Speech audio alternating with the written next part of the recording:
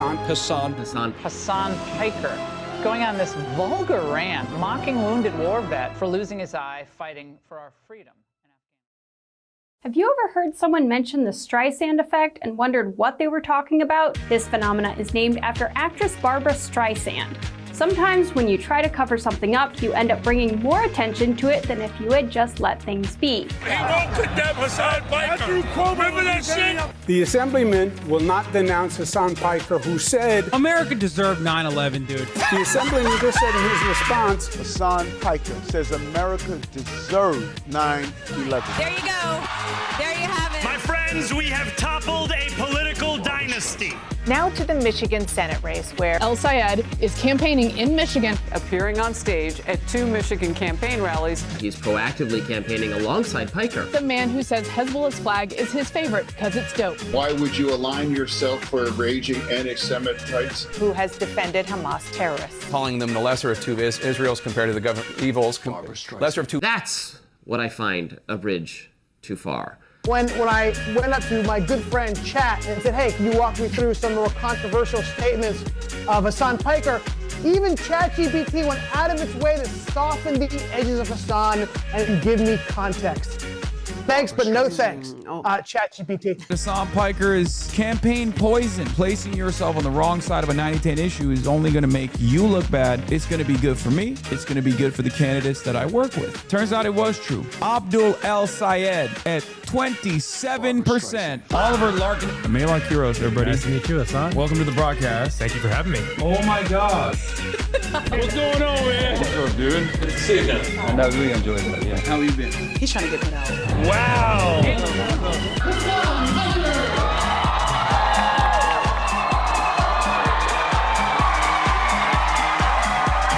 What's going on, everybody?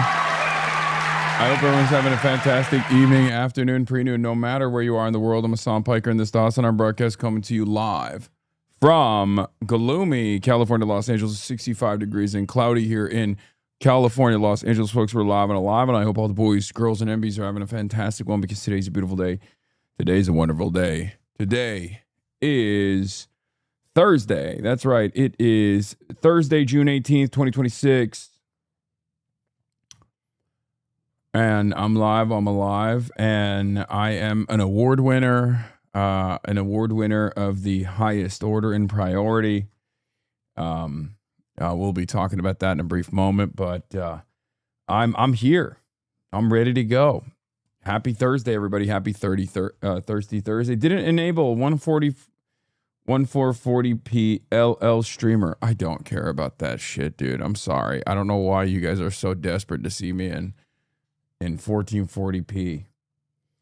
But ladies and gentlemen, boys, girls, and MBs, we're alive, and I got that shit on as always. I'm wearing the New York tie because it's a New York day. It's a day that I was supposed to be in New York, as a matter of fact, but I decided to fucking stay in Los Angeles, sit my ass down and stay in Los Angeles like a 70s newscaster. Well, it is a 70s newscaster tie. I think it's the brand is called Johnny Carson.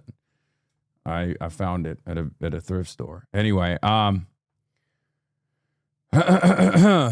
ladies and gentlemen, boys, girls, and MBs, a lot is going on in the world. Is there anything going on in my life? However, no. Please, dear God, fix your tie. Oh my God. I know, God, we just started. But it's so funny that there's an autism for everything. Right? Your nonsense is spreading. What does this mean? What's my nonsense? There's literally an autism for anything. Like it's just crazy to me that there's literally a guy who, now that I swapped off of t-shirts, there's a guy who's like, I can't deal with your fucking ties, man. Do a better tie. Anyway, Grand Theft Auto 6 cover art drop. We'll obviously be taking a look at that and a lot more. Is Operation EF over? Epstein's Fury is over for the time being. A memorandum of understanding was signed. We'll obviously be talking about that and a lot more. But yeah, I'm a chud-ass loser. You already know what it is. There's nothing going on in my life. I didn't do shit last night. Didn't do shit last night. As always. Fat chud. Nothing going on. Obviously, Austin and Christian have checked into Hotel Piker Casa de la Piker. And we just hung out a little bit, and that's pretty much it. I went to bed, woke up early, played some basketball, and yeah, that's it. El Nino is coming. El Nino is underway. It is coming. That's ominous, dude. What does that even mean? Anyway, elevated sea levels indicate warmer than normal waters associated with El Nino.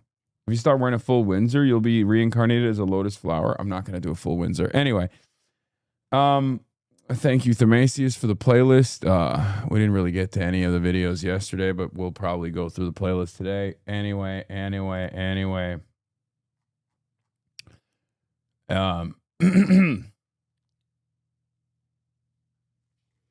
Folks, we're live.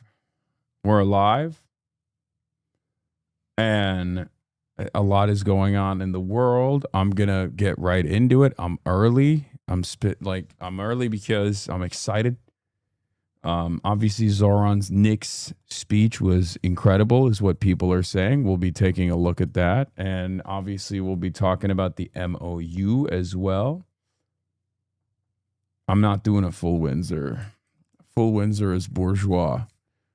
Whatever type of tie that I'm putting on is not bourgeois. It's the working man's tie knot, I think. Notice me, senpai. Let's make this relationship reverse parasocial. No, I'm good, man. Do we have a blast off meme? I'm gonna go right into it. I'm gonna get right into it. I'm gonna dive into it. There's so much going on in the world. I want to get into all of that, and I don't have a guest today like yesterday. Yesterday, obviously, the Boots Riley guest was amazing.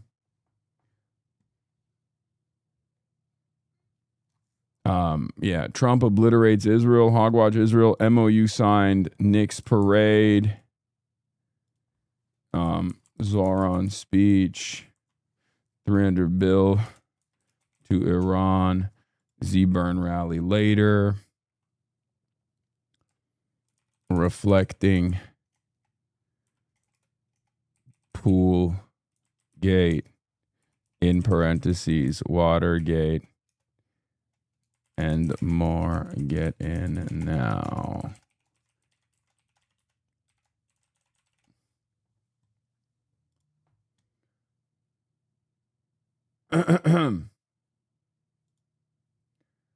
Bro, it's crazy. Shit that's happening out there. Shit that's happening in New York. When I'm out of New York, when I'm outside of New York, I see it. I see it. I see how it feels when you're outside of New York and like New York is just popping. You're like, what the fuck, man? When I'm there, I feel it. And it's strange, right? It's a strange feeling to be in a, it's like a decontamination zone, right? Everywhere around the country, there are a lot of issues. Everywhere around the country, there's a lot of problems. And then you go to New York and you're like, this is a different, New York is a country on its own, it seems. What is this? Fear and? Wait, who is this? Who is Will Neff? Like, who's the Will Neff? This is so funny. This guy's way hotter than me.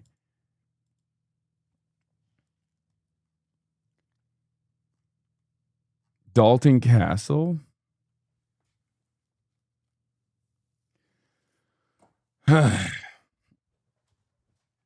States are fickle, cities are eternal. It's just, has there ever been a, like, this is some Catalonia shit. You know what I mean? Like, New York is a city, but it's also a state of its own. I took off the day to take my siblings to the parade, and one of them was scared Zoran would say something anti-Semitic. The fear these people are giving the children is terrifying. Wait, that's so funny. Your siblings got the brain virus?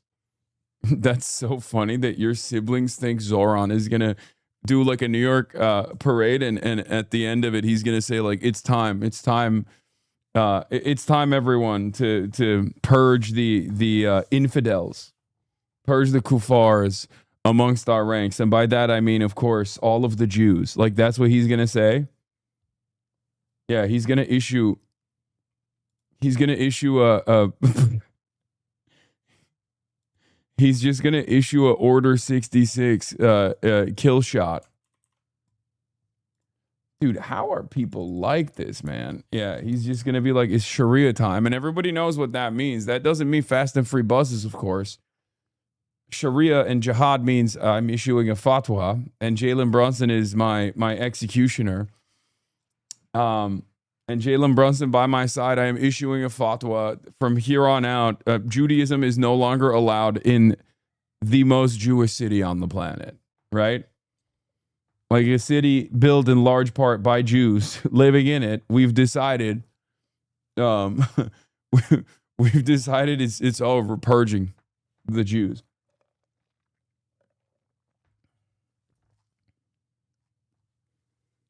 That's a crazy way to live, you know? That's a crazy way to live. JD Vance doing the cleanup, telling Israel to fuck off. I know. I'm conflicted on the fuck Israel o'clock moment coming from the admin right now, because on the one hand, it's like, good. On the other hand, where was this energy for the last 2 years? And also, last but not least, this is 100% somewhat of an abdication of responsibility. Like, it's a play. Like, yes, Israel is responsible in large part for this incident, but it would be like if George W. Bush was blaming Dick Cheney. You know what I mean? You know what I'm talking about? It'd be like if George W. Bush ran around being like, Dick Cheney is the primary person for all of the fucking global war on terror. And it's like, well, that's, you know, you did it. You signed off on it. You're a war criminal. You celebrated it. Don't act like it's just Dick Cheney now. And the same goes for the American government. The American government was excited at the prospect of destroying Iran, right? They failed. And last but not least, there's no world where Israel gets to do what it does without complete American support, right? Which is interesting because also at the same time, like JD Vance is now saying it. That's why I'm conflicted. Like the things that I've been saying for years about one single phone call, about how Israel would never be able to do anything nearly as violent without America's go-ahead, right? Like all of that is true. And now the truth is being said by some of the least truthful parties in the Trump administration for some nefarious reasons, which is to abdicate responsibility away from themselves and to throw under the bus a deeply unpopular government. But that deeply unpopular government deserves this enmity. So at the same time, I'm like, this is why I'm conflicted. On the one hand, I'm like, yeah, well, we played a big role here. Anyway, before we get into that stuff, obviously, let's talk about, as I was saying, you see this Kaide clip on Meeting You? This was from many years ago. I don't know why they're reheating these nachos. You know what I mean? When Kaide revealed what meeting HasanAbi in real life was like. I like Hasan. Oh, of course. I love Hasan too. Yeah. He's intimidating though. I remember one time at a party, I talked to him about politics because I didn't know what else to talk to him about. Because I was like, I don't want him to like see me as stupid or anything. So let's talk about politics. He's like, you know that. You talk about other stuff too. And I was like, oh yeah. I like Hasan. Oh, of course. I love Hasan too. Yeah. This is like a 4-year-old clip. I don't know why they reposted this. I don't know why it's like going viral again, but that fuck ass haircut you had, yeah. Yeah, clip is funny because it's like, it just, the point of the clip is that I'm a human being who doesn't only talk about politics. Yeah, anyway. This is the ticket. I mean, this is the real presidential ticket. AOC, like AOC, Halkias, 2028. This is real.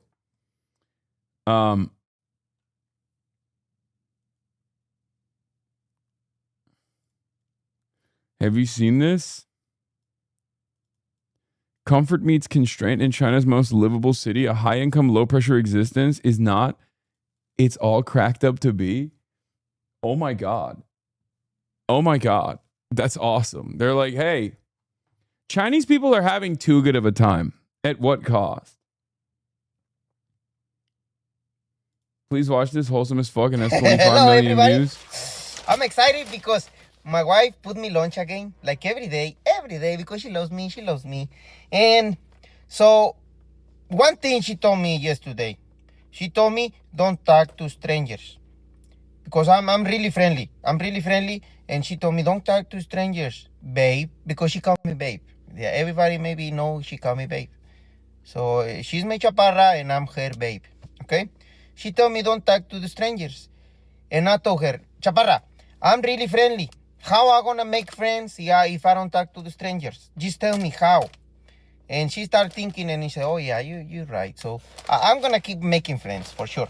Okay, first item, I don't know how you say it, but Doritos with Valentina.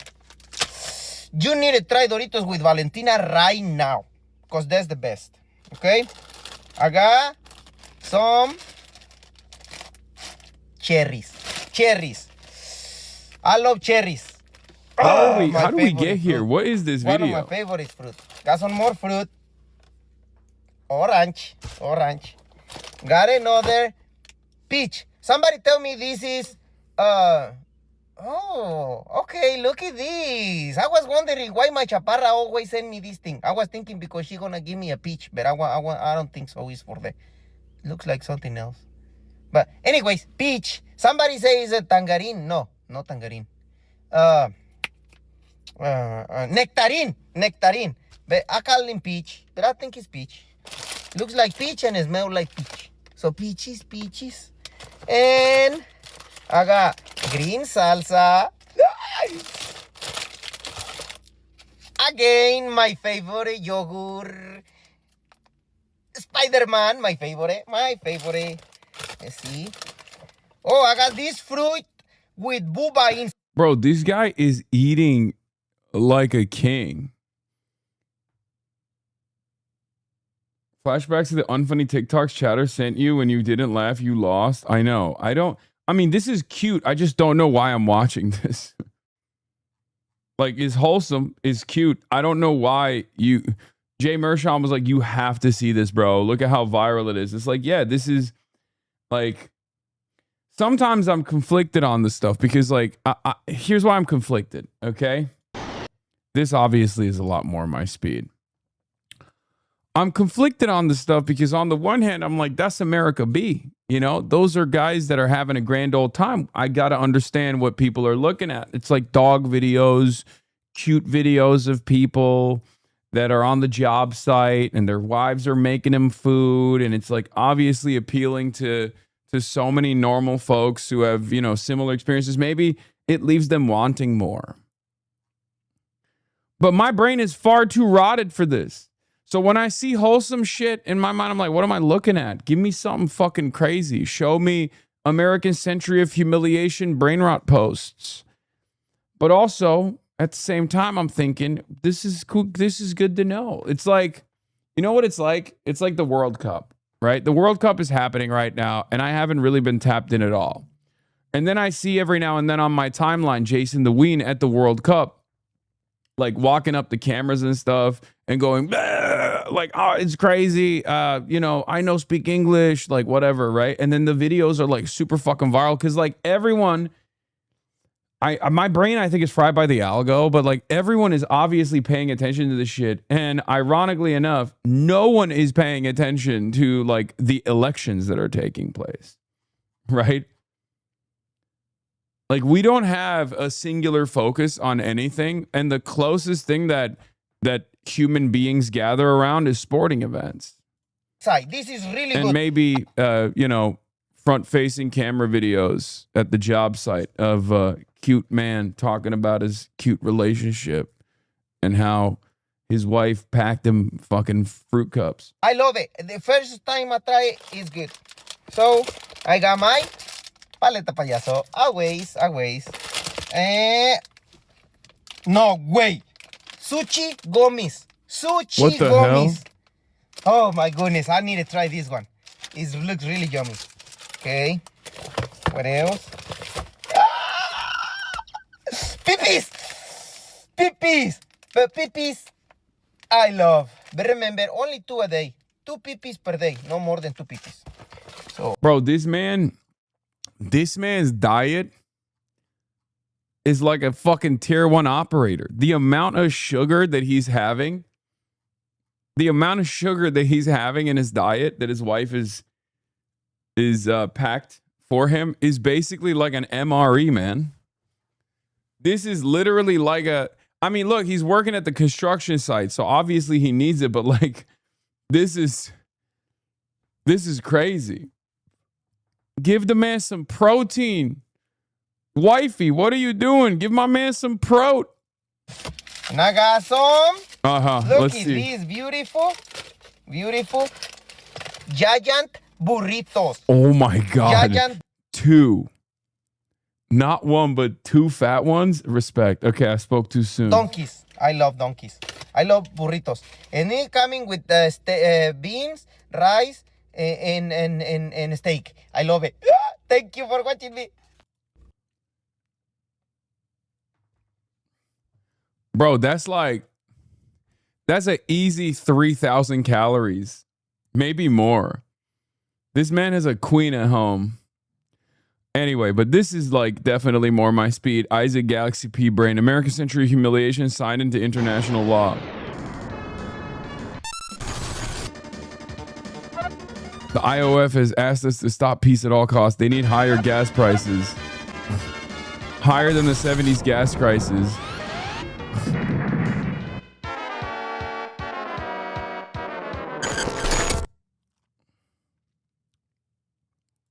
This is where we're at, big dog. This is where we're at.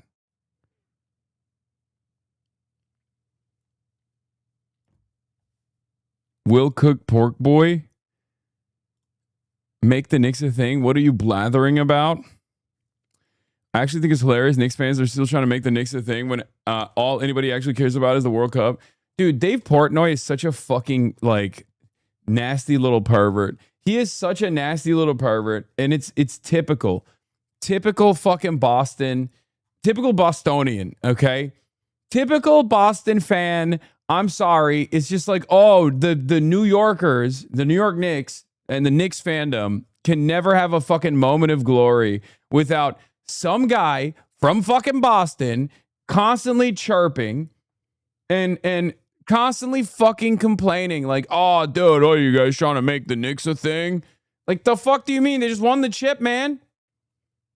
God damn. Uncle Sam in your chat? No, I mean, look, I think Uncle Sam is far better. He is probably the best Boston sports has to offer as far as fandom goes. He is probably the best and brightest. Actually, I know that is a fact. He's definitely the best thing out of Boston. But Portnoy is the typical annoying guy who is a masshole through and through, wears it on his goddamn sleeve. He's having a horrible time and he wants to make it everybody else's business. It's like, I'm always angry. I'm always upset. I'm fucking racist. I'm misogynistic. And I hate everything that's going on. I can't believe the fucking New York is having a great time. It's like, just stick to fucking pizza, asshole. Okay. I know the rest of Massachusetts isn't like Dave Porkboy. It just sucks that he's, you know, kind of carrying the flame for Boston sports fandom.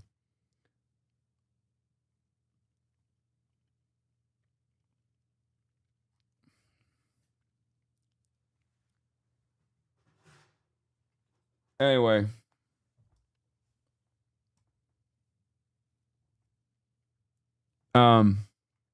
I love pizza. I hate the pizza capital of the world.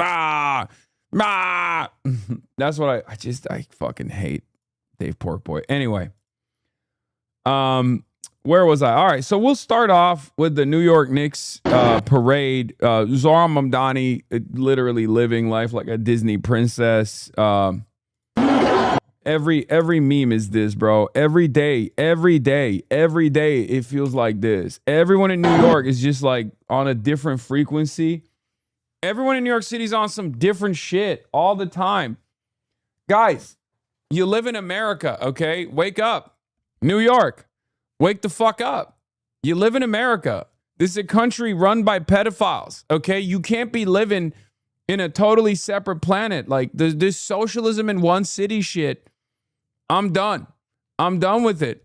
Spread the fucking wealth around, you know? Typical commies. Okay? They came out and they were like, sorry, we're doing communism in one city only. Not even communism in one state only. Right? We're doing communism in one city only. We're just going to have so much fun. It's going to be awesome. And everyone else can just fuck right off. Bro is doing the meme. He won't let me leave. Okay, man. I mean, it's true though. This is true. This is how I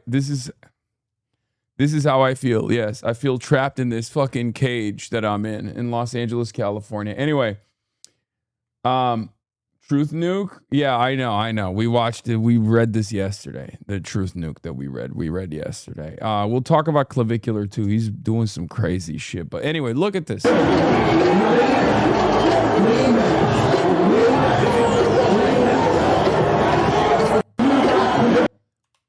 It's just unbelievable. It's unbelievable. Ask New York City how socialism in one city worked in Austria circa 1930. Yeah. Yeah, it don't work. Anyway, speaking of which, though, look at this fucking speech, bro. He gave an 8-minute speech and it was a banger, okay? Here's Mamdani's entire speech at the KNICKS parade, which is easily the best speech I've ever heard in an event of this sort. This man is literally fucking socialism pilling every single liberal, piece by piece. I have my criticisms of him from time to time, but god damn it, dude, he is literally like, he has become, as long as he maintains his role as like a movement guy, as long as that shine is still obviously on not just the guy, but instead the movement, which is, you know, obviously our goal here. Bro has more motion than you for real?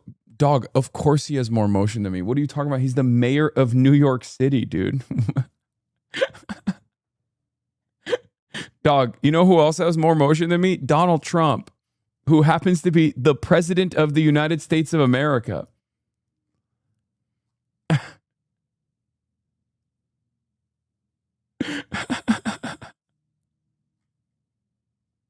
Some of you guys are like greatly overestimating my impact. I'm just one person. I mean, we're a big community. We have, obviously we help wherever we can, but you know, everyone plays a role. That's what I need people to understand. I play my role. You play your role. Zoran plays his role. Everyone plays a role. This is not about one person. This is about a movement that can hopefully change America's trajectory, hopefully change, you know, depending on how robust and how powerful it becomes, change the world, shock the world. Anyway, the point that I was trying to make, however, is that obviously this is not, you know, this is not a one-man operation. This is all of us. I'm just a megaphone for all of you. I'm a microphone for all of you. People love Valdez and Daria Liza while shitting on Zoran despite the fact that they wouldn't even be contenders without him. Okay, calm down. Chill. That's not true. But again, brick by brick, piece by piece, we build this with one another, okay? There's not one person that's like singularly responsible for anything. Okay? Yes, but that was the role that he was supposed to play anyway. How are we doing today? Parasite, grifter, nepotism, baby. Are suits fitting okay? Yes, they're fitting pretty good. Do you like it? What do you think about this one? Pretty good. I like that I'm over here being like, hey guys, no singular person is more important than a movement that wants to put workers first and like improve people's lives. And then these guys' whole ordeal is like, waging a fucking internet drama war at the behest of their favorite multi-millionaire who doesn't shower and who says it's the bottom 2% of society that's responsible for all the issues and not the fucking top 2% of wealth that controls everything. Like, hey man, listen, you might not appreciate this, but we're fighting this for you too, okay? And we'll keep fighting for you, right? I want you to have health care. I want you to have autonomy in your workplace. I want you to be able to own a home someday, you know? So you say, but put your money where your mouth is. Brother, I put my money where my mouth is, where your ass is. I put it all over. I mean, I'm doing a money spread on a daily fucking basis. I don't know what you're talking about. You don't care.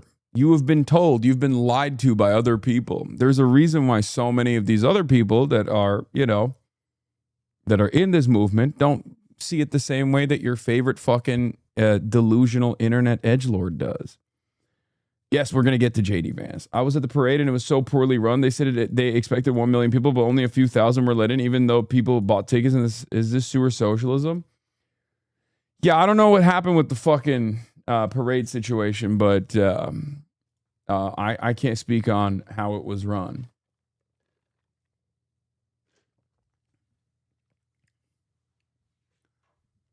It is pretty funny that people are just like, oh, why don't you put your money where your mouth is? Just like, dude, do you have any idea on anything I do? You don't. There was no ticket, Lamau. Chatter got scammed. There were no tickets. It was free, Lamau. I think there was probably a ticketed event in City Hall. Yeah, they're malding over there. Maybe because their favorite content creator is getting the fucking zapper today. Their favorite content creator is at odds now because he's like, do I be pro-Israel? Am I supposed to be pro-Israel today, or am I supposed to be pro-Trump because Trump and JD Vance are shitting on Israel, but I've been defending Israel for like the last month.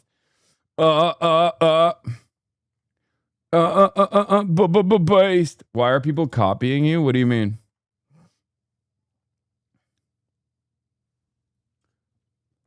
Yeah, what's the mold man's opinion on the Iran deal? That's who I go to when I want to know about geopolitical conflict. Guy who's never left his home, who doesn't know anything. My fellow New Yorkers, for 53 long years we have watched and we have waited. We have watched from nosebleeds and through gritted teeth, on televisions in the windows of electronic stores, and from projectors balanced on fire escapes. We have watched alone in our apartments with our heads in our hands, shoulder to shoulder at bars where the signal flickers, alongside friends and family who we wish more than anything could be here today, sharing this moment. For 53 long years, we have watched the KNICKS. I heard MAGA Mitch is no longer MAGA. He's a MAGA communist after this. That's what I heard. MAGA Mitch has decided he's actually a MAGA communist. Is happening. The alliance is taking shape, folks. And we have waited. We waited as the memory of Willis Reed winning the championship on one leg grew fainter and fainter. We waited as Clyde came up clutch again and again. As John Starks dunked on Jordan and Patrick Ewing dunked on the Pacers.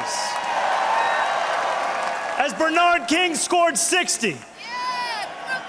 As Charles Oakley pulled every rebound within reach. As Spike got in Reggie Miller's face. As Allen Houston put up a shot against Miami that hung in the air for an eternity. I'm going to be honest with you. He doesn't know any of this shit, okay? He doesn't know any of this. I mean, great speech, but like, you know his ass is just reading the lines, okay? I'm sorry. If he was talking about Arsenal, I'd be like, yeah, this is his wheelhouse. He's selling it though. He's selling it. As Larry Johnson gave us the 4-point play heard around New York. As Starbury traded threes with Kobe and then sold sneakers every kid could afford. As Nate Robinson stuffed Yao Ming. As the city came alive watching Linsanity. And as Melo lived every Brooklyn dreams when he came home and made MSG feel like the center of the universe once again. We waited without ever knowing if this day would come, and we waited because we knew. Yeah, Melo's done now. Okay, it's Brunson time. Deep down in our sick, suffering hearts that it would. New York. You hating because you'll never know this much ball? I mean, I don't. But I'm pretty open about it. City, this team has done it. The New York Knicks are NBA champions. We are here not just because of this team that will go down in New York City legend. I'm talking about guys like Ronaldo Balkman, Marty Collins, Raymond Felton, Marcus Camby, Kristaps Porzingis, J.R. Smith, Iman Shumpert, and the whole Knicks tape era. J.R. Smith mentioned. I'm talking about guys like Tony Douglas, who I watched tie the single-game franchise record for 3. Trying to get the pipe mention. You're trying to get the pipe mention. One of the greatest eras of basketball. J.R. Smith, the Swish God. Okay, never mind. I'm back in. He's right. He knows. From the stands in 2011. I'm talking about Amari, who got this whole city fired up when he joined. And I'm talking about Jared Jeffries and Lance Thomas and Langston Galloway. Players who gave everything every game, even when a 20-win season was all that was in sight. This championship belongs to them too, because championships aren't just built in one season. You tried to besmirch him? I did. It belongs to Emmanuel Quickley, R.J. Barrett, Dante DiVincenzo, Julius Randle. And also to a coach who helped lay the groundwork, Tom Thibodeau. Thanks to each of these New Yorkers and too many others to name, New York City has just had two of the most magical months in as long as any of us can remember. Over these past weeks, as the Knicks kept winning, our city has come together as one. Neighbors invited neighbors over. Strangers high-fived one another in the street. Subway conductors sang their announcements and bus drivers danced behind the wheel. So often when this city comes together, it is because we are forced to, by a moment of tragedy or adversity. What a gift it is to be brought together by pure, unfiltered joy. For as long as we live, we will remember this feeling of a city together, a city alive, a city overcome by happiness. But let's not pretend that this was inevitable. If you will allow me, I want to travel back in time 8 days. Game 4. 9 minutes and 33 seconds left in the fourth quarter. The Knicks are down 20. The analytics guys, the sports betting companies, the pundits who watch from far away, they do what they do. They run the numbers. They calculate the odds. They write the Knicks off. They give the Spurs a 99.6% chance of winning the game. A 99.6% chance of tying up the series 2-2, of reclaiming the momentum with the next game in San Antonio. A 99.6% chance of silencing the Garden, of another year of watching and waiting. But there is one thing that the pundits just don't get about this team, that they just don't get about this city. It is in that 0.4% that we go to work. He's a numbers guy. He's a numbers guy. He crunched the numbers. I know you like the number. Okay. I say to myself, Donald Trump, he signed the MOU. And I say to myself, I'm a numbers guy. I'm going to look at the Knicks and I'm going to ChatGPT it and I'm going to grok it. And I'm going to find out what the percentages are because I'm a numbers guy. And then I'm going to tie it back. And the Jalen Brunson, the same guy that so many said was too small, proves that not only is he good enough, he is the new standard for greatness. It is in that 0.4% that OG Anunoby watches the ball float from the top of the arc and start running toward the basket, fingers reaching towards the heavens. It is in that 0.4% that Karl Anthony Towns finds the strength to mourn his mother and still pull in rebound after rebound make block after block.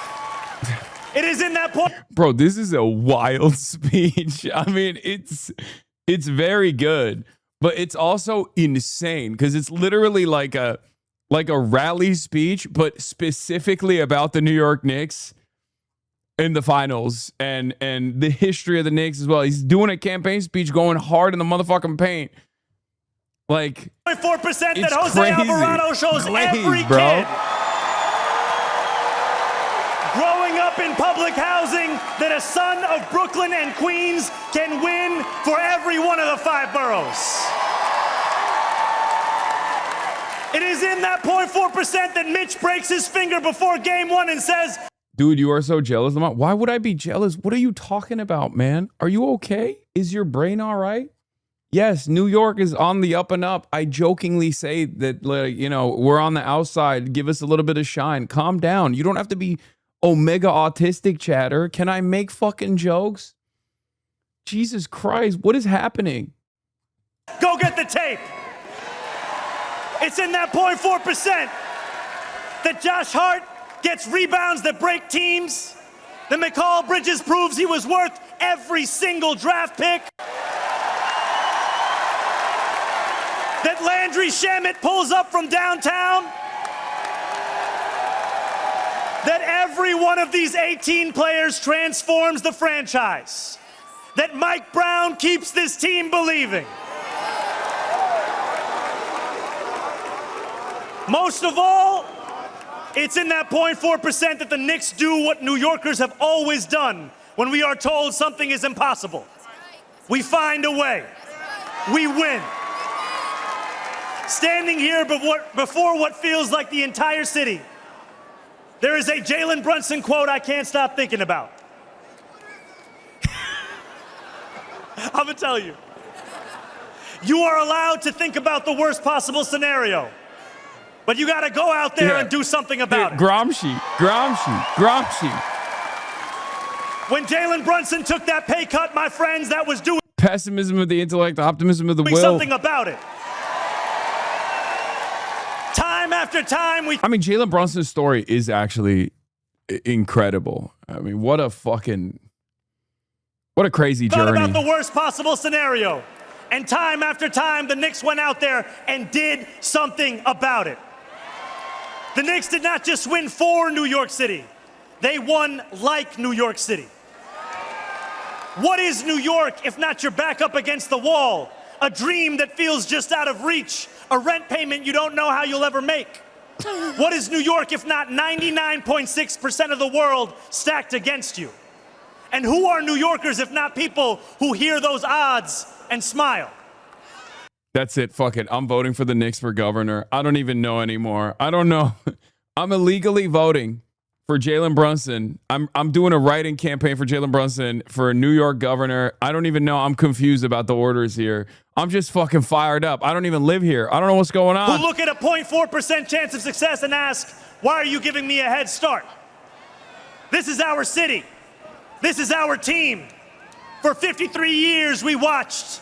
For 53 years we waited. Now we've won. One last time, New York, say it with me. Knicks in. Knicks in. Knicks in. So much. He broke it. He broke the aura. Stop LARPing as a New Yorker. I'm not a New Yorker.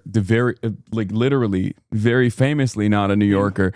Anyway, if you want to see some fucking peanut butter and jealous time, okay, let's take a look at Dolan, who made a not so subtle remark. John Starks dunked on Jordan and Patrick Ewing dunked on the Pacers. As Bernard King scored 60. As Charles Oakley pulled every rebound within reach.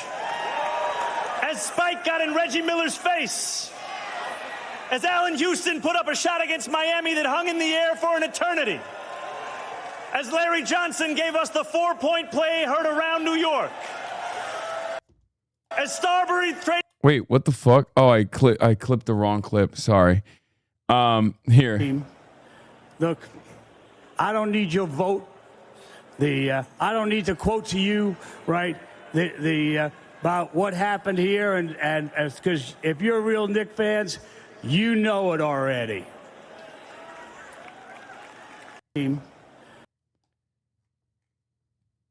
Thought this was you on the left for a second. Really? The glow down, Bad Bunny glow down? You put me on the Bad Bunny glow down train? 9-year physical globe of Puerto Rican global superstar Bad Bunny? What is happening? I have just haters everywhere, man. Anyway, yeah, Dolan, yeah, and the crowd goes mild. Dolan reminds people that he's a billionaire and therefore he doesn't need anyone's excitement. He doesn't need anybody to like him. He can be pro-Trump all day, every day. He does not like Zoran Mamdani. He had to get some in there. He's like, I don't need your vote. I'm no fake fan. I don't need to quote to you about what happened here because if you're a real Knicks fans, you know it already.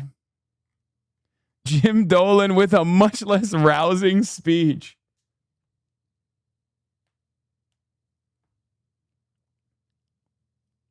Not once has Zoe been given courtside seats. What if there was a hypothetical that either Americans don't get free healthcare, which they don't deserve, or you adopt me? Great hypothetical, dude.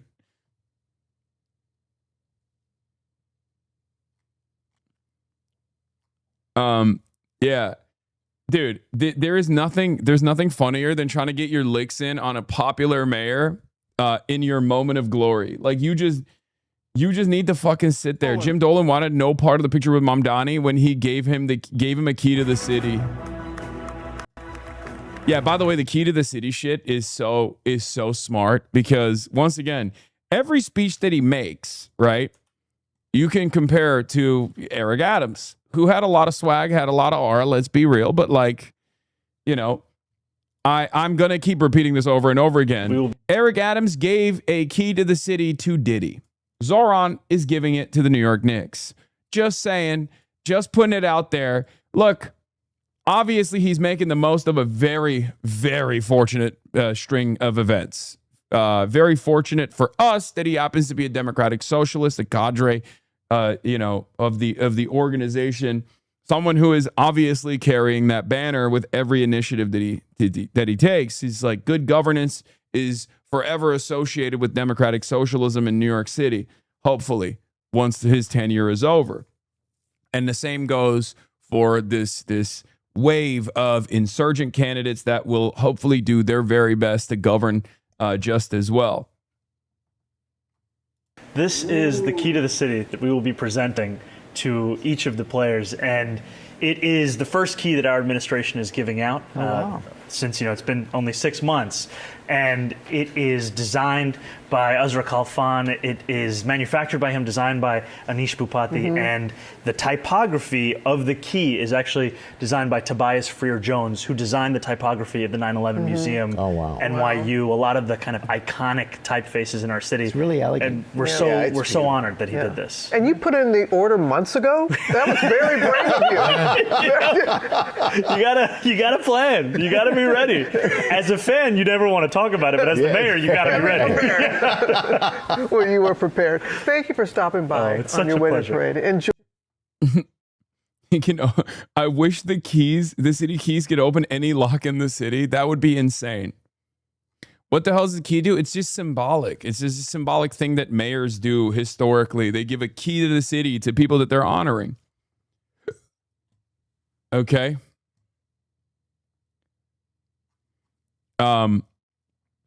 I mean, it's brilliant. He's doing a masterclass on how to fucking feed off of the momentum in New York. And any victory for New York doesn't just feel like a victory for New Yorkers, which it is, but it's also a victory for like Zoran Mamdani, which also happens to build on the momentum for democratic socialism. And that is what this is all about. And he's doing a fantastic job with it. Let's see what James Dolan did, though, with Zoran giving him a key. Quentin Dolan, God damn, dude. He's just like, ah, fuck you. Buddy. What is this? Just fucking be nice. Just make nice. He's over here smiling at you, you know?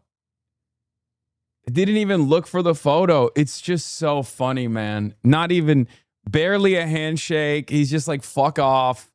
I'm just here. Give me the key and move on. Is real bozo behavior. Like, we get it, dude. You fucking like Trump, okay? We get it. You're a billionaire. You hate democratic socialism. You hate Zoran. Like, this is one of those moments where I'm like, can we just not make everything political? You know what I mean? This is one of those moments where it's like, you don't have to make everything political, big dog. Like Donald Trump is smarter on shit like this than James Dolan is. Donald Trump would never in a million years behave in the same petty ways in a situation like this, because he understands, like, there are moments where he'll be petty. He is the pettiest man on the planet. He's petty white, right? But there are certain moments where he knows, like, the situation is larger than him. He already fucked up with the whole, you know, blowing the Knicks streak by making the event about himself. But in a situation like this, he would probably play ball.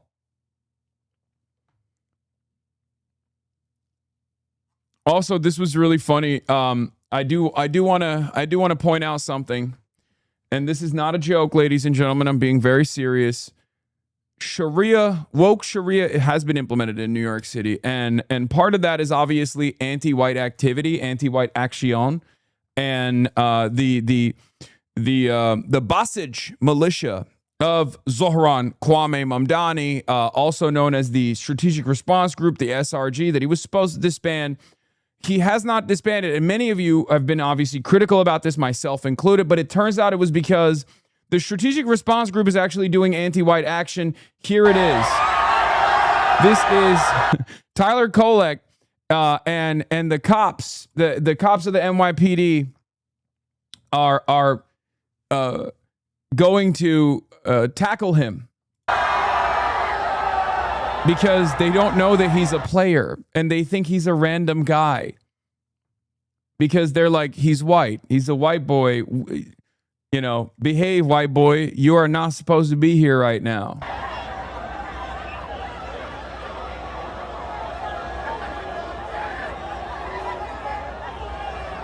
That's so funny. He looks like a streamer. Yeah. That is massive aura loss. Like, massive aura loss. They confronted him for not being gay or Muslim. Yeah, so what happened here is, look, the first guy comes in and says, hey, you're white. You're a white man. You're not allowed to celebrate unless you're gay. And then the second guy comes in and goes, show me a picture of you sucking a cock.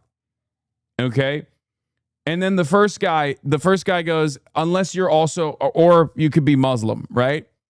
Like, say the Shahada right now. And they hold him down. They hold him down, and the other guy goes, say the Shahada right now. Are you Muslim or are you gay? Because you can't be a white man. You can't be a white cishet man and celebrate on this glorious occasion. We will beat your ass. Yeah, they're demanding he do a land acknowledgement. And he goes, look, he yells at them and he does a land acknowledgement right there. He goes, look, he says, this is stolen. What's the tribe in New York? Which one is it? Algonquin? Is it we're on, he goes, we're sitting on, you cannot Lenape? Yeah, okay. Yeah. Iroquois, Lenape. He turns around and he says, look. He says, we're on stolen Lenape land. Like, you better take your hands off me. Clearly. And then they let him go. Pretty sure it was because he used the incorrect pronouns towards the first cop, so we called for backup and the other one came in. Yeah. He tweeted, I swear I'm on the team, bro. Oh, that's funny. Bro's got 7,000 followers on Twitter. God damn. What's that? Is it who's? It was the White Mamba who said famously, like, it doesn't matter. I won the chip. A couple years from now, I'll say I got 5 minutes. And then a decade from now, I'll say I was, I was a starting five. I was in the starters. I was in the starting five. And then, by the time this is over, I'll be talking about how I dropped 40. I butchered the quote.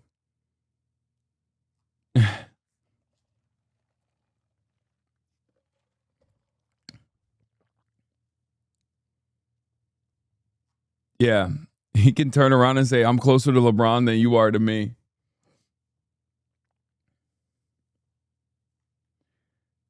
Can we get a solid snake as the head of the DSA trying to convince Toby Durden to join the DSA impersonation? No, that seems insane.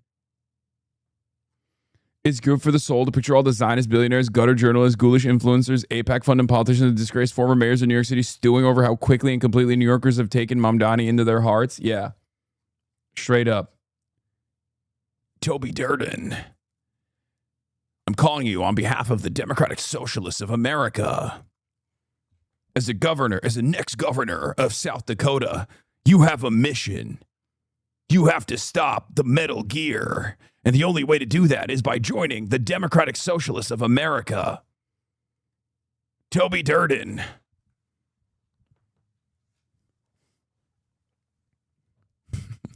There you go. Turby Derby. Guy who says Turby Derby over and over for 5 minutes regularly? No, that's silly. Okay, well, I did it. Yeah, what's really interesting about this entire experience, I think, is that the mayoral position is a very difficult one, and it's a often very unpopular one. And to give Zoran his endless flowers that he deserves, he has genuinely taken this position and turned it into a popular one, which, like, Bill de Blasio was a lot closer to Zoran's worldview, obviously never all the way there, but like a lot closer to Zoran's worldview than Eric Adams is. And Bill de Blasio was endlessly panned, was endlessly yelled at as the mayor. So the fact that he's capable of taking this role and moving further to the left than even Bill de Blasio did, and also simultaneously still maintain this kind of aura, this kind of positive approval with what he's doing, is actually a very impressive feat. Sid Rosenberg talked about Zoran's speech. Oh, my favorite purple guy. Wait, he follows me? What the fuck? He's purple for an amazing reason. Thanos? My phone is blowing up with texts from people saying, good thing you're in Israel and you missed the parade. Guess a fraud radical jihad mayor did the most talking? Not surprised. I told a bunch of folks at Yankee Stadium last night I wouldn't go even if I was in New York City because of the shitty mayor. He's a fucking disgrace. Jim Dolan repeated what I've been saying for 2 months, which is Mamdani is not a Knicks fan. The Knicks are great. The city sucks. Glad I'm 10,668 meters in the air.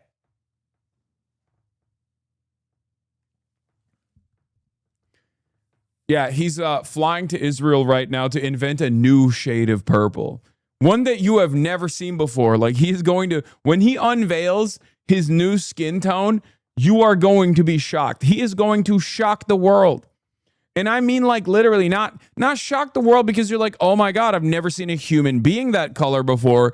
You're going to say, I've never seen that color before. Okay? We're not just talking about a new color for human beings. We're talking about a new color altogether. Only a color that bees can see. Yeah. He's gonna invent a new color altogether that is going to be so strange that it'll cause dogs to react to it. Like this is a frequency of color that you'll be able to smell from afar. This is the type of skin tone that you have never seen on a human being, but you've never seen altogether. Dogs will respond to it. Dogs will be like, this is the first time I can see color. Anyway, so congratulations on Sid Rosenberg and his collab with Pantone. I look forward to seeing what he unveils. He's cooking up in the shop. Also, I won an award. No one's talking about it, but I won an award as well. And that award is probably the most important award. Now, obviously, as you guys know, I've lost a bunch of awards in the past couple of years. I don't even get invited to like the Webbies anymore or any of these other fucking shows anymore because, you know, post October 7, you know, my invite's been getting lost in the mail, even though I'm one of the largest content creators in the space. Is fine. It's not a big deal. I did also obviously lose to Candace Owens on the Anti-Semite of the Year award. However, there's one award that I did win, and it's probably the most important one.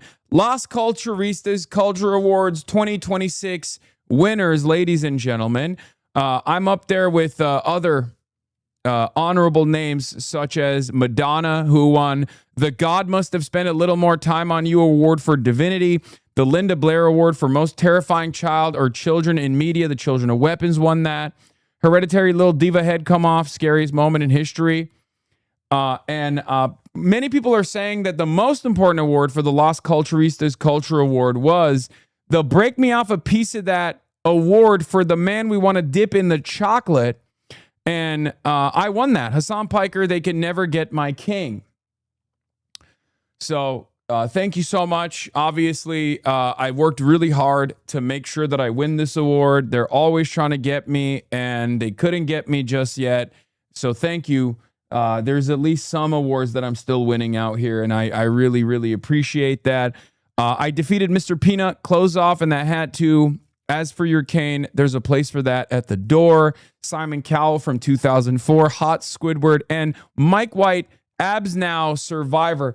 I defeated these guys thoroughly, and they can all suck me. Okay, that's all I gotta say. Thank you so much. It's this is sincerely an honor, the greatest honor of all time. It feels like this is what the New York Knicks must feel like right now. You know what I mean? When they're doing the day parade. That's how I feel. Don't show this scene from the parade to the insane AI lady. Oh, I saw this where she like literally fully shows her booty. So I don't know if I can show that. I don't know if I want to show that because like her butt cheeks are out in the open and she's just twerking on her hater. So I'm not going to show that, obviously, because I don't want to get banned. But, you know.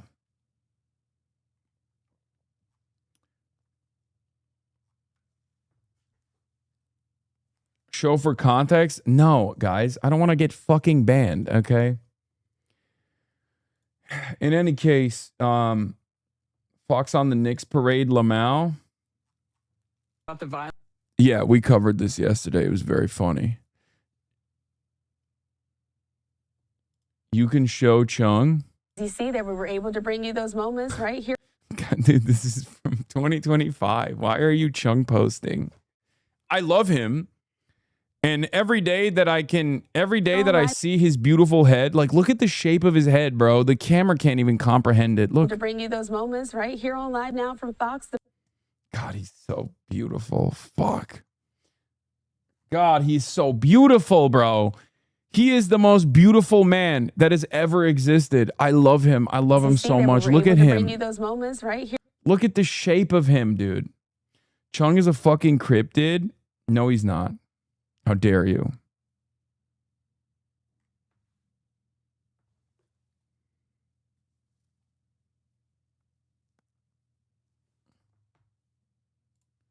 Statement by Ayatollah Mojtaba Khamenei about the New York Knickerbockers' victory. In the name of God, the compassionate, the merciful. It has been 53 years for the New York Knicks to finally arrive at a moment of glory. Just like the IRGC. Just like the IRGC arrived at its moment of glory.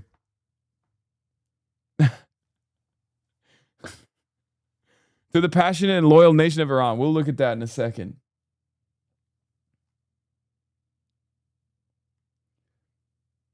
Said the whole government name? Yeah.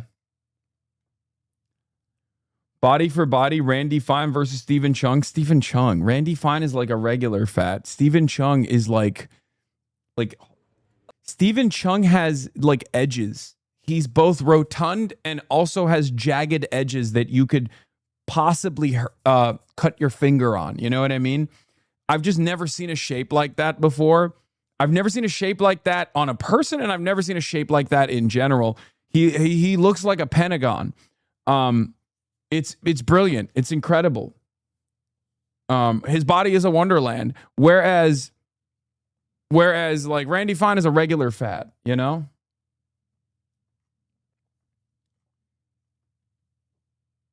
Non-Euclidean Chung-nometry. Yeah. Mathematicians have been studying Stephen Chung's shape. They've been studying Stephen Chung's body. They've been studying his shape. And they have found out that, you know, no human being has ever looked like this before, ever looked so sexy. They're looking at his build. Anyway. He needs to be at fashion shows doing the catwalk with his unique silhouette. I agree.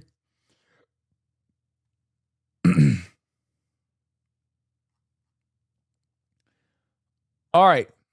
Let's get started, ladies and gentlemen. Trump hails Iran deal as details emerge. A new Treaty of Versailles has been unlocked, and this time we're also not dissimilar to another country that had famously signed a treaty at Versailles that was a huge historic defeat that then led that country into, a dark pit of despair and fascism. I'm, of course, talking about the United States of America and also Germany. We are Germany in this equation. Let's be real. And who knows where we will go. Hopefully, unlike the failed German Revolution, this time we won't allow fascism to win. It is hilarious. I don't think Trump knows what this symbolizes at all. I'm willing to bet Donald Trump had no fucking clue that him signing this would literally be the identical situation. Now, it's not in a train car, so maybe it's a little different, right? But ultimately this is, I mean, I was thinking about this. I was like, this is fucking crazy. Like how similar this is. Like how things never change. Like it sometimes feels like history is playing a trick on us, right? Like it's 1-to-1.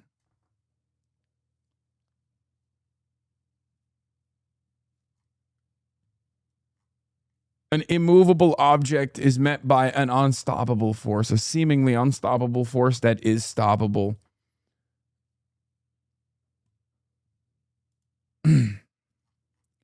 Democrats will run in November on punishing the June criminals, revising the Treaty of Versailles, and redeeming our national honor. Yeah. Yeah, that worries me a little bit because then it's like the Democrats are going to do the stabbed in the back myth. The Democrats. Someone's going to do the stabbed in the back myth. And, well, I do think that someone is actually fucking the Republicans currently. They're the ones who are doing it. Surrender document being signed at Versailles.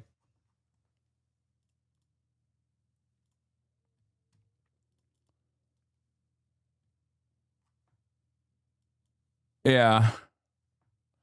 Gay Hitler is one step closer to being real. I mean, gay Hitler was real. He was just Adolf Hitler. This is the second coming of gay Hitler. Everything is the same, man. It's crazy. Overnight in the gilded halls of Versailles, President Trump putting pen to paper. This was not easy. He signing the deal which reopens the critical Strait of Hormuz, rewards Iran financially, and lays the groundwork for 60 days of talks to resolve Iran's nuclear program. The president acknowledging Iran's stranglehold on the strait was putting too much pressure on the American economy. I didn't want to see economic catastrophe. If you kept this going, that could have happened. But all I know is every time we talked about the possibility of peace, the stock market shot up like a rocket ship. But for weeks, the president has insisted the financial strain on Americans wasn't a motivating factor in his negotiations. Well, he was not even a little bit. The only thing that matters when I'm talking about Iran, they can't have a nuclear weapon. I don't think about Americans' financial situation. Under the deal, Iran and the country of Oman will administer the strait, something that was not the case before the war. The waterway will reopen toll-free, but it's unclear if that will hold when the 60 days runs out. In return for reopening the strait, Iran will see immediate financial relief. For the first time in years, the U.S. lifting restrictions, allowing Iran to freely sell oil. The U.S. also committing to negotiate lifting all sanctions against Iran and the release of billions of dollars in frozen Iranian assets if certain progress is made. It's not our money, it's their money, and we froze it. At a certain point in time, I guess we're going to have to give it back. But last month, the president said this. No, we're not talking about any easing of sanctions or giving money. No sanctions, no money, no nothing. As for the issue at the heart of this conflict, Iran reaffirms that it shall not procure or develop nuclear weapons. One of the funniest aspects of this deal has been, in an effort to criticize the Trump administration, obviously taking this ginormous L, liberals have now recognized something that they never recognized for some weird reason, which is the idea that Iran already had signed off on its reaffirmation that it shall not procure or develop nuclear weapons, both in the JCPOA and also in the numerous rounds of negotiations that took place where America and Israel engaged in an act of perfidy and struck Iran. Well, where was that energy before? It's so strange because if I recall correctly, 110, 111, 120 days ago, no liberal was saying this. As a matter of fact, they kept repeatedly saying Iran can never have a nuclear weapon, giving sufficient reason for Donald Trump to take some kind of militant action. Where was everybody on that note? Now that the memorandum of understanding is being signed and a war is ending, liberals have remembered that Iran had always said that they were not going to procure or develop nuclear weapons. How interesting. Liberals have now taken to saying the Strait of Hormuz used to be open and Iran had committed to not developing nuclear weapons before Donald Trump attacked Iran. So what have we gotten out of this deal? Well, nothing. But where was that fucking energy when Donald Trump was initiating this conflict at the behest of Israel? Where was that understanding in the beginning?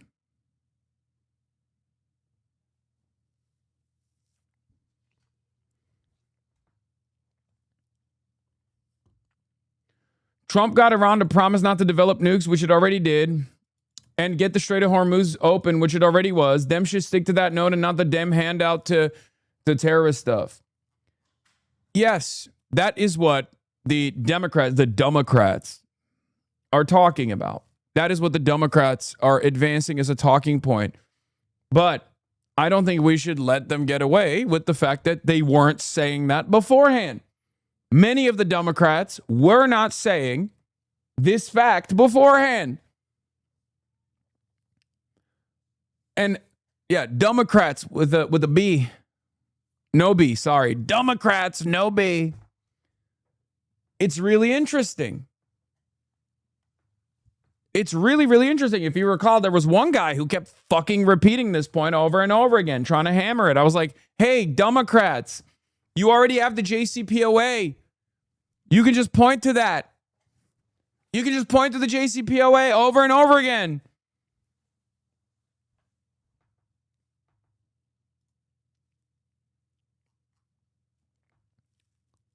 Meanwhile, this is what they're coming up with. I'm for the war ending, but no buts.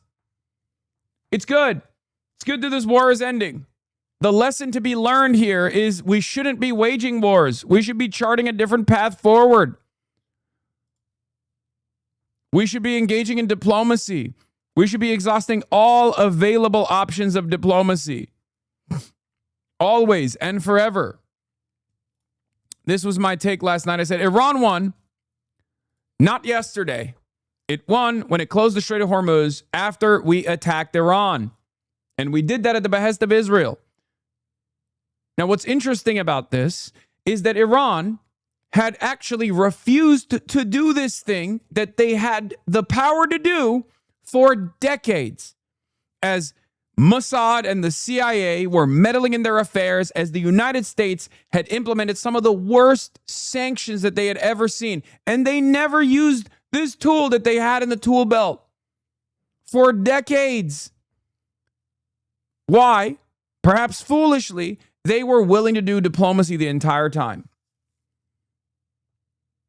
The lesson to learn here is that we should stop demanding more war. We should stop this endless militarism. We should stop our economic sanctions terror regime.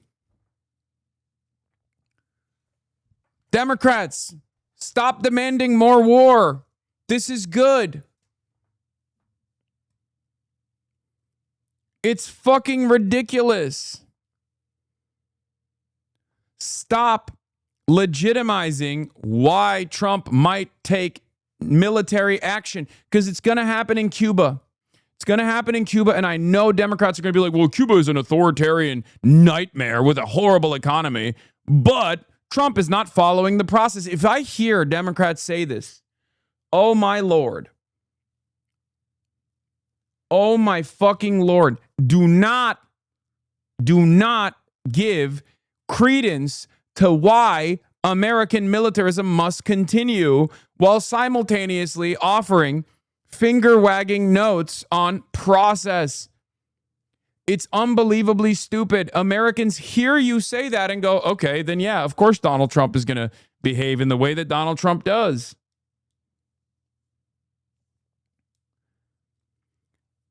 This is what they did with Iran. The entirety of the Republicans were obviously on board with senseless death and destruction, because they always are. And while the Democratic Party's base of support was begging for an end to our unlimited allegiance with Israel, and Donald Trump was being directed by Benjamin Netanyahu, being played like a fiddle by Benjamin Netanyahu, who was openly saying like, oh, I wanted to do this for fucking decades, and finally I found a sucker dumb enough to follow through on this. Democrats kept repeatedly saying Iran can never have a nuclear weapon. Iran is a horrible authoritarian country. Iran is killing all of its protesters. Iran has killed 10 million Iranians with a nuclear weapon that only kills Iranian civilians that refuse to wear the hijab. All of this stuff. But we must follow process. Why is Donald Trump not telling us why he's killing, why he's going to go wage war with Iran? Like, we know why he's doing it. Why are you giving him fucking legitimacy?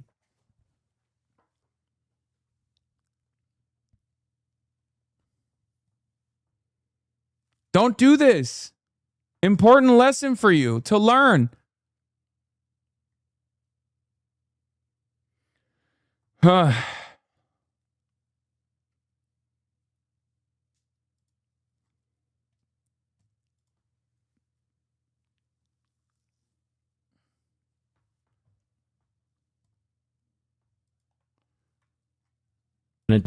I watched this yesterday. Yes, Master Shake going ape shit.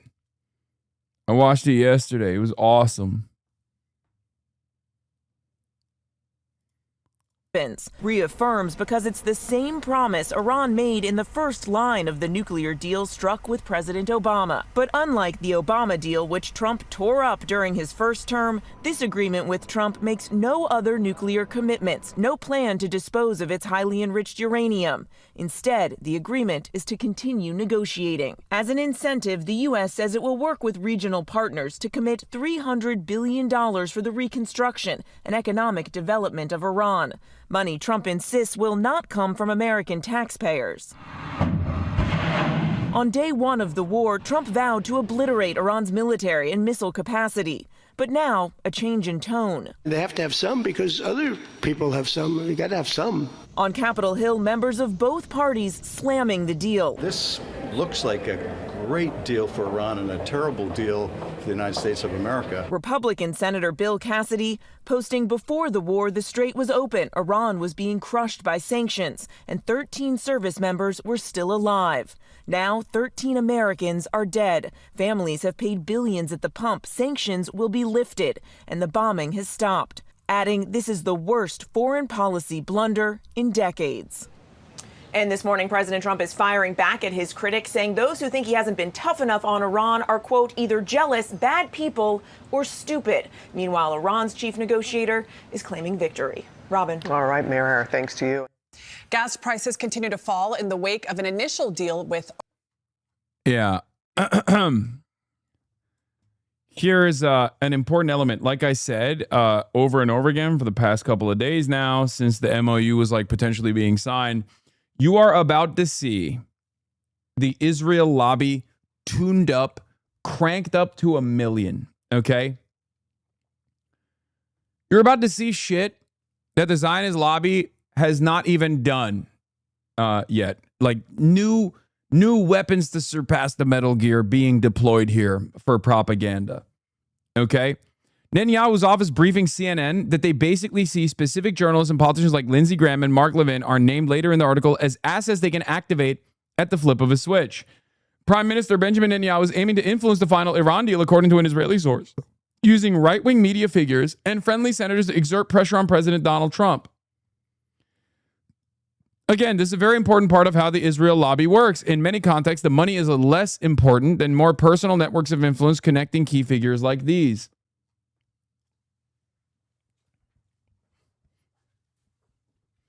And it doesn't even matter that these guys don't have a real viable audience, for the record. What matters is they have access to Trump. They have Trump's ear. They can talk to Trump. They can chew his ear off. And that's how Israel gets to exert its influence. Like, for example, Israel doesn't have any popularity in the American masses any longer. But what can they do?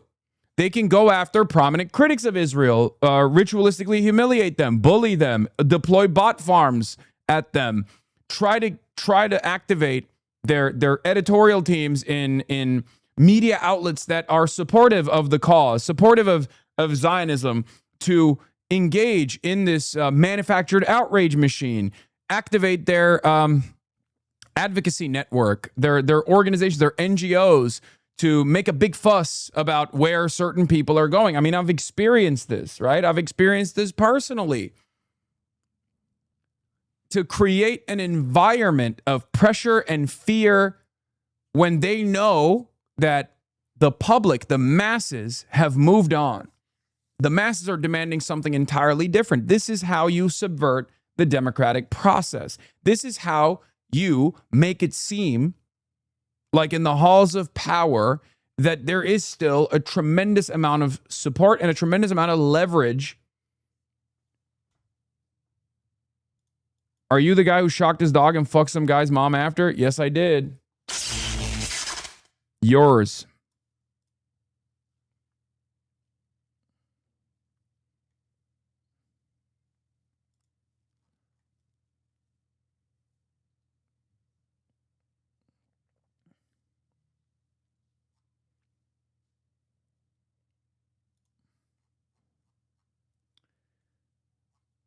And the dad.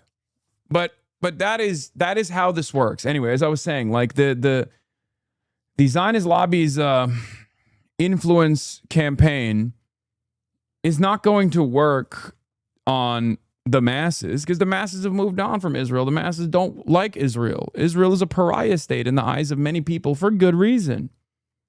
However, they still have tremendous amounts of influence and tremendous amounts of leverage over people in positions of power. There are also obviously people who are ideologically in support of this project in certain media outlets that will do their very best to try to create some kind of pressure, to try to create some kind of fuss, to manufacture some kind of outrage. And it's important for us not to fucking lean into that. It's important for us not to understand exactly what that is and not fall victim to this kind of propaganda, to fall victim to these sorts of attempts.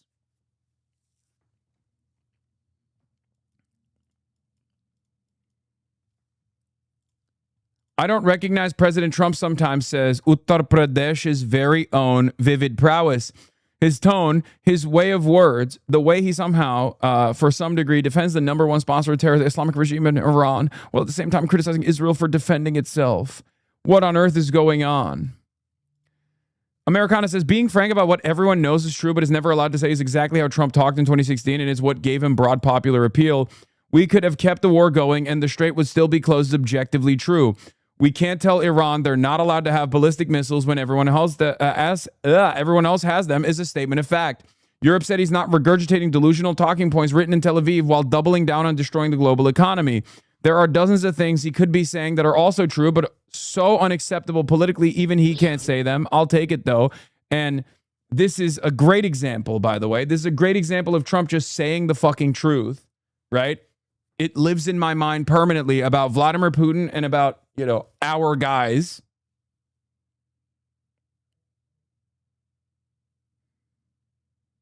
Do you respect Putin? I do respect him. Do you? Why? Well, I respect a lot of people, but that doesn't mean I'm going to get along with him. He's a leader of his country.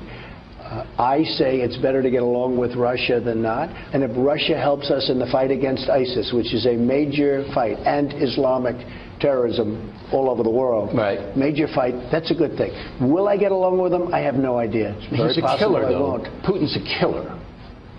A lot of killers. We got a lot of killers. Why, you think our country's so innocent? That is a banger. I think a lot of people refuse to comprehend how much mileage you can get out of just simply saying the truth that many politicians are refusing to say. Zohran Mamdani did this with Israel, if you recall. When they were like, where would you go? Why wouldn't you travel to Israel first? Just like all of your other counterparts on this debate stage. And he was like, because I'm fucking trying to be the mayor of New York. I don't give a shit about going to Israel. Like, that is a moment of naked honesty that every single person intrinsically understands. And yet they also understand another thing. The fact that many politicians will refuse to say the truth like that for some weird reason, right? Those moments of clarity, those moments of honesty help so much. They allow you to chart a different path. They allow you to break through the noise. They allow you to rise up above the rest of the political class. Because people also get it. People get it. Donald Trump had so many moments like that in 2016 on the debate stage, where he would point to everyone else and go, as a billionaire, I've bought all these guys. Now, obviously, he's still a corrupt monster, but the point remains that politicians rarely ever deploy the truth. If you have truth and justice on your side and you say it out loud, you can have confidence that the masses will respond in kind. You can have confidence that the masses will understand where you're coming from. And they will reward you with loyalty.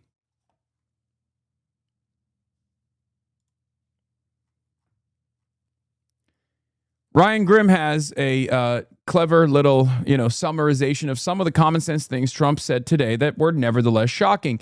Everybody else has ballistic missiles. Why can't Iran? The frozen money belonged to Iran, and the U.S. needed to release it. Otherwise, nobody would trust the dollar system. Why should we steal their money? Neighboring countries use nuclear power for electricity. Why can't Iran? Israel shouldn't knock down entire buildings in Beirut every time a drone or two crashes harmlessly in the desert. Trump would have become Herbert Hoover in the next few weeks once oil ran out and the market crashed. He had no choice but to end the war.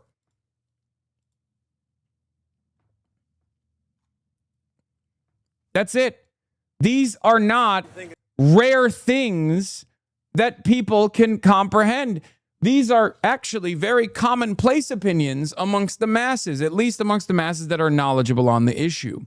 These are things I say all the time. And yet, while most people get it, there is still this environment in mainstream outlets, in polite society, where like, you're not supposed to say those things. So when Trump comes out and says those things, a lot of people go, wait a minute, he's right. We don't have any confidence in the masses. We don't believe that the average person is capable of seeing right from wrong, or the average person is capable of seeing the truth when someone says it. A lot of our politicians are afraid. They're afraid that they're going to get bullied by the media. They see figures that do actually come out and say the truth, and the way that the media treats them, the way that the lobbyists treat them, the way that they are, the way that they're turned into pariahs in polite society. Well, you don't need polite society. You don't need societal elites to back you. You need the people to back you. Okay? And if you say the fucking truth, the people will back you. Trump uses that as an opportunity. He wields that as a weapon in an environment where none of our political class want to say the truth. He has those rare, honest moments that he basically wields like a knife, like a hot knife cutting through butter. And that is how he gains tremendous amounts of leverage, tremendous amounts of influence that he uses for nefarious purpose. No, that one is the last one. Yeah, that's the last one. That one's the middle one.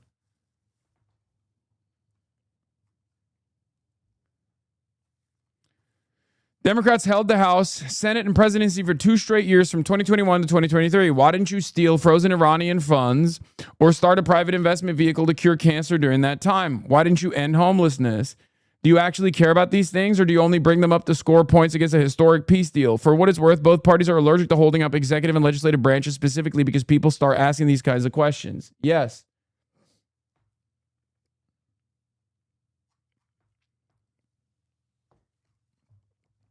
I love this because in a moment of sundowning lucidity, despite everything actually happening, he said something wholly true, and now everyone is rushing to defend American hegemony. Yeah. In the press conference, you said you don't mind Iran having ballistic missiles. Can you elaborate on that? I want to make sure we understand your position. No, I'm saying that if other countries have them, it's a little bit unfair for them not to have some. It's just objectively true. And it's so funny that Trump gets to say this now. I'm glad that someone is saying it, and I'm glad that the person saying it is on a fucking bully pulpit, okay? Because I've been saying it for fucking years, and when I do, people call me a goddamn terrorist. Now, of course, I don't think that's going to change. Trump supporters will still, on the one hand, say, oh, well, my president said it, so it must be true, and then simultaneously say, oh, well, Hasan, you're saying it Islamic style, and therefore you're a fucking terrorist. But this is a normal truth that everyone can comprehend. It's a basic truth. It's a simple truth that everyone can comprehend. What sovereign nation would remove or restrict their defensive capabilities at the behest of fucking Israel? Why is the United States of America, supposedly a separate country than the nation state of Israel, making these decisions or forcing a foreign country, a foreign sovereign state, to restrict their striking capabilities so that they can't fucking restrain Israel if Israel gets to be an expansionist project, a destabilizing factor in the region? Yeah, they'd call Hasan a terrorist for saying this. Trump, if other countries have ballistic missiles, it's a little bit unfair for Iran to not have one. No, they'll call him a terrorist because he supports terrorist groups vocally. There it is. Immediately. Hasan said he wants Iran to have nukes. They did call him a terrorist for saying almost exactly this. Yes, because he's a terrorist sympathizer. Duh. Would be the least terrorist agenda thing he's ever said, to be honest. It's so funny because, again, This is just objectively true. It doesn't matter if Donald Trump is saying it. It doesn't matter if I'm saying it. It doesn't matter if the Iranian leadership is saying it. It doesn't matter if the Israeli leadership is saying it. It's still true, right? And yet there are a lot of people on Twitter who are completely fucking brain poisoned. There are a lot of people who watch mainstream media and read mainstream outlets and legacy publishers and think they're making educated guesses on this stuff. That look at an objectively true statement like this and go, no, I don't agree with it.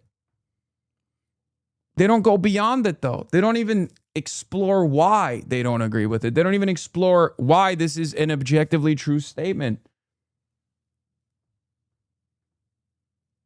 Nobody cares about anything. We all live in post-truth. It's all cognitive dissonance and willful ignorance all the way down. Nobody has principles. It doesn't matter. Yeah, Republican senator officially proclaims Iran has a right to defend itself. We're clearly living in a new reality. Iran demonstrated its strength and resilience. Now it has a sovereign right, previously only given to Israel. Cannot overstate how disastrous this war was for hawks.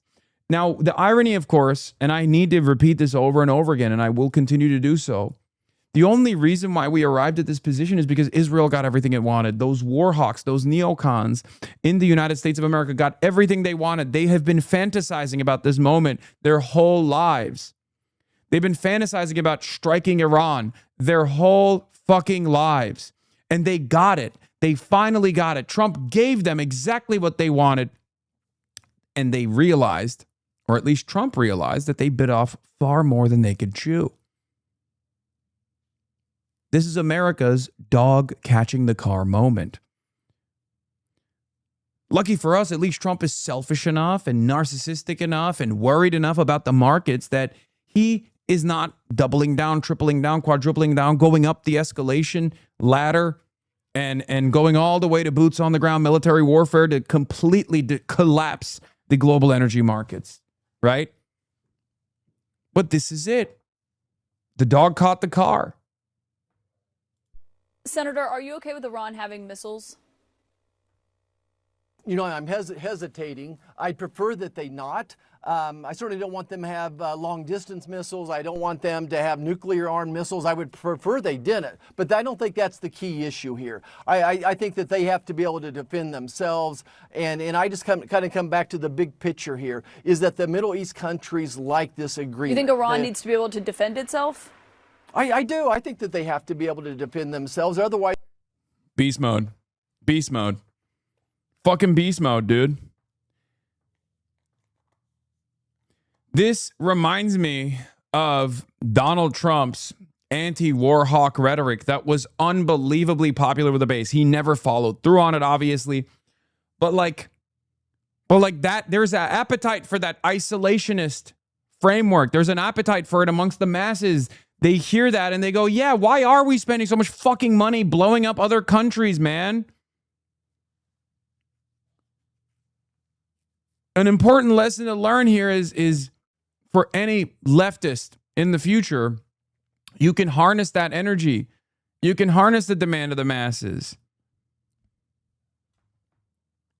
Is that we turn this into a forever war. You're never going to get them short of boots on the ground of surrendering everything, an unconditional agreement, if you will. But again, what I'm getting at here is this agreement has the support of most of the countries in the Middle East, and I think that's going to give it more of a long-lasting relationship. Yeah, the other countries also want this to happen because they've realized that there is no way out of this and that Israel is the real destabilizer. Anyway, here's J.D. Vance also using this opportunity because they are fucking much better room readers to shit on Israel, to abdicate responsibility from the hands of the Americans and give it to Israel. Iran won this war objectively. Here's another example. Italy decided to reopen its embassy in Tehran. It's over. Iran, going forward, if Israel doesn't fuck this deal up somehow, and I still think they might try, but the stakes are far higher now. The stakes are far higher. People are looking to blame someone, and many will blame Israel. Israel deserves a lot of this blame. America deserves a lot of this blame as well. Americans The American government will now blame Israel to abdicate its own responsibility in this endeavor. Okay? Israel will fall on that sword.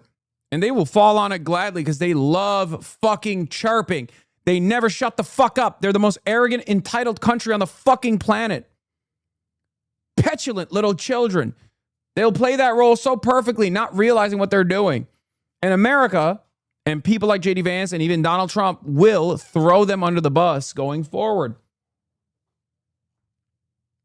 Here's one example of that. Go ahead. If Democrats had a sufficient response that blamed Israel from the start, perhaps the Republicans would look like they're biting off the steez of the Democrats here. But they didn't do it. They didn't say the truth from the start. They were too afraid to say the truth. So now Trump and J.D. Vance are going to look like they are the ones who own the anti-Israel lane. Because the Democrats are fucking stupid. Remember that. They were too busy yelling at me. They were too busy trying to stop the insurgency that understands the moment, that wants to make necessary changes. They were too busy getting their fucking AIPAC contributions through different subsidiaries and shell corporations. And so many dumb people are going to let Trump and Vance abdicate responsibility. The populist coalition types like Glenn Greenwald are so thrilled over this because they get to defend Trump and Vance. Again, is the true America first anti-Israel people. Don't fall for it, everyone. Brother, it's not even falling for it at this point, though. If the Democrats are letting this happen, then yeah, it's not even falling for it because the Democrats have not stood by from the jump and said, we should not be going to war with Iran. Iran is a sovereign country. This is fucking totally ridiculous. Donald Trump is getting goaded into this war by Israel. What the fuck are we doing? Over and over again. Instead of saying that over and over again, they kept saying, oh, well, I just think personally that, Iran is the big bad. It's an ontologically evil entity. But Trump is not following the fucking process. Trump is not following the process. You should follow the process. We'll sit idly by and allow Donald Trump to do all of this stuff, and then we'll wag our fucking fingers. I was there. We were all there. We saw it unfold. We talked about it. And now that the MOU is here, they're chirping about the fucking MOU because they're a bunch of morons.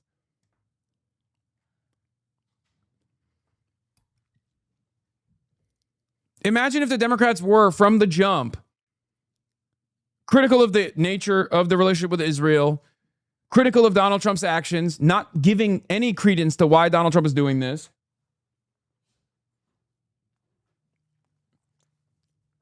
And instead, spent every waking moment saying, no war, no war, no war, just peace. Israel is goading us into this war. It's fucking bullshit. Donald Trump is the most compromised president of all time. What the fuck's going on? Right?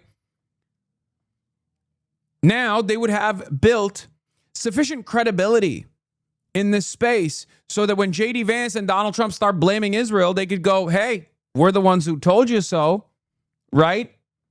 They could turn around and say, we told you this was dumb. We told you this was stupid. We already had a guy. His name is Barack Obama. He did the JCPOA, much better option.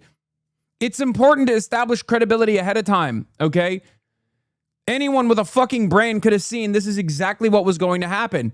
That is precisely the reason why for months on end, I kept yelling, saying, Democrats, bring up the JCPOA. Talk about Barack Obama's pivotal accomplishment. Talk about the importance of diplomacy. Don't give any fucking credence to the Republicans for why we must wage war with Iran. Talk about the weird relationship between Donald Trump and Israel and how much Israel has goaded the Trump administration into taking action that they should not have taken. Oh, I said it over and over again. Of course, nobody fucking listens to me. So now in this moment, the Trump administration, that are better room readers than the Democrats are overall, will turn around and take advantage of this opportunity and say, oh, it's Israel. It's Israel's fault. Don't look at us. We didn't do anything. Israel did this. Israel should shut the fuck up. And of course, because there's so much appetite, and that's why I'm saying I'm conflicted on this issue as well. There's so much appetite to finally say fuck Israel from the masses that we will celebrate this moment. And it's tough not to celebrate this moment because there is no alternative on the Democratic side that has said this, with the exception of Ro Khanna every now and then.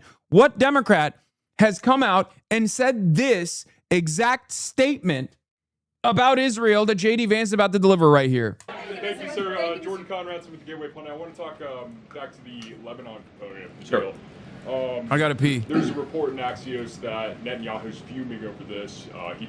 Israel doesn't feel bound to the MOU as it relates to Lebanon. If, as you mentioned, your frustration with Israel striking in Beirut, hitting apartment buildings, if that continues, could it torpedo the deal?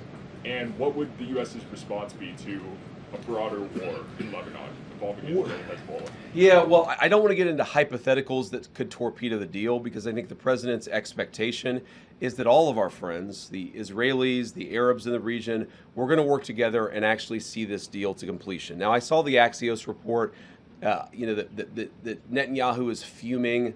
That's not reflective of the conversations that I've had with him, but maybe he's saying something to somebody else that he's not saying to me. What I will say, and this does bother me, is that you've seen people within Bibi's cabinet who have come out and attacked the deal, and in some ways very personally attacked the President of the United States. And I guess my message to them would be twofold. Number one, Donald J. Trump is the only head of state in the entire world who is sympathetic to the nation of Israel at this moment in time. And he happens to be the head of state of the world's superpower. If I was in the cabinet of the Israeli government, I might not be attacking the only powerful ally that I have anywhere left in the entire world. And the second message I would give to some of those cabinet members, Bibi, to his credit, has not gone down this path, but to some of these cabinet members in Israel who are attacking the President of the United States, the other thing that I would say is that over the last 3 months, 2/3 of the defensive weapons that have protected your homeland have been built by American hands and paid for by American tax dollars. Yes, it's true. I've never fucking heard Kamala Harris say that. I've never heard Joe Biden say that. And I've never heard a prominent Democrat say these words.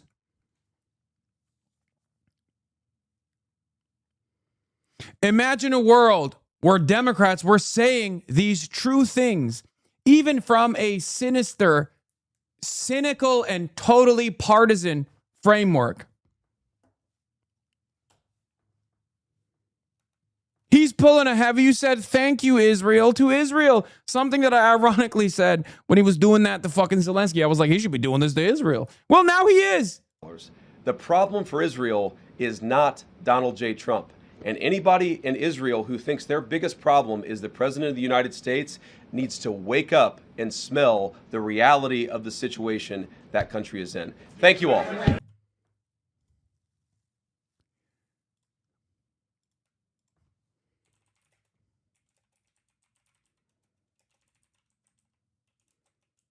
We're saying these true, objectively true statements for the last couple of years instead of for the last couple of years, especially after Israel goaded this dipshit admin into waging war with Iran that we lost, while propping up the JCPOA.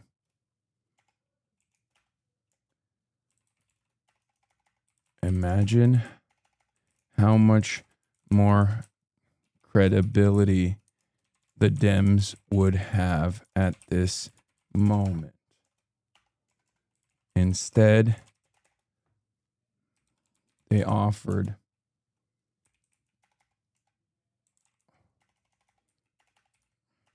silly process criticisms, yelled at their left flank, who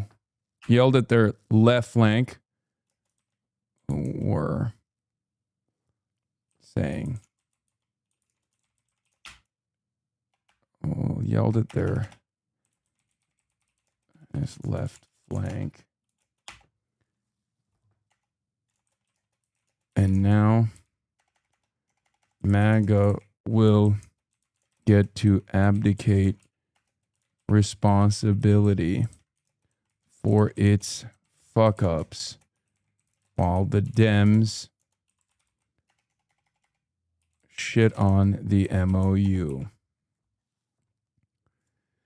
Imagine if prominent Democrats were saying these objectively true statements for the last couple of years, especially after Israel goaded this dipshit admin into waging war with Iran that we lost while propping up the JCPOA.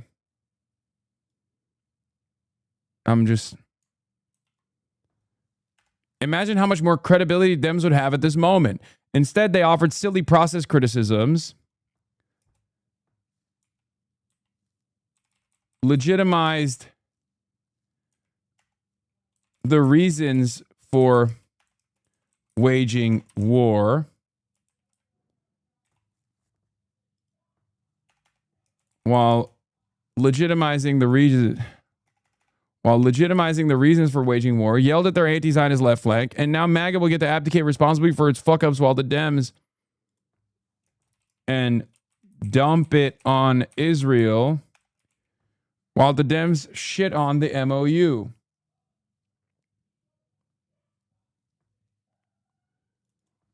The false rationale for waging war.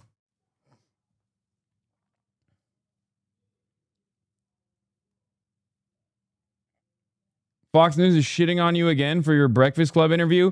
Fox News hasn't gotten the memo yet that Donald Trump is about to say the same shit about Israel that I've been saying. Okay?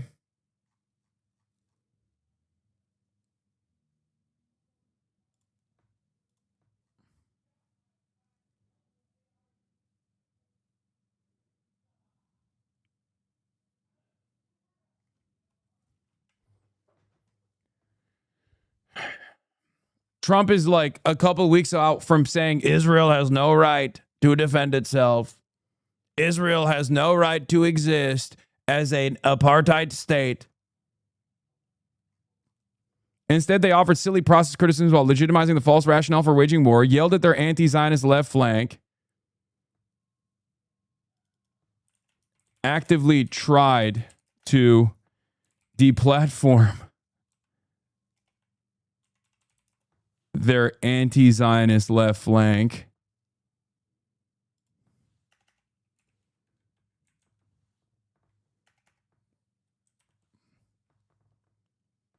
You can't hate Elon if you pay for X. You have to be a real fucking baboon if you think I've paid a single dime to Elon Musk, you fucking idiot. I'm a power user on Twitter and I have 1,000,007 followers. Elon Musk gave me that blue check mark for free so that all these other dumbasses buy it because they think it's actually still a legitimate thing and not just like something that porn bots and cryptocurrency hucksters purchase.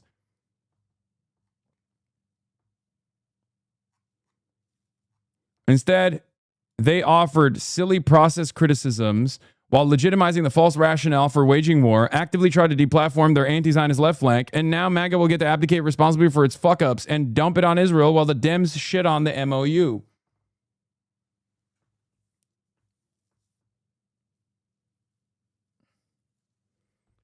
Yeah. I choose my words very carefully in moments like that. And nothing I said on the Breakfast Club is even remotely objectionable. It is actually objectively true.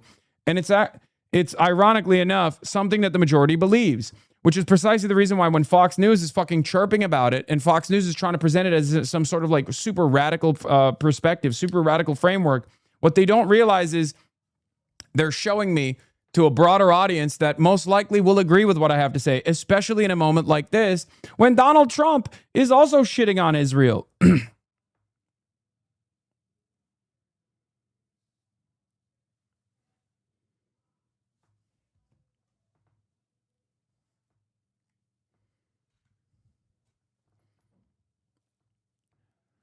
AIPAC, by the way, is of course up to its own fucking tricks. New poll, 71% of Israelis don't trust Trump. Nice.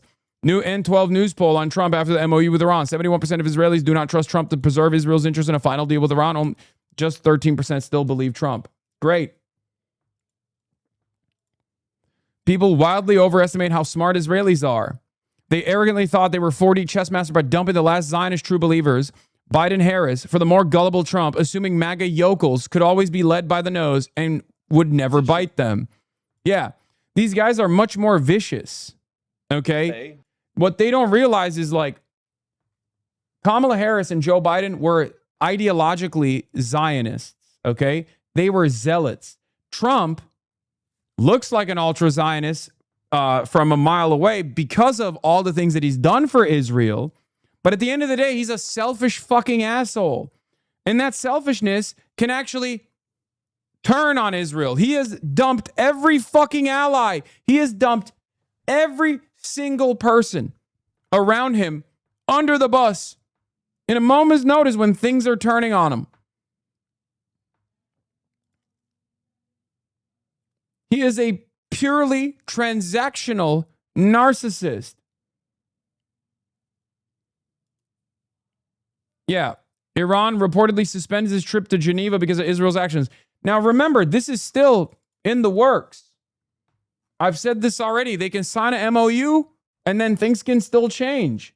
Now is the real moment for Trump to show exactly how much he wants to maintain credibility while everyone in the media is going to be yelling at him. Because if you remember, I would go so far as to say the most powerful bipartisan force in legacy media and in in Washington D.C. is not just the pro-Israel lobby. It's the defense contractors. It's the military-industrial complex. And the example I will point to you is the bipartisan barrage of hatred that Joe Biden received for pulling out of Afghanistan. That was objectively the right thing to do, and I defended it. I defended it endlessly, and I still defend it to this day. It was the right thing to do. Everything else we did after pulling out of Afghanistan was disgusting, monstrous, freezing their assets, refusing to let them have it, all this stuff. But there was bipartisan enmity towards Joe Biden for doing the right thing, doing the courageous thing, objectively the courageous thing to do. And his legacy would probably be a lot nicer, a lot kinder, if he hadn't then followed through on Israel's genocide, bear-hugging Benjamin Netanyahu, becoming Genocide Joe. Right? Now Donald Trump is going to be receiving that same bipartisan enmity. He has been receiving it. And Donald Trump is very responsive. Trump is very responsive to these kinds of attacks. He hates it. But he also has built up a much better resilience to this kind of bipartisan attack than anybody else, because he's been, basically the key man who has changed American politics single-handedly for the past decade. This is Trump's universe that we're living in. So I don't know. I don't know what's going to happen here. But here is J.D. Vance again. But yeah, you've seen people in their system, Ben-Gvir and Smotrich, who've attacked the deal.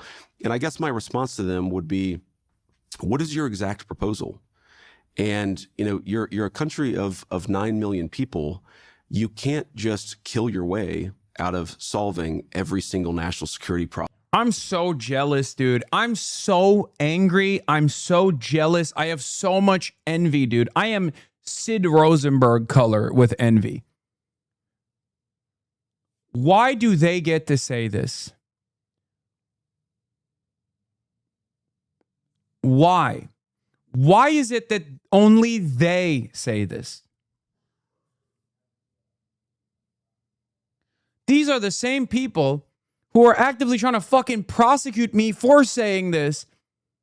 And now they turn around and they say it themselves. And now everyone will go, yeah, that makes sense. I hate this.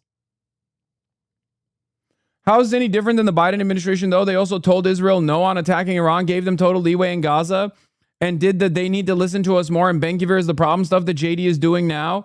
Even the statement about they can't do everything with forces of Blinken line. Did we just memory hole all this? Yeah, the major difference is the fucking MOU. Biden never in a million years followed through on something as comprehensive and as restrictive to Israel's ultimate desires of destroying Iran as the memorandum of understanding that Donald Trump signed at Versailles last night. Nothing comes close. So yes, When these guys are saying it in the aftermath of the MOU to defend that decision, that is far more impactful than Joe Biden's 700 million red lines. Because if you recall, pre-MOU, they would say things like this every now and then. Oh, Joe Biden, or sorry, not Joe Biden, Donald Trump is really mad. Donald Trump is having a come to Jesus moment. Donald Trump is fucking telling Benjamin Netanyahu, he's using the F word. He's saying fuck, right? He's saying fuck. He's really upset, right? What was I saying back then? This is bullshit. Until the ink is dry on some kind of deal, until the naval assets are retreating from the region, none of these words mean anything. And now these words mean everything. Do you understand? That's the biggest difference. Saying these things right now in the aftermath of signing a memorandum of understanding that genuinely reshapes our foreign policy, puts the United States of America back in the driver's seat of our men of policy, which, by the way, I don't even think is going to be decent in the long run, but takes it away from Israel, is unbelievably impactful. Ever more unpopular. And I know from speaking to many of my Jewish friends around the world, whether it be London, New York, LA, or further afield, they're all very concerned about this. So this idea that Netanyahu represents what most Jewish people think, for example, I think is for the birds. I'm not aware of a single Nazi official who was as openly bloodthirsty as Ben-Gvir, including Goebbels, who was a nutcase, in my opinion. And, you know, they, of course, were all executed. The ones who survived the war were executed at Nuremberg. We don't actually have visibility into what's happened in Gaza because they've murdered so many journalists and no one's allowed in to see it. But we know over 100,000 people have been killed, most of them non-combatants, tens of thousands of women and children. This is ironically the same gripe that I've always had with allowing Tucker Carlson to occupy this space as like one of the key figures of the anti-Israel movement, right? If the Democratic Party was universally in opposition to our allegiance to the state of Israel, right now, most people will be looking at J.D. Vance and going, oh, you're just repeating what the Democrats are saying, right? The average person would look at this and go, wow, you're just repeating what Chuck Schumer has said a million times over. Now, obviously, this is a laughable. I'm just using Chuck Schumer as a joke because obviously he is a joke and he's an insane dick rider of Israel, an ultra-Zionist. But like in a world where we have a competent opposition party that was already there, in a world where we already had a competent opposition party, a competent opposition media framework, where the entire movement was in the hands of a responsive opposition party that represented anti-Zionism openly, when these guys come out and fucking finally say the truth, people will be like, we've heard it before. We've heard it from the Democrats. Do you understand? But what did the Democrats do for the last 3 months? What did so many key, prominent Democrats, including senators, including congresspersons, do? What did they do? They yelled at me. And at the time, I said over and over again, what the fuck are you guys doing? How am I the story? They're waging war in Iran and we're losing that war. Talk about that. Talk about Israel's involvement in this. Talk about Israel's level of unprecedented influence in this administration that finally goaded the Trump administration to do the unthinkable. And they kept calling me a radical and a terrorist and an anti-Semite for it. Democrats were doing that. They were too invested in that. They were too invested in stopping the socialist momentum that has grassroots mobilization, that has all the support in this fucking country right now. It's unbelievable. I feel like I am forced to relitigate the same failures of 2016 and the same failures of 2024 for the rest of my fucking life.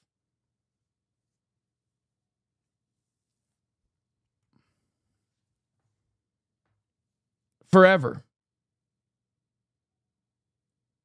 Forever and ever.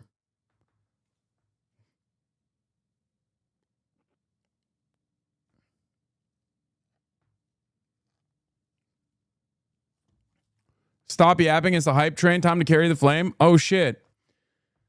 All right, ladies and gentlemen, the People's Broadcasting Service, the Piker Broadcasting Service for tomorrow's news today is experiencing a hype train. If you'd like to support independent media, please subscribe for $6 or for free with a Twitch Prime or gift subs. And at level 10 hype train, we will carry the flame. Here's one of those Democrats that I'm talking about. Okay, here's one of those Democrats that I'm talking about. Josh Gottheimer. My statement on the agreement between the United States and the Islamic Republic of Iran. I am totally dumbfounded by this agreement and, like many, in a state of disbelief. After spending his presidency crowing about America's strength and leadership in the world, Donald Trump signed a document that screams weakness and desperation. Let me be clear. The Iranian regime is a brutal, tyrannical regime and a sworn enemy of the American people under the banner Death to America. They are the world's leading state sponsor of terror and have American blood on their hands. The Iranian regime deserves to be crushed for its decades of relentless terror against us, our allies, and the repressive rule of the Iranian people, resulting in the brutal massacres and executions of its own people for seeking freedom. Yet we got nothing. Not one core objective was meaningfully met. No agreement on nuclear weapons, no agreement on ballistic missiles, no agreement on drones, no agreement on funding of terror proxies. We've seen this movie before in Ukraine and in Gaza, where we're told a better deal is coming in the next stage, but it never materializes. In a rush to claim a win, we seem to be selling out Israel, our key democratic ally in the fight against terror, along with our Gulf partners who have faced relentless Iranian missile and drone attacks. The Gulf partners wanted this. Israel didn't, you fucking stooge. Again, Josh Gottheimer is a dog to Israel, okay?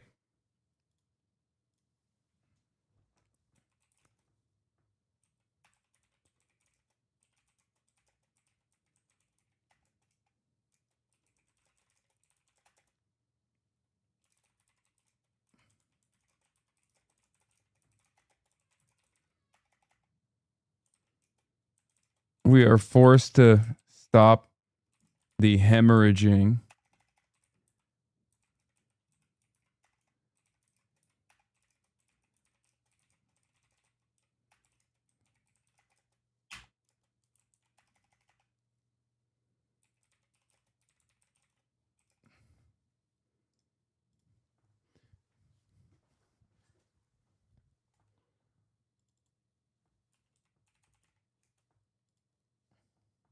I fuck with your tie heavy? Yeah. Say, this servile stooge to Israel spent the last 3 months crying about me. And now when we are forced to stop the hemorrhaging, he comes out with this AIPAC press release.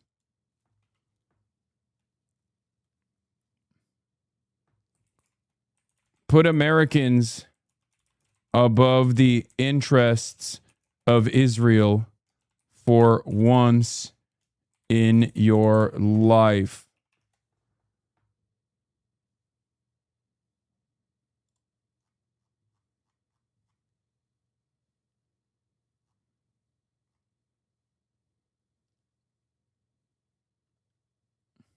Disgusting. Throughout this war, there's been zero transparency in the Congress of the American public. So in this instance, for the sake of our country, I actually hope there are some hidden favorable terms the administration is hiding in their pocket. As it stands, I won't be able to support this agreement when ultimately it comes before Congress, which it must. Yeah. Where were the fucking demands to restrain American militarism when the American military was behaving like a mercenary brand for the Israeli state? Where was Josh Gottheimer then? To make matters worse, by every measure, this agreement is an abject failure full of sanctions relief and is akin to, or potentially worse than, the flawed JCPOA under President Obama. He's literally shitting on the JCPOA here. Josh Gottheimer is shitting on the JCPOA.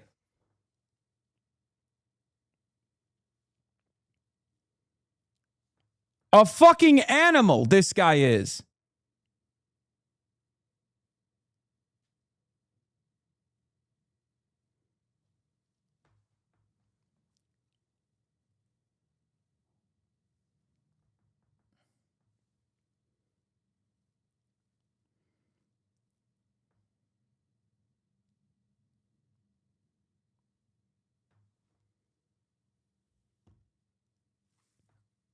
All right, I'll play the Israeli version of We Are Charlie Kirk if we actually fucking hit the hype train, okay?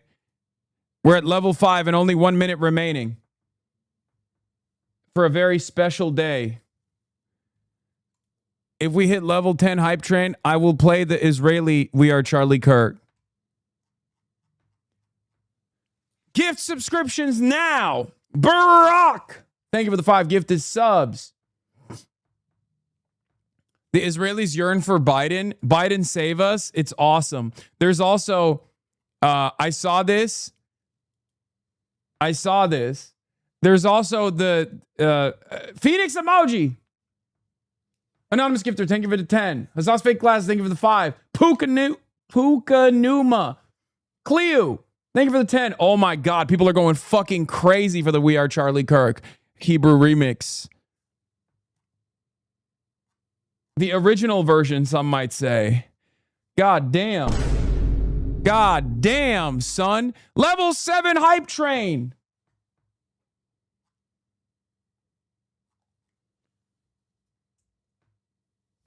The other one is the Israelis are chanting Markbar Amerika. Instead of saying, they're saying death to America, dude. The Israelis are chanting, yeah, we will join the Iranians' chant of death to America.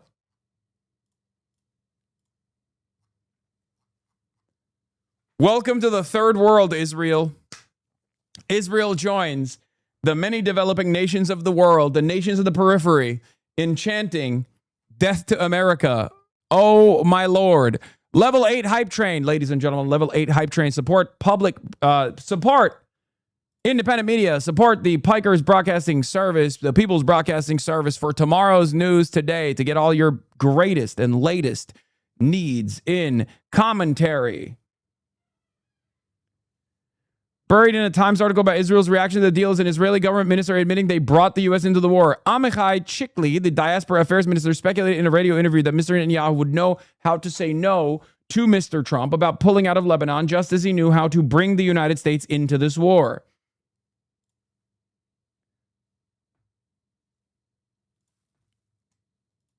Ladies and gentlemen, we're at level 9 hype train. We're only 1 level away from We Are Charlie Kirk, Israeli patriotic song.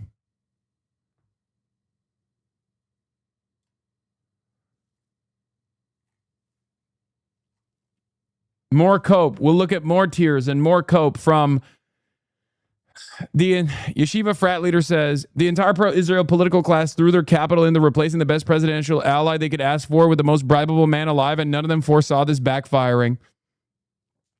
Yep. Now, this is far too, we are celebrating this far too soon, in my opinion, because it's not done yet. And I need to urge caution here. Okay?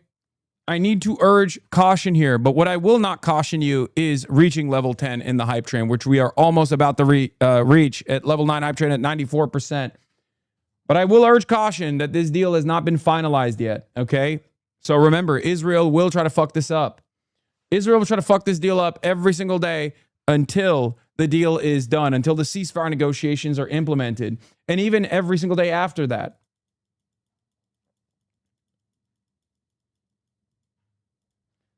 Biden said the same things JD and Trump did in December. Biden warns Israel is losing support over his war. No, this isn't. Again, this is meaningless because it doesn't come with a memorandum of understanding against Iran, which is Israel's #1 op. And at that point, we are at level 10 hype train, ladies and gentlemen. Let's get it started. Here it is. We are Charlie Kirk.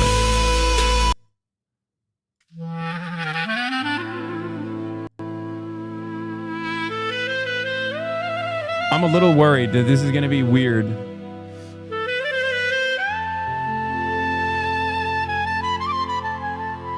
I looked at it briefly, and it seems sincere.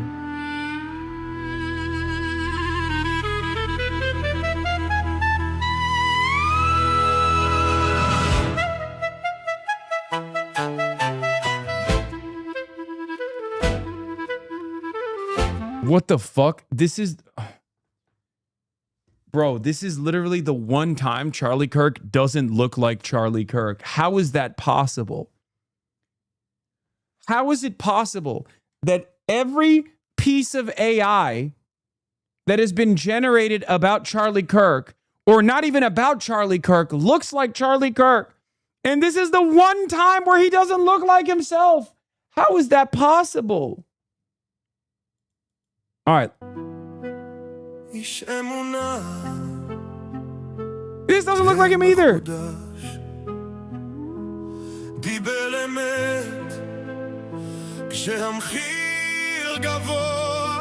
Oh, I've heard this song before. I've heard the Hebrew.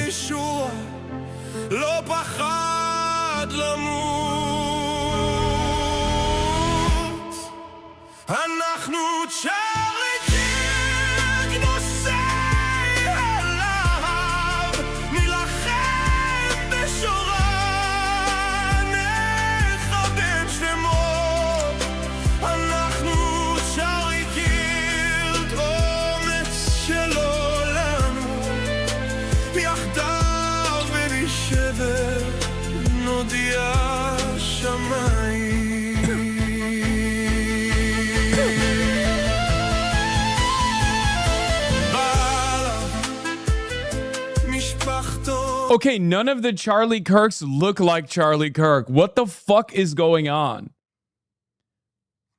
Why are none of the Charlie Kirks looking like Charlie Kirk? This is the one time where the AI Kirkification is fucked up.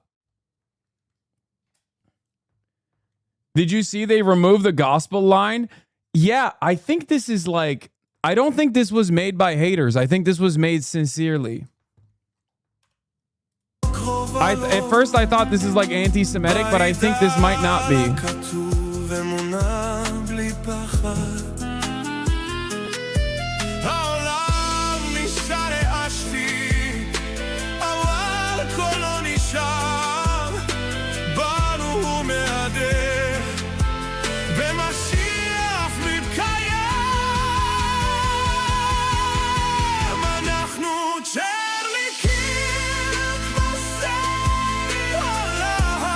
Yeah, no, this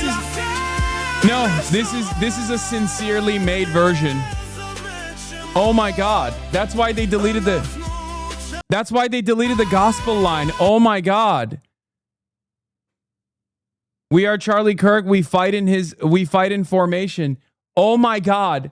Oh my God. Oh my God. This is not a person. The person who made this, I checked their fucking page because I was like, this might be like anti-Semitic. It's the person who made this is sincerely making this. Marching through Iran, Israeli patriotic song. I'm joining the IDF. Bibi Netanyahu. The lion. This is a literal bibist who made this fucking thing sincerely. Oh my God, it's incredible.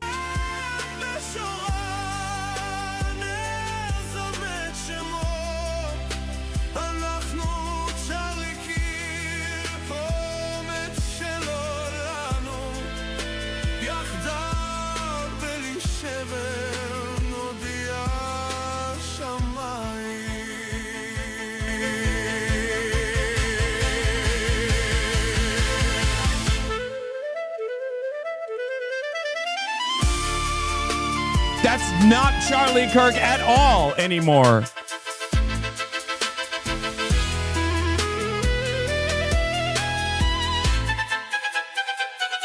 Why does Bibi have facial hair?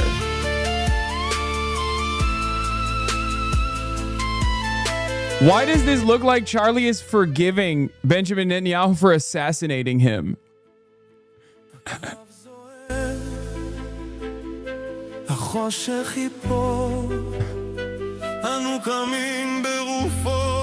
Oh my God. I need to dissect the person who made this in their brain. I need to understand what their normal thought process looks like.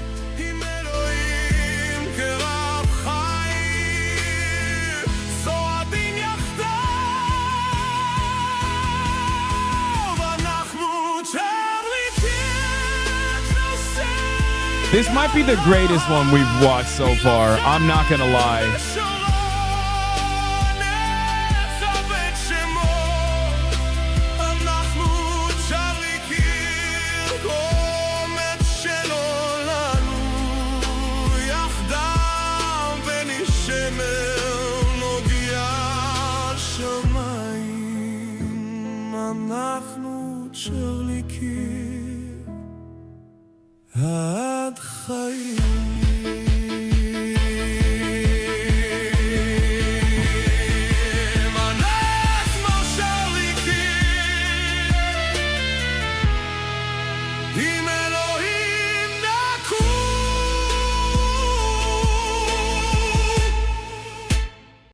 That's awesome.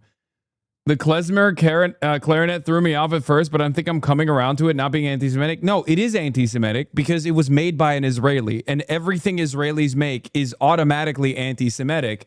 But it's not anti-Semitic in the way where you're like, oh, is this a fucking like neo-Nazi, like a Christian neo-Nazi who's like trying to fucking shit on Jews? Like, no, it's like this is sincerely a fucking Likudnik, or maybe even like a Otzma Yehudit fan who made this. Yeah, this is stylistically exactly how Israeli music is made. Is 100% an Israeli. Yes. That's why I checked to see if this was like a... I checked to see if this was like actually someone who was like, oh, look at how fucking stupid the Jews are or whatever. No, it turns out it's like unironically an Israeli who made this, because these are all the other things that they've made.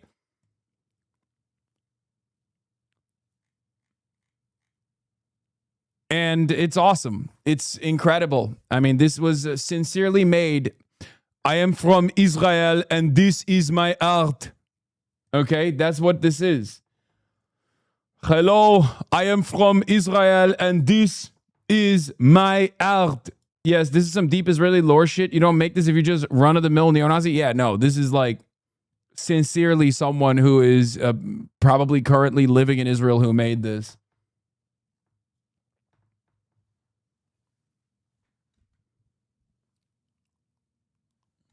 Oh my fucking God, their ad is Filipino Zionist femboy.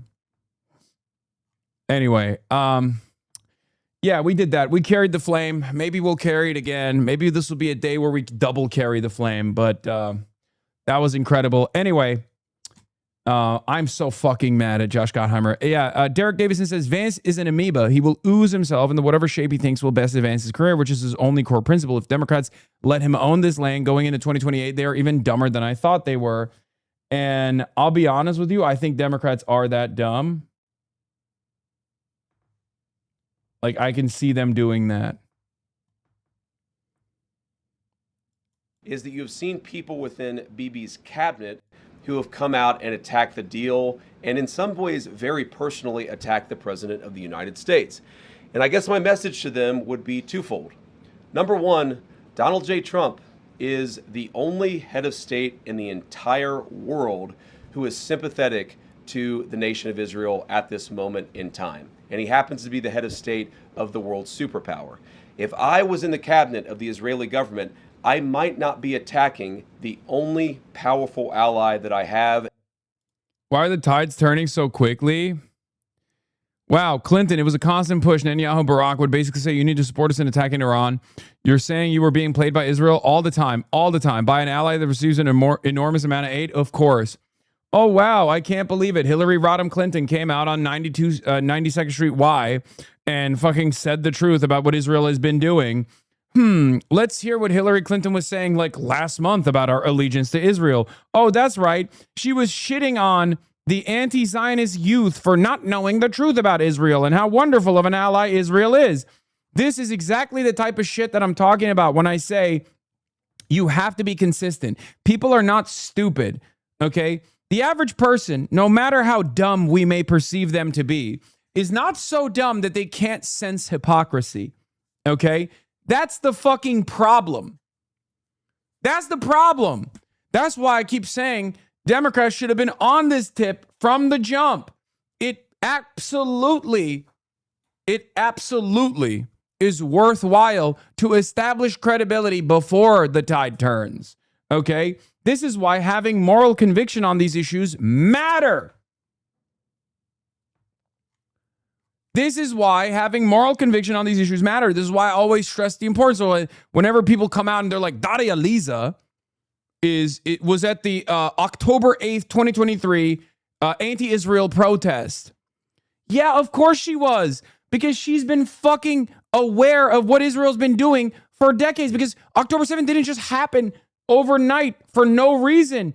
Israel has been an occupier and an apartheid state that was ethnically cleansing, slowly but surely, the Palestinian population for 75 years at that point. What the fuck kind of take is this where we're just like, oh yeah, we have to punish these people for being right. Like, oh, they were accidentally, or not even accidentally, but they were prematurely anti-fascist? Really?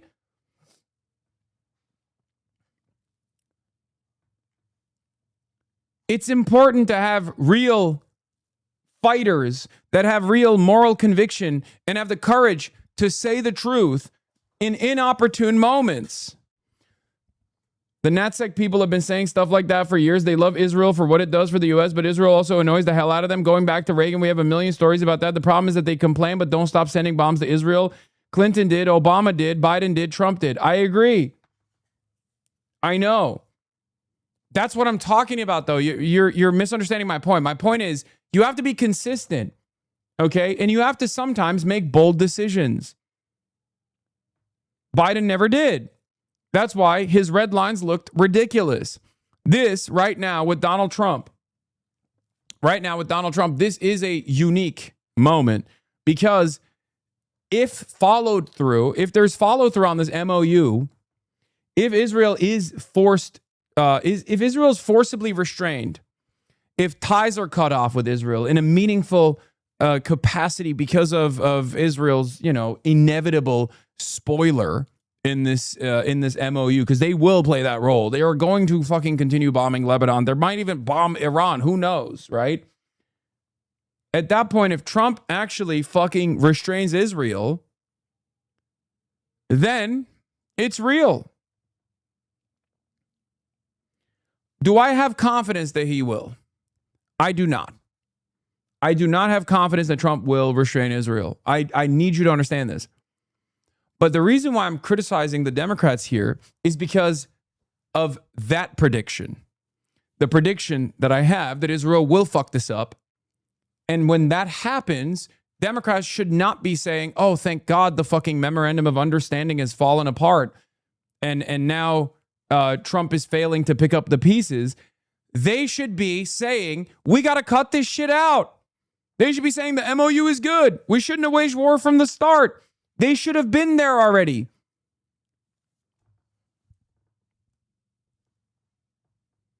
Yes, I glazed Biden after the Afghan withdrawal, and I'm glazing Trump after he signed the MOU because I care about the actual impact. I care about the actual policies. I don't give a shit about partisanship. If Donald Trump tomorrow came out and was like, we're doing Medicare for all, which would never happen, but like in a totally ridiculous hypothetical, if Donald Trump came out and was like, I'm doing Trump care. Fuck Obamacare, I'm doing Trump care. It's Medicare for all. No more private healthcare in this country. You think I wouldn't fucking eat his dick and balls? Of course I would. I'd be like, this is the most amazing achievement. I don't give a shit that it's Trump doing it. I would be fucking honest about it.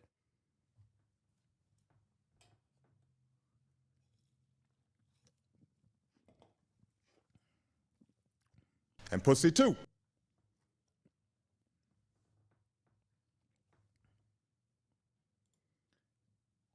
You were right about sniffing hypocrisy. Even this dumbass did. Trump's new Israel stance such bullshit. They're blowing up whole apartment buildings. Unlike your entire presidency, when you were seeing kids pulled out of the rubble, you just now noticed, sure, Trump's new stance is a midterm stance, nothing more. I know. Even the stupids are up in arms. Good.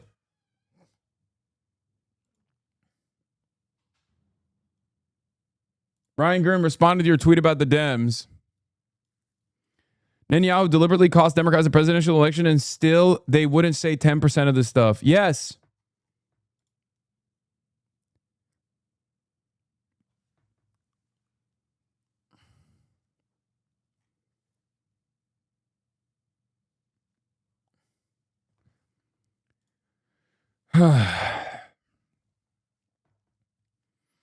maybe I'm misunderstanding, but why is it different for Trump to do this MOU than it was for what Hillary was talking about, that is restraining Israel from attacking Iran in the first place? They wanted to every single day of the Biden and Obama admins, but never did. The only difference is Trump let them do it in the first place, still saying the MOU is great news, because this memorandum of understanding is the most comprehensive ceasefire and long-standing commitment to peace that greatly reroutes and restructures the entire region away from the interests of Israel. Because Israel's primary interest under the Obama administration, when Clinton was the Secretary of State, and certainly under the Biden administration, and certainly under Trump 1, and even far before then, Israel's primary goal always was to destroy Iran. The reason why Israel always wanted to destroy Iran was because Iran was the only sovereign nation in the region that would actually restrain Israel by its proxy militias that it propped up and offered logistical support to, and offered, training support to. The proxy militias such as Hezbollah in Lebanon, the Shia militias in Iraq, and also in Syria as well. The Hezbollah was also operating inside of Syrian borders as well. The Ansar Allah movement in Yemen. And this always presented a real threat, in Hamas and the Palestinian Islamic Jihad, but mostly Hamas in Gaza. This always presented some kind of military deterrence, a threat to Israel's ambitions of territorial expansion. Israel wanted to destroy this threat. And in an effort to destroy this threat, Israel goaded America over and over and over again for decades to go and wage war with Iran, right? They always wanted to do this. So if that's the primary goal of Israel here, this memorandum of understanding completely rewrites that. This memorandum of understanding says, we're done. We're washing our hands of this entire endeavor. We're leaving this in the hands of the Gulf nations to deal with Iran as an even partner. We are going to normalize relations with Iran. Now, I'm not saying this memorandum of understanding is going to go through, but this deal is perhaps the most comprehensive fuck you to Israel, and it's not even about Lebanon. A lot of the Israelis are really frustrated about the Lebanese part of this equation. Oh, Israel can't attack Lebanon. It's an Iranian proxy, but we can't fucking... You're treating us like an American proxy, and you're telling us we have to restrain ourselves. They're stupid. The real anger here from Israeli leadership is not coming because Israel is, for the first time ever, being forcibly restrained in Lebanon. They've been restrained in Lebanon before. Ronald Reagan did it, for example, right? George H.W. Bush did it. Numerous other American presidents have told Israel, cut it out. Joe Biden did it in 2021. The reason why Israel is freaking the fuck out over this, even though to the onlookers it seems like they're frustrated because they're so entitled and they've realized, oh my God, like we can't fucking get away with blowing up Lebanon anymore, but I'll die. You literally want the Holocaust to happen if I can't kill Lebanese children. Like, that's not the point. That's what it sounds like to the average person. But the real point here is that this writes Israel out of the driver's seat in our MENA policy, and it actually normalized relations with the only sovereign country in that region that has the military capabilities and the interest in restraining Israel. This is the biggest fuck you to Israel that I have ever seen from any American presidency, if this memorandum of understanding actually is followed through on. That's what's huge about this. And that's precisely the reason why there is a massive panic amongst AIPAC and amongst the Zionist lobby and the Israeli thinkers that are losing their minds over it. Because I do believe that they got caught a little bit off guard here. Maybe I'm being a little too hopeful, but my point obviously is that they will still try to fuck this deal up regardless. But that's why it's so much more consequential than anything that Hillary Rodham Clinton has ever said, anything that even the Obama administration did. Because prior to this MOU, prior to this memorandum of understanding, the biggest fuck you to Israel was the JCPOA. This memorandum of understanding literally changes the dynamic entirely. The JCPOA gave a fuck ton of assurances to Israel. That's when we did our MOU with Israel. The 10-year-long, $3.8 billion a year deal for the Israeli defense systems, where we were just, giving them money to purchase the Tamir interceptors. That came as a cost for the Obama administration. Israel was so unbelievably mad about the Obama administration maintaining its own sovereign interests in the way that they were negotiating with Israel's number one enemy in the region, that we had to bribe them. We had to give them $40 billion fucking dollars this last goddamn decade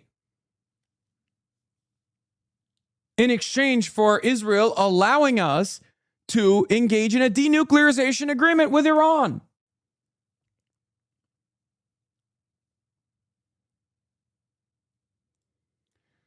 Trump is undoubtedly doing a good thing by ending the war, and we should give credit for that, but I just don't see how this is such a break from protocol. I don't know how else to explain it, man.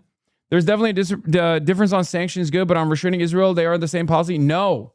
I don't know why you don't see this. We can give Israel all the fucking weapons in the world going forward. Iran was able to fight militarily and restrain the United States of America going forward. If Iran draws a red line, that is going to have more consequences. It's completely like I keep repeating over and over again. The entire purpose of restraining Israel is to regain American sovereignty in American foreign policy in this region. Okay?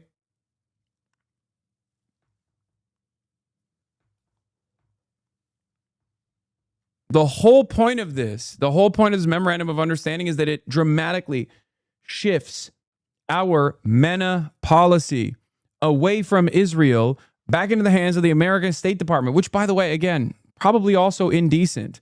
Make no fucking mistake. AIPAC sent out a memo. It's awesome. The MOU opens the possibility that Iran will be led with a significant nuclear capability. The agreement includes no provisions to address Iran's support for terrorism or its missile or drone program. It's great.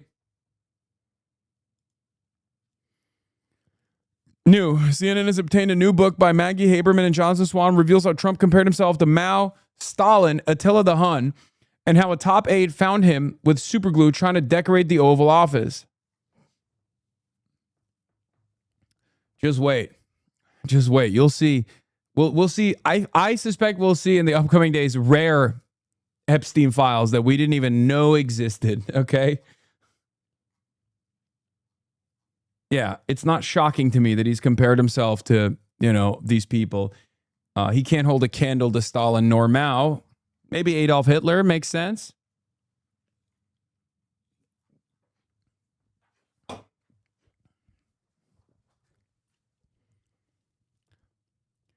Iran will learn lessons and build a modern air force once the sanctions are lifted. The next time we are forced to embark on an existential war against it, a completely different Iran will await us, the source added.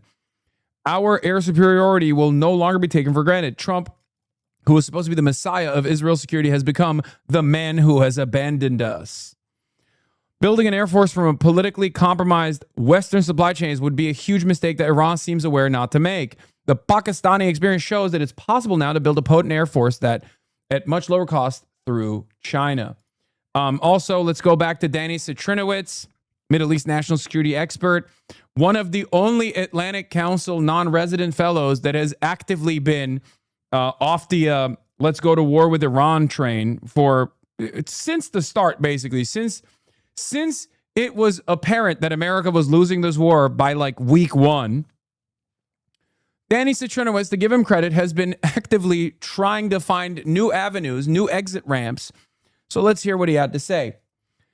AIPAC's response, along with statements from Senator Lindsey Graham and others, underscores the central challenge Israel faces regarding a potential nuclear agreement with Iran. No one is going to outflank President Trump from the right on this issue. Whatever Trump ultimately decides will define U.S. policy, and Israel cannot realistically hope for a future president in the White House who will reverse that decision. If Trump himself reaches the strategic conclusion that the Iranian regime is not going anywhere and that a negotiated arrangement is preferable to continued confrontation, the debate is effectively over. It is highly unlikely that a future president would take a significantly tougher approach. The campaign has already exposed numerous... I don't think so, by the way. I think a Democrat... I can see a fucking ultra-Zionist Democrat trying to an AIPAC-backed ultra-Zionist Democrat doing this shit. Straight up. I can see it. God, I've lost all hope in American politics. It's so hard for me to fucking look at what's going on with the Democratic Party so far and the way that they're moving around this issue and the way, like, it's going to be like Josh Gottheimer, President Josh Gottheimer, President Josh Shapiro, who's like, we have to do a nuclear first strike policy against Iran. Oh my God. Yeah, 2028 primary will have 3 AIPAC candidates. Anyway. Yeah, we're going to have Josh Gottheimer going up against Josh Shapiro, going up against Cory Booker. And they're going to be fucking on that stage fighting each other over the microphone to be like, I'm the one who will do a nuclear first strike. I promise. I'm Israel high. John Fetterman on the sidelines like, America needs another stupid president. Joe Biden was so good. We need an even dumber president that will love Israel more than him. I will stand up and say hubba-da-ba-da, just like Biden did. This campaign has already exposed numerous shortcomings and potential negative consequences, including the possibility of strengthening the Iranian regime and further entrenching Iran's regional influence through proxies such as Hezbollah in Lebanon. Yet these concerns may be overshadowed by a larger strategic reality for current and future Israeli governments. The likelihood of undertaking a similar military effort against Iran without strong American backing becomes dramatically lower. For Israel, which depends on the United States across a wide range of military, diplomatic, and economic domains, this would represent a major strategic setback. While Israeli leaders often emphasize their ability to act independently against Iran, cope, the reality is that containing or significantly degrading Iran's capabilities without meaningful American support is, for all practical purposes, close to impossible. Pro-Israel groups deliberately turned Israel into a polarized issue and alienated almost a whole Democratic Party for the sake of a war that turned out to be as disastrous as Obama warned them and is going to end up with a deal far worse for them than JCPOA was. I don't care about what Egg Boy is saying. Egg Boy seemingly is a windsock. Okay? That's all he is. He bloviates. He's empty. He's hollow. He has no worldview of his own. He's just a fucking empty windsock. He blows away with the wind. In a world full of windsocks, be a poop sock.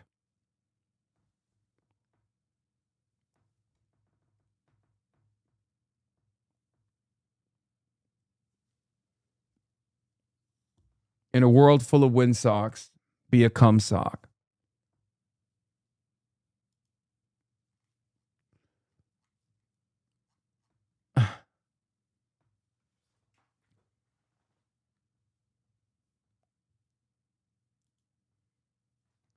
Yeah.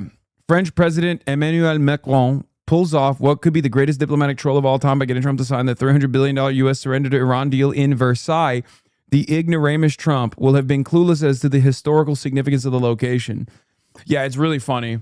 I know for a fucking fact this dumbass has no idea what the Versailles Treaty is and like what its historic significance is, like what this location's historic significance is. And he was like, it's a beautiful palace. I'm signing it in a beautiful palace. What do you want from me? All the Europeans, they love me for doing this. Look at Macron's face. He's fucking smiling ear to ear.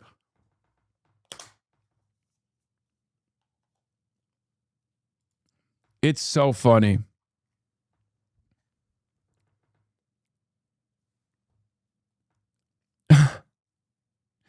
Likud set to scrap election ads highlighting Netanyahu-Trump ties in wake of Iran deal. Oh my God, it's so funny.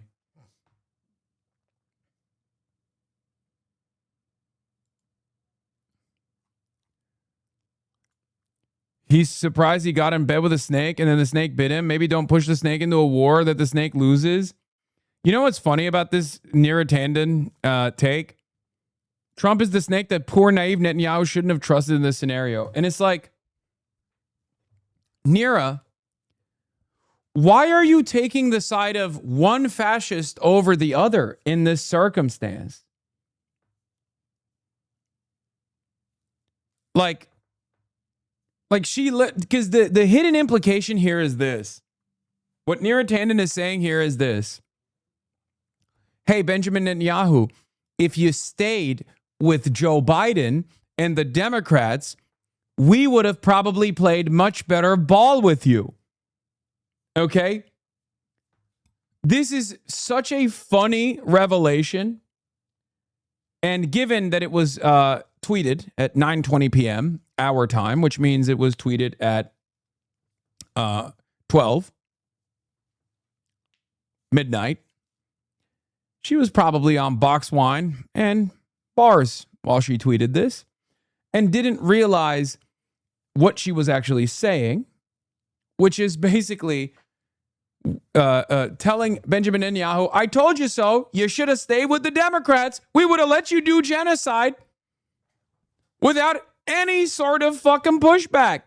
Now you got your guy, Donald Trump, and he won't let you do the genocides that you want to do.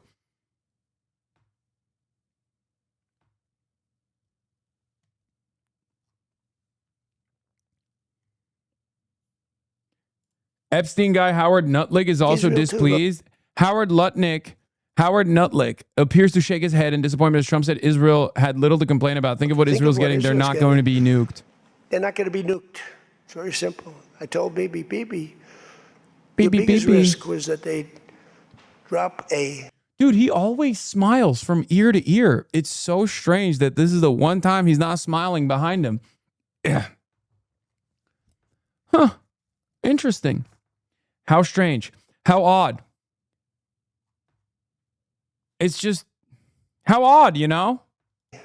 Nuclear weapon into the middle of Israel. They'd only need one, and there would be no more Israel. Think of it, baby. You got the best, the most important thing. Think of it, baby.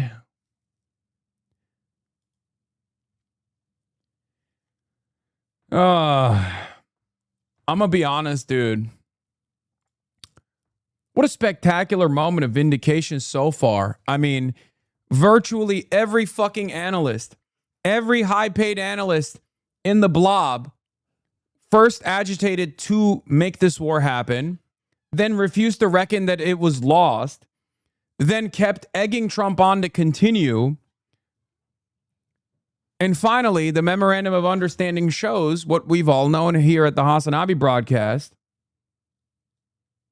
that we were right, that America should have never gone into this war, that Iran militarily defeated the United States of America by not directly defeating American forces, but instead by punishing America as the primary responsible party that is supposed to have this protectorate over the global markets by striking at these different profit centers, these forces of capital. They were able to make America bleed and force them to with their newfound leverage, forced America to the negotiation table and make them hold this fucking fat L.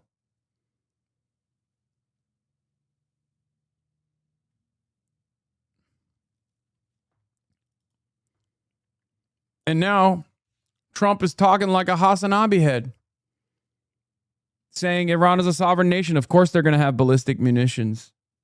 Of course they're going to have ballistic missiles. Every sovereign nation does. Of course they're going to have some nuclear production. Every country has that. Of course Israel has to stop. They've gotten completely out of control.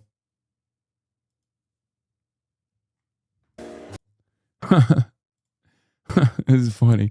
Lindsey Graham and Mike Wells having a conversation. I love Israel more. No, I love Israel more. No, I love Israel more. Israel. Israel is my heart and soul.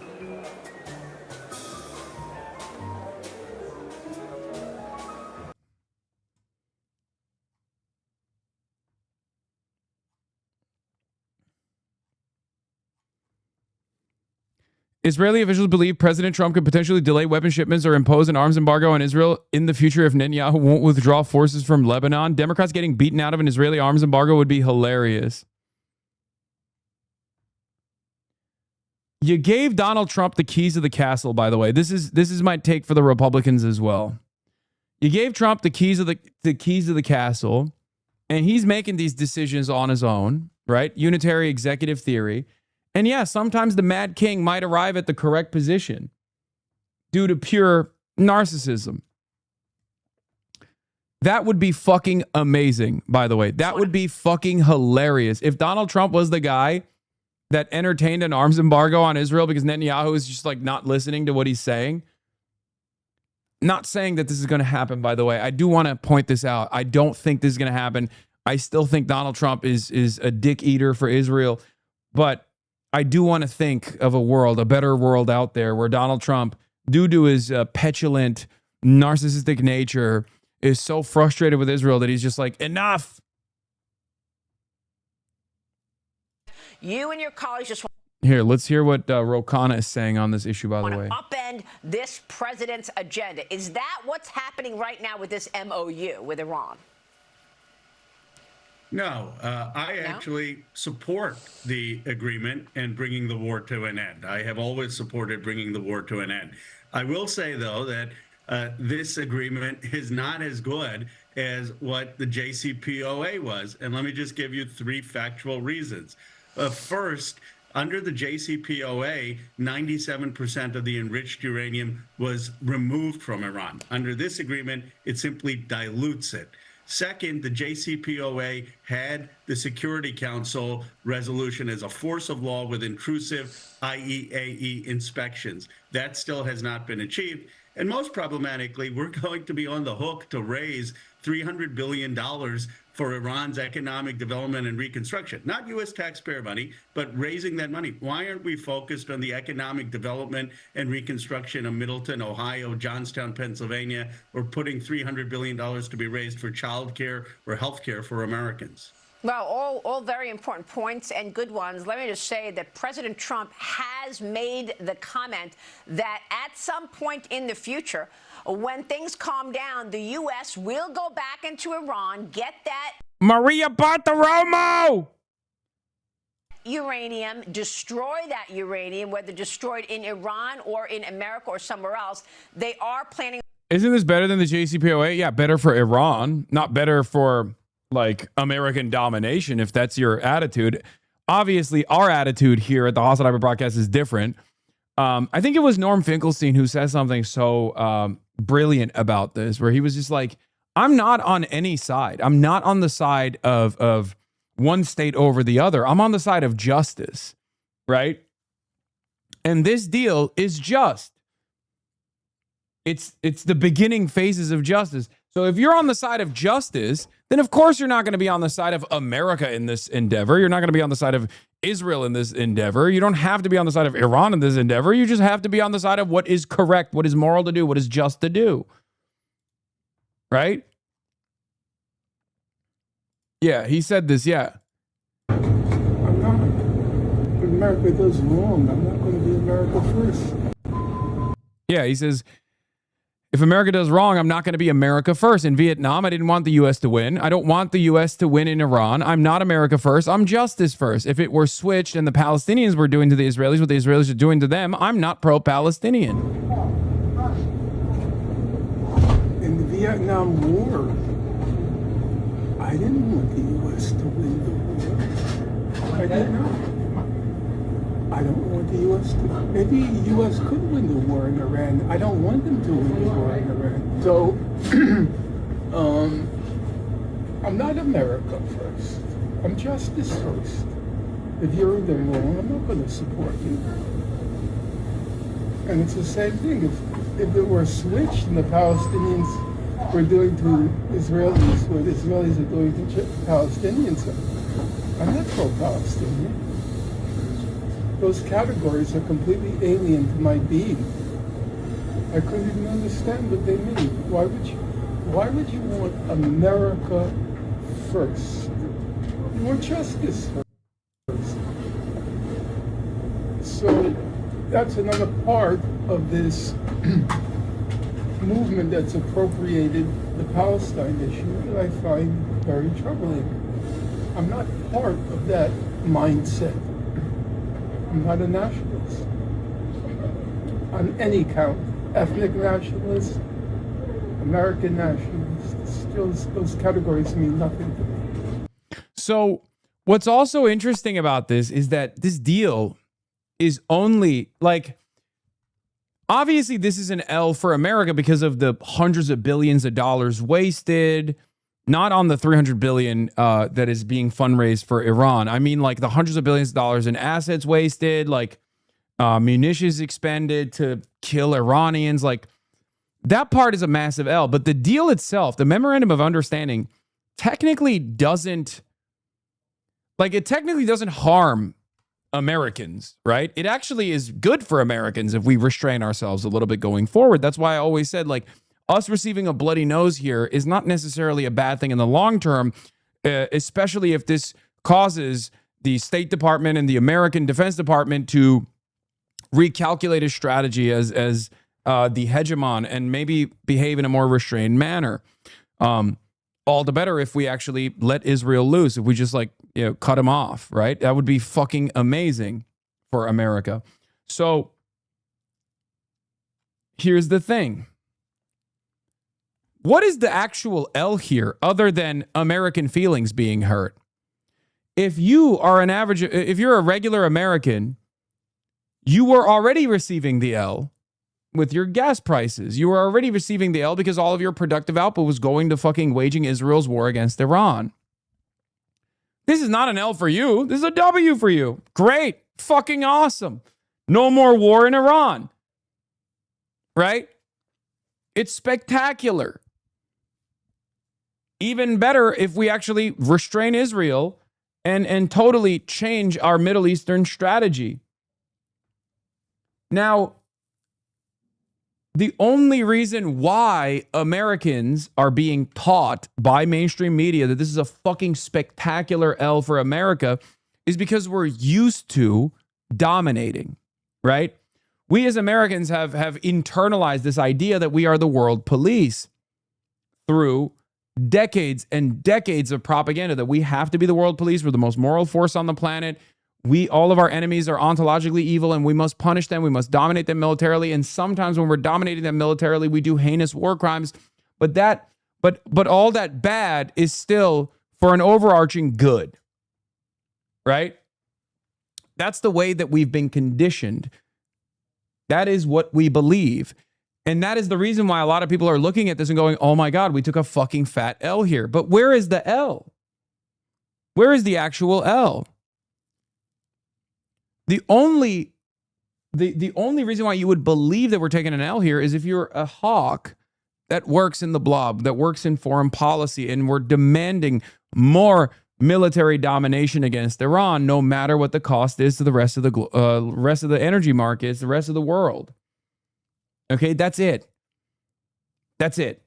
And that's actually really important because even the removal of sanctions, not just the secondary sanctions, but the primary sanctions on Iran, is good for American businesses.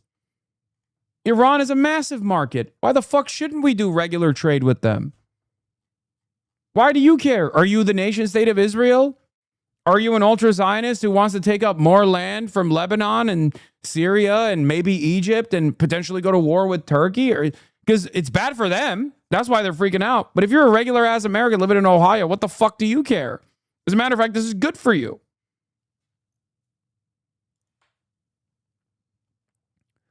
Alireza says it does not cost the U.S. anything to allow Iran access to its own money and the ability to conduct trade with other countries just like every other nation on earth.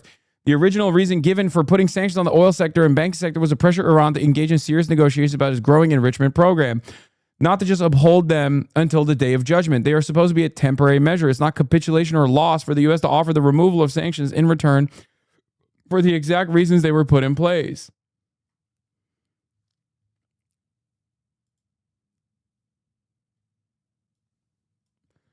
Sammy says there's this bizarre tendency by some lefties on here right now to attack any analysis on the Iran deal, which describes its disastrous consequences for U.S. foreign policy as somehow being hawkish.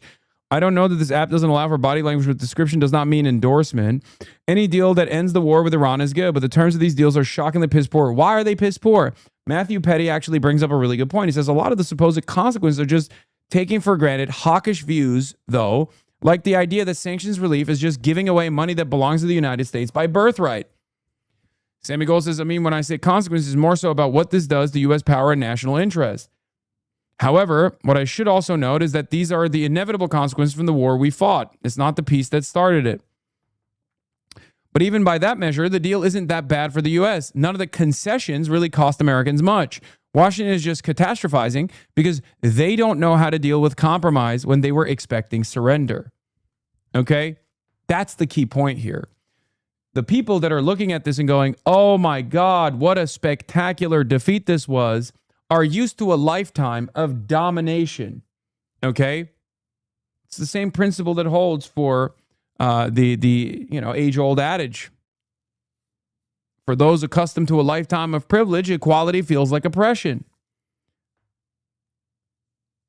And the American foreign policy apparatus and the American military-industrial complex have been accustomed to a lifetime of privilege. Endless military domination overseas, constantly suppressing our enemies, constantly creating new enemies from nothing, just to defeat them militarily, just to dominate them militarily, no matter what the human toll is in the process. Fuck them, they probably deserved it. Collateralizing real human lives. This is how empire dominates. And now we are forced to reckon with the fact that we are no longer the same empire that we once were. We no longer have the same power around the world. We no longer have the same force projection capabilities. But if you're an average American, why the fuck should you care about our force projection capabilities?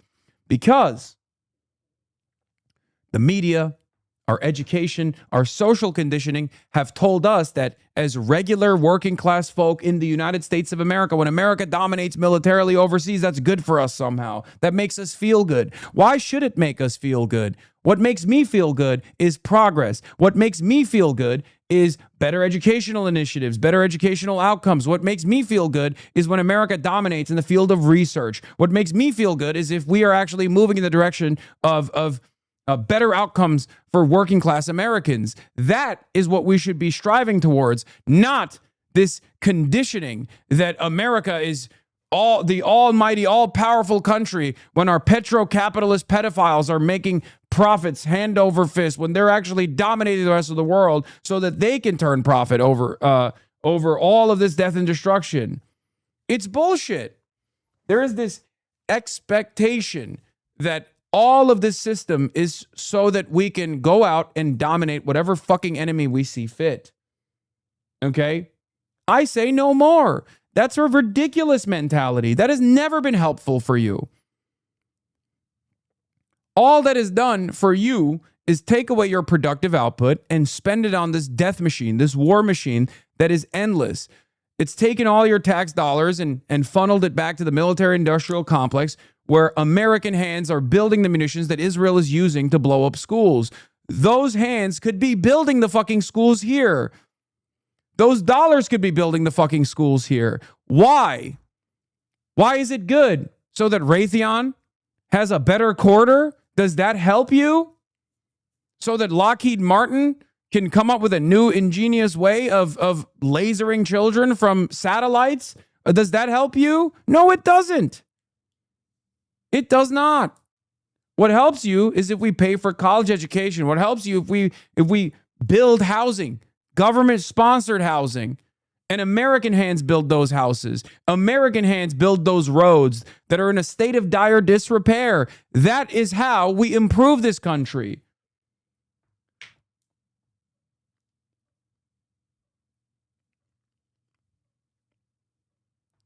That's why I get so endlessly frustrated whenever I hear from people on Twitter who go online and say, oh, Yemen is going to learn why we don't have healthcare today. What a joke. You still don't have healthcare. Is that a worthy cause? Is that an appropriate equation for you? I don't have healthcare. You don't have healthcare. But the Houthis are getting blown up with billions of dollars in munitions? Who wants that? And we still lose at the end. So yeah, I don't think this is bad. I think this is not a disastrous surrender. This is a disastrous surrender if you're a war hawk in the hill and you've made hundreds of thousands of dollars every single year demanding more of this war machine. But if you're a regular Joe, if you're a working stiff trying to make ends meet, can't even fucking own a home with one job, can't have a family with one job, no prospects for a better future, why the fuck do you care if America is dominating Iran militarily?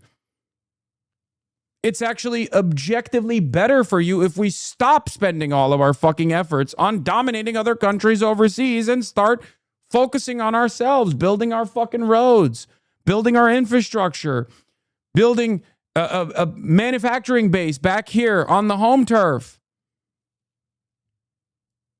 I think people are talking past each other. You and Matthew are talking about the U.S. as a collection of people. Sammy is talking about the U.S. as a geopolitical actor. For Americans, this deal is not bad. For the entity that is the U.S., this deal is a loss because it reduces the ability of the state to project power. I know.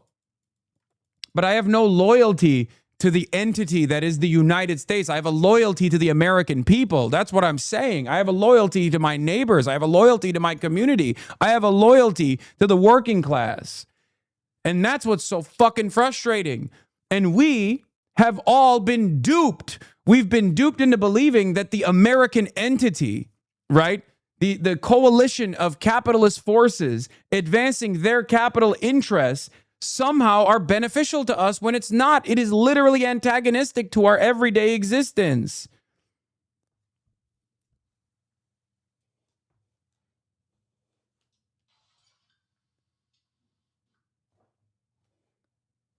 Doors open.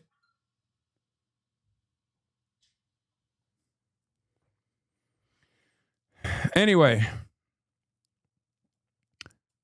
what good does it do to us if America has profound force projection capabilities?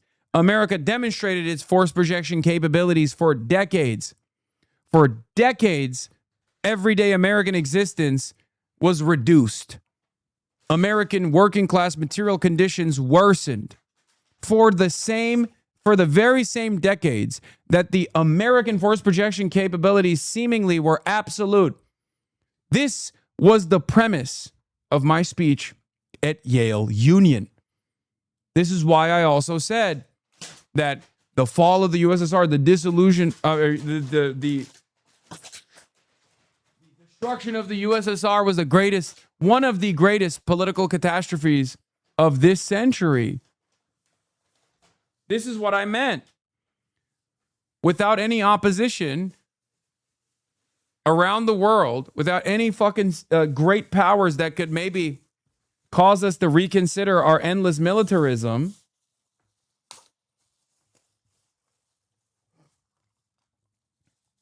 America had no one to restrain it. It's not a moral consideration, it's a geopolitical one. So yes, it's a bad deal for the United States as a state actor. Yes. But my point is we should have no loyalty.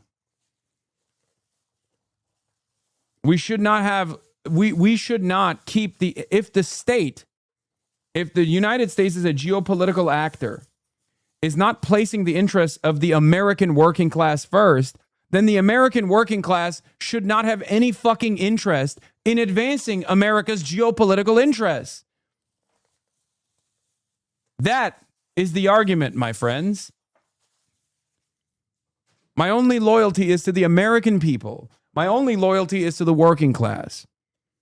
I have no loyalties to the geopolitical entity that is America if its primary goals are death and destruction overseas to only benefit a handful of petrocapitalist billionaires and Jeffrey Epstein affiliates that are in the field of finance. This American dominance has not given the American people any of the benefits that it seemingly claims it will give.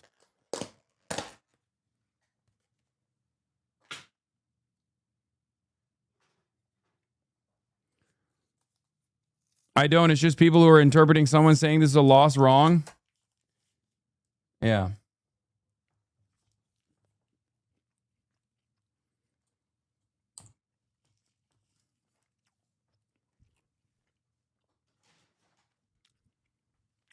Anyway, let's see what let's see what Seth Moulton has to say. Good deal. And you're right that in the first graph of the JCPOA, it does say Iran wouldn't create a nuclear weapon. But as you know, Republicans criticize it, including Trump, because of that sunset provision. We'll see. If killing brown people overseas was beneficial for the American class, you'd be in favor. What? You, my friend, live in the United States of America, I suspect, but have no understanding of how to talk to your neighbors. You only have academic jargon at your disposal. Finance capital has made it so that all of the death and destruction that befalls the periphery is not even beneficial for the American working class. And yes, of course, I have to still say the truth in that moment as well. Being a part of the labor aristocracy gives you a fucking upper hand because you're not under the boot. But there is no even distribution of these resources at all. And there is no world where there would be a more bountiful social democracy that leads to more egalitarian outcomes. And then we just continue dominating the rest of the world. So I don't even need to make that argument. Stop with this fucking bullshit. You just want to be academically and morally pure when you make this argument.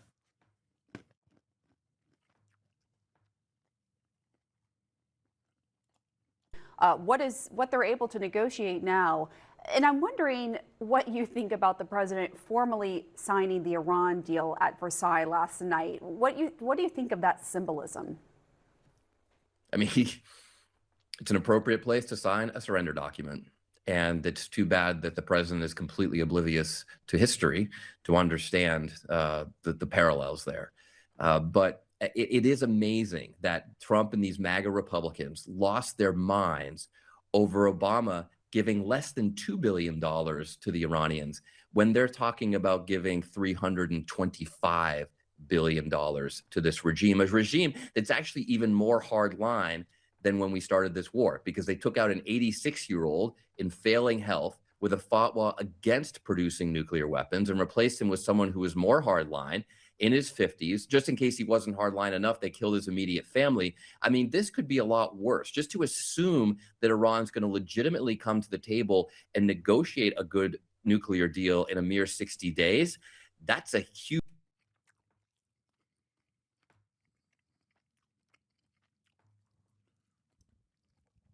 I'm going to be honest.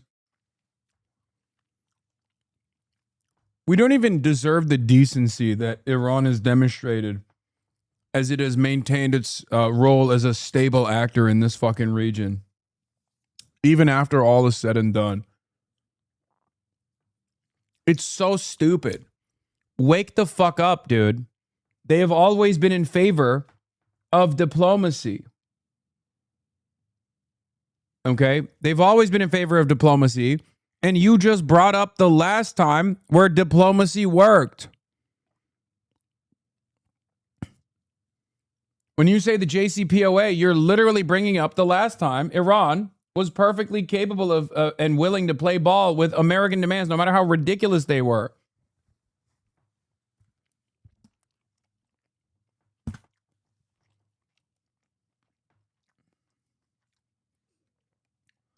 Like, that's why I brought up the fact. That's why I brought up the fact that Iran has had this capability for decades. Iran has always had the capability of closing the Strait of Hormuz, because this capability does not come from Iranian munitions, even though that certainly helps, but it comes from geographic limitations for America. Okay? And yet they never used it. Even after our multiple decades-long meddling alongside Israel, they never used it. That should prove to you that they have always been in favor of diplomacy, a much more stable actor than the United States of America ever was. A much more stable actor than the United States of America ever deserved as an adversary. This is not glazing Iran. This is just saying the truth. Huge assumption coming out of this MOU. And so while we're glad that Trump has finally ended this war he should never have started, it's not even clear that it's going to be permanently ended, let alone that we're going to be better off than when he began. And you say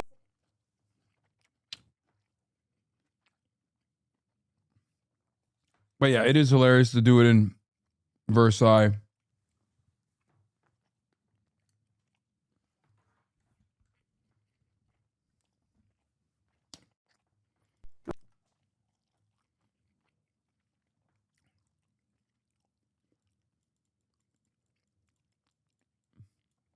This is vastly superior to the JCPOA. This deal is better than the JCPOA because it provides stronger incentives for the Iranians to comply. It also ties the U.S. hands more strongly, and it'll be fantastic for the Iranian people. The JCPOA is a poor version of this, not a better version. I see that's a strong counter-argument. Oh, you were being serious. Absolutely. This is vastly superior to the JCPOA. By tying U.S. hands on full sanctions relief, Iran can be vastly more confident that the U.S. will keep its side of the bargain. They thus have much stronger incentives to comply themselves. It's true.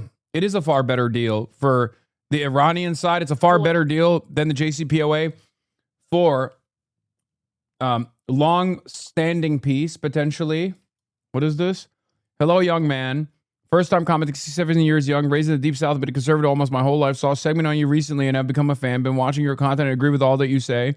Thank you for being the voice of reason in a sea of propaganda and misinformation. Hell yeah. Hell yeah, Pops.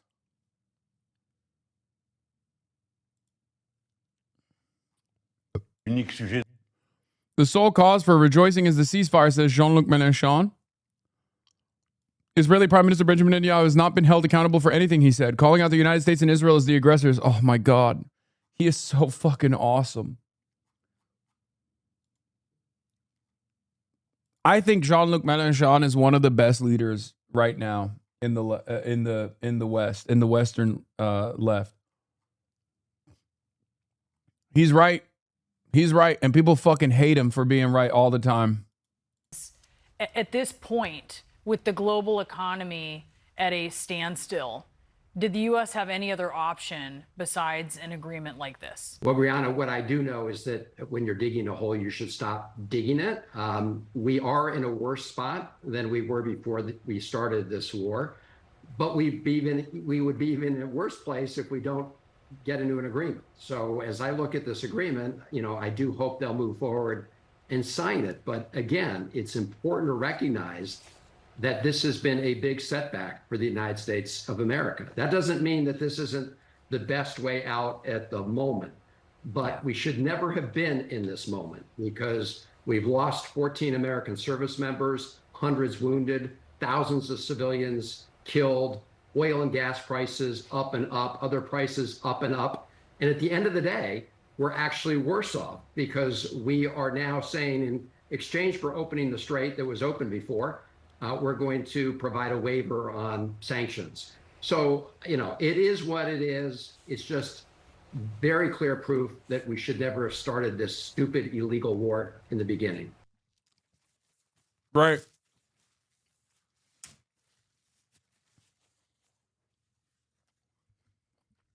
What do you say to those that would say if we didn't use our capital to dominate others, we would be even more victims of another nation if they had hegemonic power?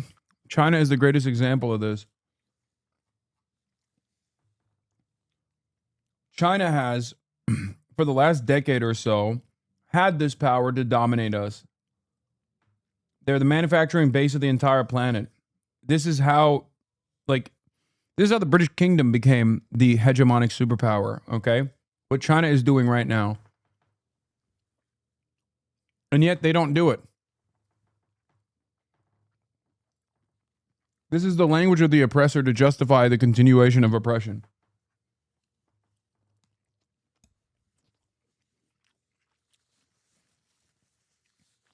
History is riddled with this exact same attitude. Oh, if we free the slaves, the newly freed Africans will then enslave us, white folk. Doesn't happen. If we allow Algeria to liberate itself from French colonial occupation, then they'll come to France and occupy us. It never happens. They will do to us what we've done to them. Has always been the language of the oppressor, and yet it never happens. if we abolish the apartheid in South Africa, then black people will dominate white people and a white genocide will take place.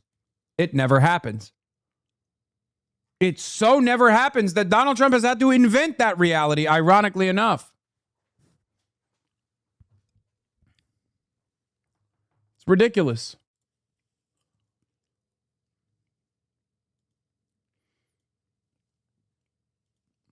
For as much as history has shown us that conflict and war is a part of the ever-present nature of man, peace and cooperation has also always been a part of our attitude. I mean, look at Europe. Look at Europe. These are kingdoms that waged war against one another for hundreds of years, if not thousands, when they were fucking barbaric tribes. They were murdering one another. There was literally a war between England and France that spanned over an entire century, the 100-Year War. And now you look back and you're like, these guys are allies, of course. We always take peace for granted. We always take cooperation for granted when it's taking place. Look at Germany. The economic engine that drives the European Union, Germany. That wasn't that long ago. That wasn't even 100 years ago. When Germany was not only doing the Holocaust, but also invading all these other European countries.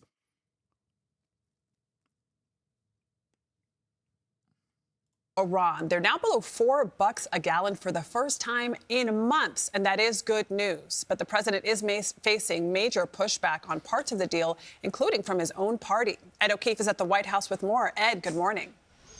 Adriana, good to see you. You know, this agreement earned nearly universal praise from European leaders President Trump met with this week. Even the Pope supports it because they're eager to see the conflict resolved. But back here at home, the president faces intense bipartisan criticism, even as he says it's better than the alternative, prolonged war and global economic uncertainty. We got to stand with Trump, our boy. We got to stand with our GOAT, President Donald Trump.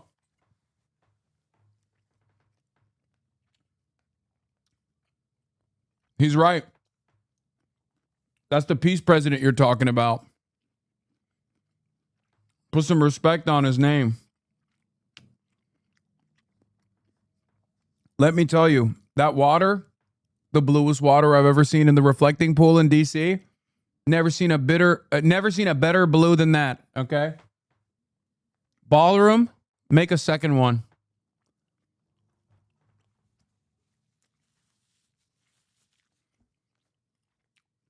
You shut your goddamn commie mouth, Ed O'Keefe.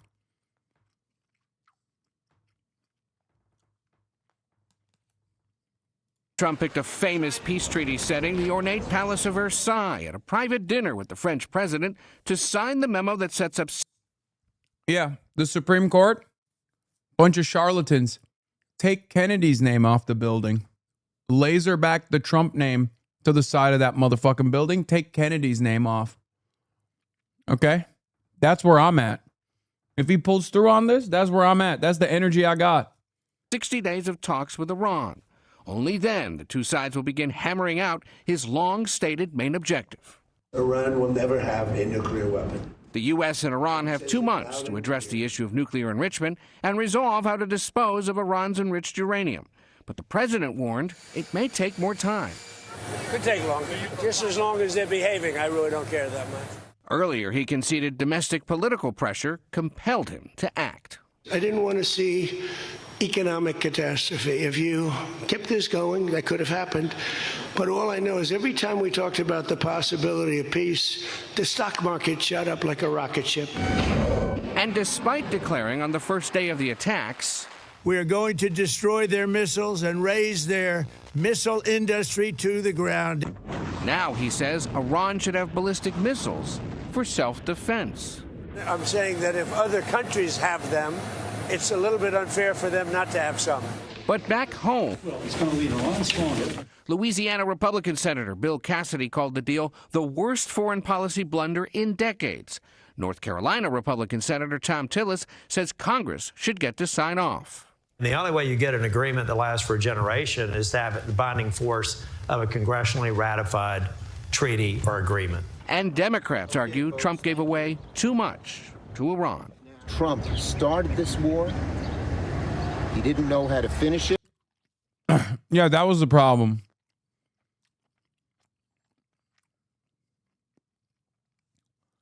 Not the fact that Trump started the war, but he didn't know how to finish it. And it looks like in too many ways he has just capitulated to the Iranians. While the president and Iran's leader. Yeah, remember when he was like, Taco Trump, don't cut a side deal with Iran without letting us know. You better not chicken out. You better go wage war with Iran. Well, he did, you fucking bitch. What happened? What happened? You got everything you wanted.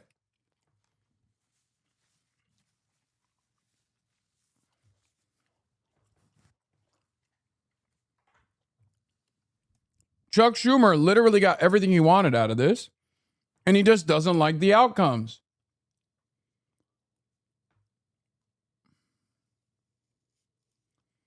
I don't think you nailed the social interaction. What is this? What? I don't give a shit.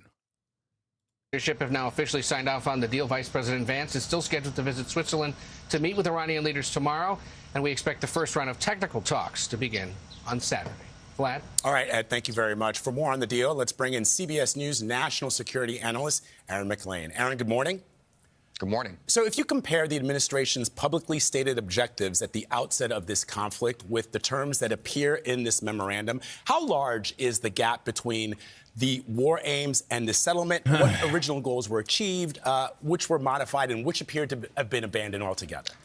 Gosh, the gap is pretty vast, Vlad. I'm struck by the symbolism of this MOU getting signed at Versailles. I don't know how your World War I history is, but the Treaty of Versailles didn't work out that well in the end. And I think the prospects of this MOU achieving even the limited goal, which is the one the administration is still pursuing, which is the ending of Iran's pursuit of nuclear weapons, is also pretty limited. There's been a lot of discussion in the last few weeks about how comparable this deal is going to be to the JCPOA. Well, now we have the text. I think in several material aspects, the deal is actually weaker for the United States than the JCPOA, to include especially on sanctions relief in the Strait of Hormuz. It's really quite remarkable. So the agreement starts a 60-day negotiating period for a final deal. With what you just said, what would a successful end to this conflict look like? Well, I think for the president and the administration, the goal they've continually articulated is it will end Iran's pursuit of nuclear weapons. They will never get a nuclear weapon as a consequence of this deal. That's their goal. However, I think they've set themselves up in a negotiating structure that's going to make that extremely difficult. They're giving up a ton of leverage at the front end here. They are lifting the blockade. They're giving sanctions waivers. A series of other measures. They're going to flow billions of dollars into Iran over the next couple of months. Having done all that up front, like, think about it. We're treating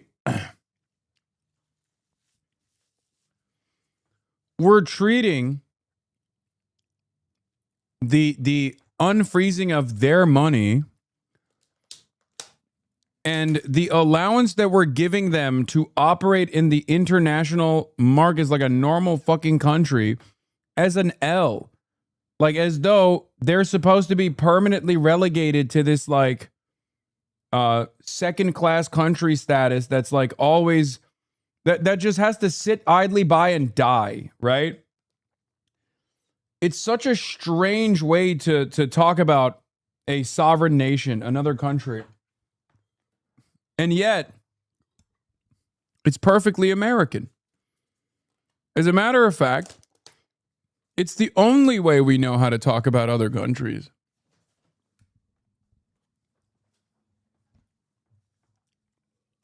order for Iran to open the Strait of Hormuz. They are then going to sit down and begin. Have you ever tried maybe being right on time for once? This pre-watch shit is really getting you in trouble. No, I will never stop pre-watching global events before they finalize. I don't give a shit if people get really mad at me over it. They'll get mad. They'll then agree with me, but they'll never forget why they'll get mad. Then they'll inevitably come to the conclusion that I'm right, but they'll never forget how I made them feel initially when I was right and they were wrong.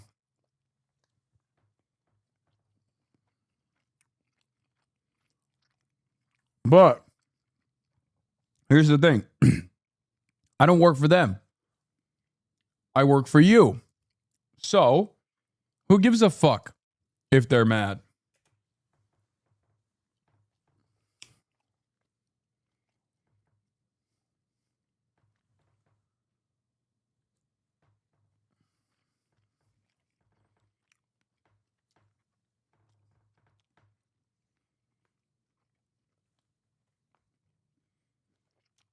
And these so-called technical talks to work out the nuclear issue. So they give billions of dollars up front, and then down the road they say, hey, can you give us a bunch of concessions on your nuclear program? Yeah. We'll see how that works out, Vlad. 15 seconds, Aaron. Better deal for Iran or better deal for the U.S.? Absolutely a better deal for Iran. Now, you never know what the president's going to do. He can flip on a dime again here in the weeks to come. Also, he needs congressional review for some of this stuff, so the future's unclear. All right, Aaron McLean for us. Thank you very much. Can you help us understand President Trump's shift on his stance for Iran's ballistic missile program? Initially, it was a key objective to dismantle it. Yesterday, he said it would only be fair if they had some, if the countries around Iran also had some. So when and why did that change? And will the final... Dude.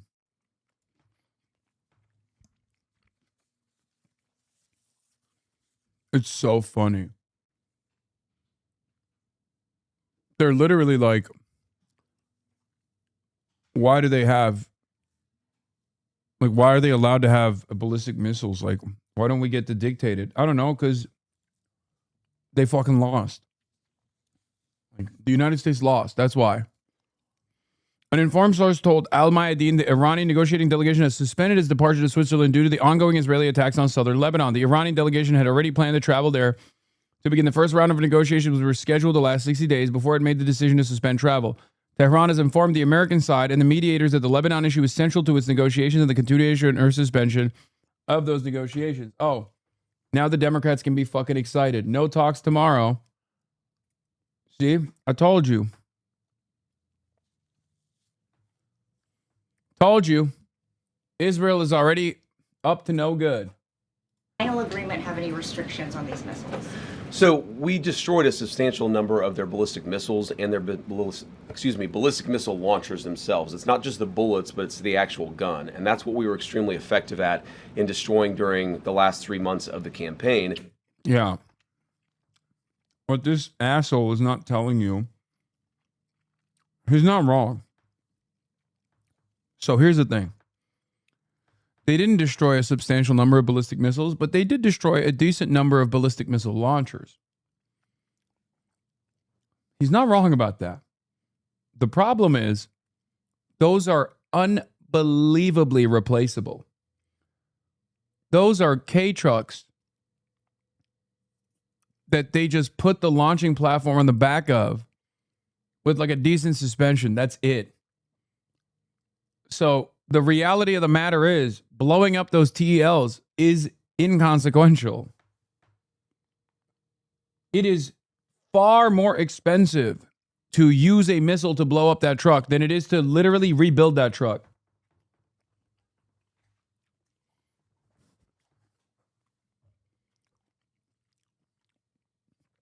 And yes, they destroyed a substantial number of their ballistic munitions by creating numerous targets, billion-dollar radar installations and the like, that those ballistic munitions were destroyed in blowing up.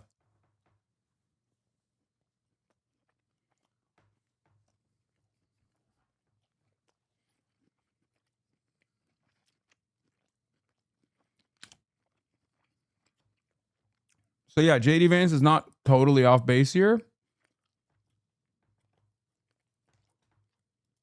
All the president said yesterday is that, of course, countries don't give up the right of self-defense. Israel doesn't give up the right of self-defense if Hezbollah fires rockets or drones at Israel. The Iranians don't give up the right of self-defense in their country, but we do expect that as part of the final deal, they are not going to be able to build the kind of missiles that can broadly threaten the entire world. And that's what the President of the United States said yesterday. And look, I mean, it's very...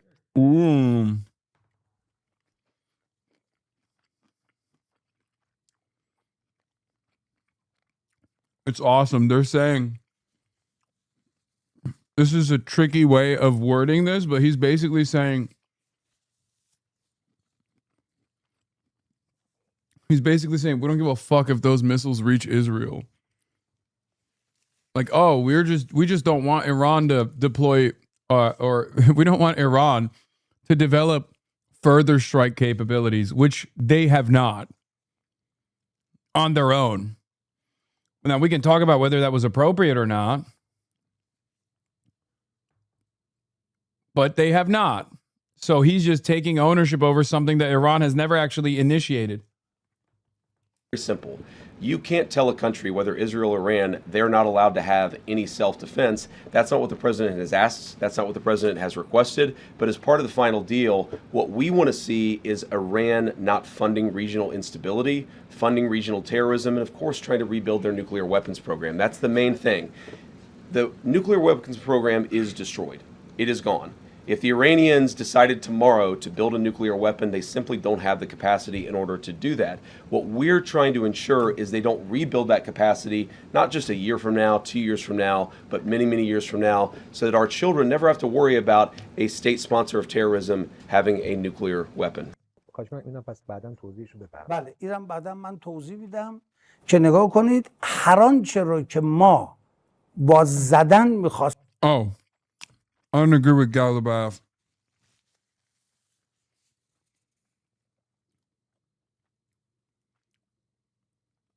This is also an interesting take because I thought maybe I was wrong, but I thought Galibaf was more of a hardliner, and this take is actually against that position where he's saying, like, basically he says that the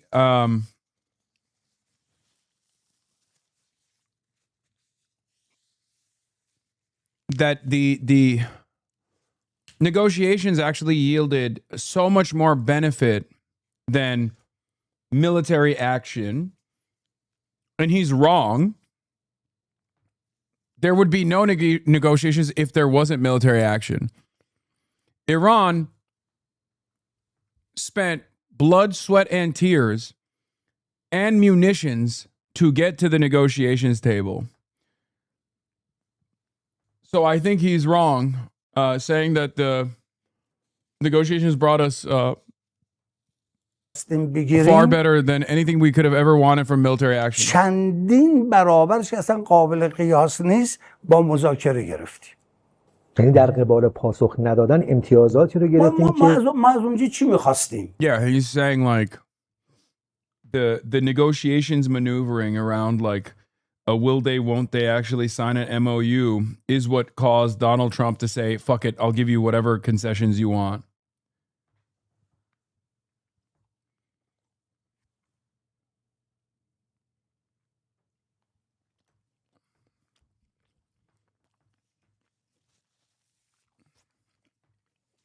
Now, as an IRGC hardliner, I disagree vehemently with the take coming from this fucking moderate. Okay? If it wasn't for the Shahed drones, they would not be sitting at the fucking negotiations table. Okay? شما دیدید تا ساعت 2 صبح ترامپ رئیس جمهور آمریکا کل آتش بس رو نه در زاهیه در کل لبنان داد. Yeah, get this woke nonsense out of here.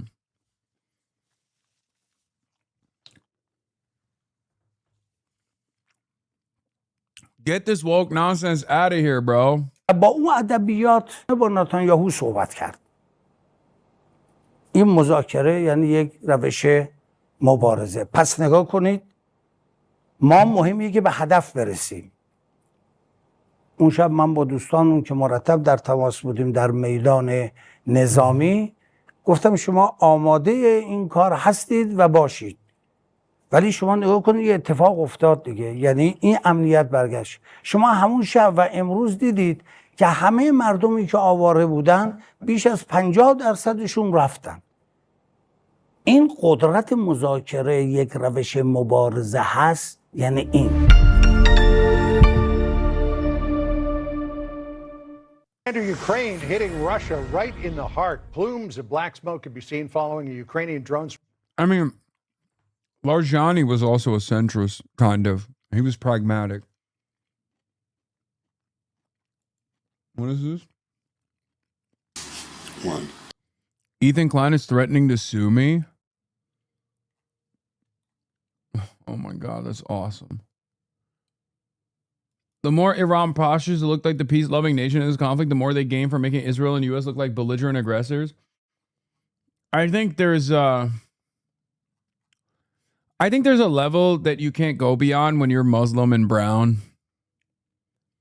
It's or if you're Chinese and atheist, right? I also think that there are intelligent people that will see, like they did with the whole Liberation Day tariff shit, that like China would obviously wait it out, show the rest of the world that they are the stable partners, and some people will learn an important lesson from that. But ultimately, they're not going to find themselves in the Chinese pole of power, and I don't think they're going to see that with Iran either. No matter how hard Iran shows over and over again that they are a far less belligerent actor here than America and Israel.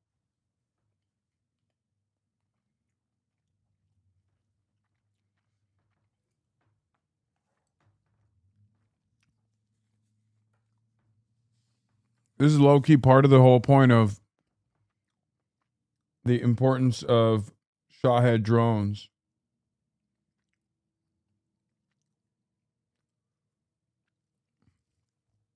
As opposed to words in negotiations, if you know what I mean.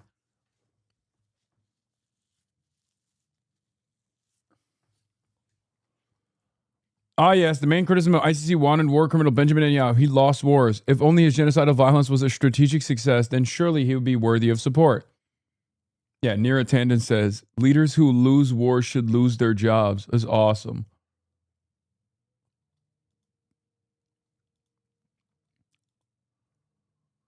I am, if the MOU holds, all I can see is blue, dude.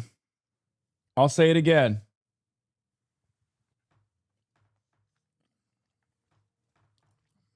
I just want to check back in with the bluest.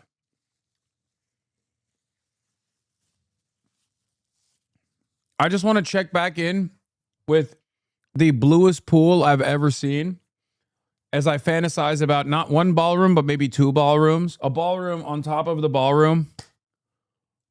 That is American flag blue, folks. As long as the MOU holds, that's a blue-ass pool. Okay? Yo, what the fuck happened to it? What do you mean? The advanced nano bubbler technology very effectively killed the algae that had plagued every Lincoln reflecting pool reopening, most infamously after Obama's reopening since 1922. The reflecting pool water is crystal clear. And our National Park Service team is now vacuuming up the dead algae resting on the bottom of some parts of the reflecting pool, just like the destroyed Iranian Navy resting on the bottom of the Persian Gulf. Huh.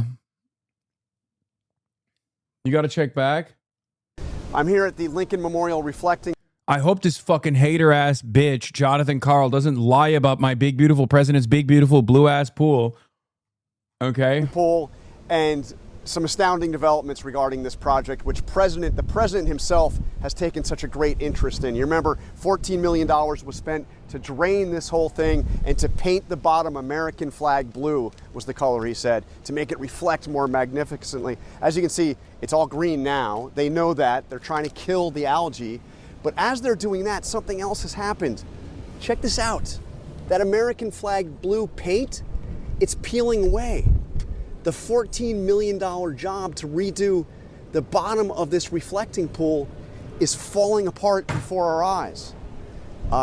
The algae is still here. Oh my God. Dude, it's so perfect. I could not have imagined a more perfect demonstration of late-stage American capitalism and American imperial decline than this story. I love the story. I keep coming back to the story for this reason. It's so funny. It's literally everything. It's everything. It's got it all. It's got motherfuckers saying the green is blue. It's got Republicans fantasizing about how there's like libtards who've actually made the pool green. It's been so costly. So unbelievably costly.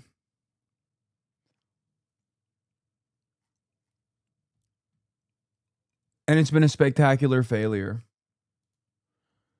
I love it. In the Iranian system, Iran has also, in this conflict, seemingly discovered the Ross Douthat, my op at the New York Times, having an interview with J.D. Vance. Let's take a look. power that comes with being able to close the Strait of Hormuz and disrupt global energy markets. So someone might say, well, sure, the Saudis and the Emiratis want to make this deal now because they know that we're heading over a global energy cliff that will screw them over in various ways. And so they're willing to talk themselves into a deal that they wouldn't have liked as much if Iran hadn't demonstrated that kind of power. Isn't Iran, at the very least, walking away from this war having established a kind of non-nuclear deterrence? So that was a better but still wrong argument, I think, 4 weeks ago. I think it's very hard to sort of make that case today. And let me explain why.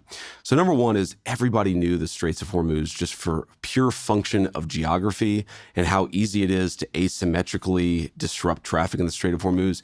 Everybody, the Gulf Coast Coalition, the United States, Israel. Wait. Oh, really? Oh, really? That's so strange. Yeah, except you and Donald Trump, I guess.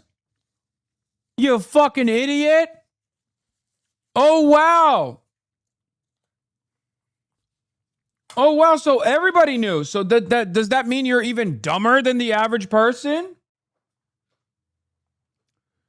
You see, Ross, everybody knew that Iran could always destroy the global energy market. I mean, it's true. I knew it. We all knew it. We knew it here at the HasanAbi broadcast, but seemingly,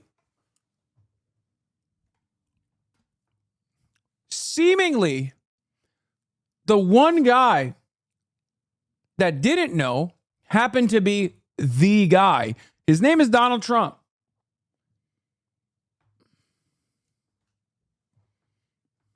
Israel, Iran, everybody has known that Iran has had that as a potential leverage point to use.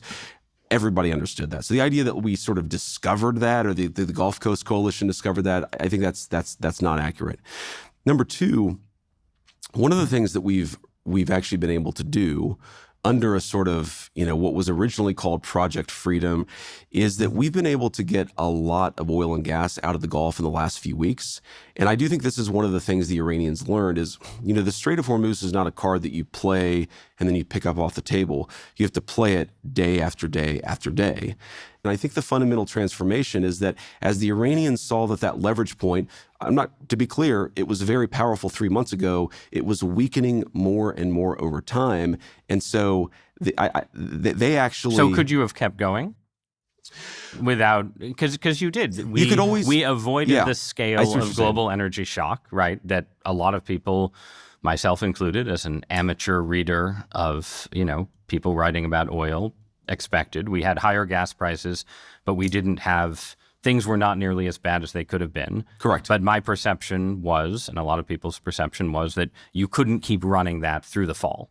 So, by the way, I have to give credit to Scott Bessent, the Treasury Secretary, and Chris Wright, the Energy Secretary, because part of the reason why the doomsayer predictions about the oil and gas markets, and to be clear, I know the American people have felt some pain because of this. I don't want to discount this, but the very worst predictions never came to fruition because Scott Bessent and Chris Wright did an amazing job at trying to absorb as much of that shock as possible.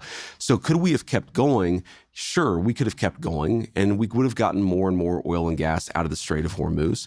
But the fundamental thing that the president asks, and this is what he's just fundamentally pragmatic about foreign policy, is they absorbed the shock by literally opening the faucet of the strategic reserves, and every analyst worth their salt was saying that they were basically approximately 1 month out from hitting the red line.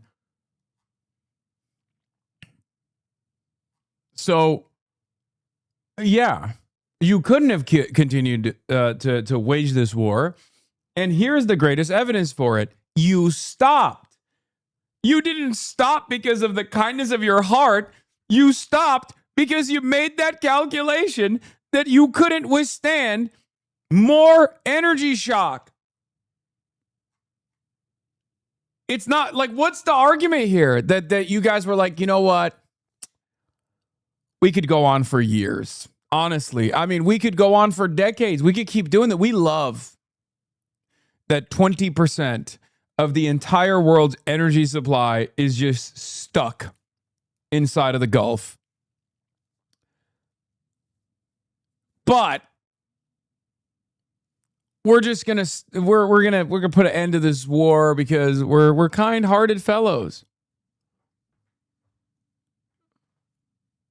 He looks at the situation and says, if we keep going, gas prices stay higher for longer, inevitably, and we also don't get this opportunity that we have right in front of us to at least take a shot at transforming the Middle East. And if it doesn't work, we can always figure out new options a couple months. Yeah, transforming the Middle East away from Israel and into the hands of Iran, by the way. That is what he is saying. And that's why I'm saying the MOU is actually pretty fucking solid overall. And I think we'll create long-standing stability and peace if we are capable of restraining Israel. That's a big if, though. Down the road, we could always just say, by the way, you know what? Their nuclear program's destroyed. They can't rebuild it without any money. So we're going to continue to choke their economy and basically say to the Iranians, come to us when you want to make a deal. There's a lot of optionality here. And I think what the president said is he wanted to get us to a point where we had optionality, we had leverage, and then play this out a little bit further. And that's what we're doing. Okay. There is another country in the Middle East that Ross loves.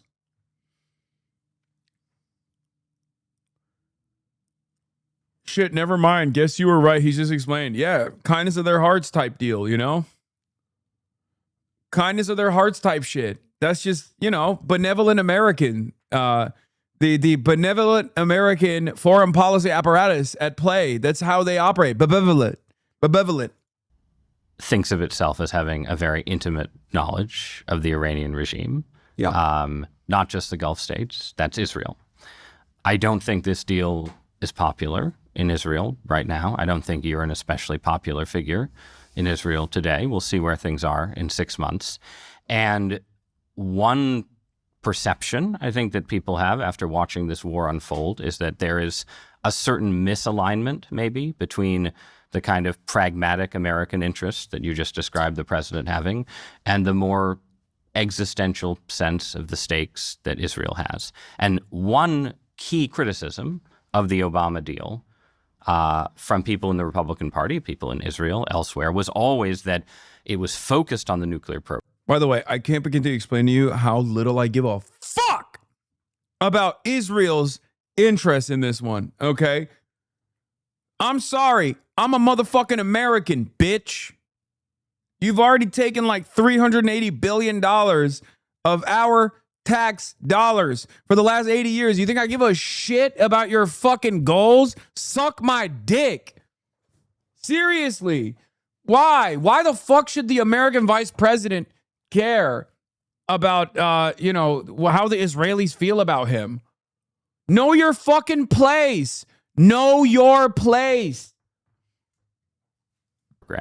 And wasn't focused on Iranian proxies, their support for terrorism around the Middle East, their support for Hezbollah and Hamas. So I'm just curious, do you think there's a misalignment between the U.S. and Israel? Do you think Israel has incentives to not want this deal to continue? And is there a vision for how you get to a point where Iranian support for Hezbollah isn't sending rockets into Israel on the regular? Well, what I'd say here is that it's clear that large segments of the Israeli political system and population are very sensitive about this deal. But I also think they're picking up on some misinformation about the deal and running with it and sort of panicking about it. And I fundamentally believe this deal will be good for the entire region and for the world. That includes, of course, the Israelis. Now, I think it's important to say that while I do believe that this deal will be good for the entire world, fundamentally, We're worried about what's in the best interest of the American people. And to the extent that, and I think the president has shown this, where he sees misalignment between the goals of the political system in Israel and the goals of the American people, he's willing to say that we're going to pursue America's interests where there are divergences. So there are certainly going to be disagreements from time to time. I think that's normal. I will say, I don't know, maybe I've missed this. I don't think Bibi himself has actually criticized the deal. Oh my God. Yeah. Bibi himself hasn't had time to criticize the deal because he's sitting in the fucking Führer bunker. And this time, he doesn't even have to contemplate when he will kill himself like Adolf Hitler did. This time, he's worried about Otzma Yehudit coming after him. Or the average liberal Zionist that's out on the street. They might murder him as well. The entire Israeli society is turned on Benjamin Netanyahu and Donald Trump. So I don't think he could be making a lot of public statements right now because they were all geared towards death and destruction. Turns out that's what happens when you fucking develop a fascist society over decades that only cares about the extermination of the underclass, the Untermenschen.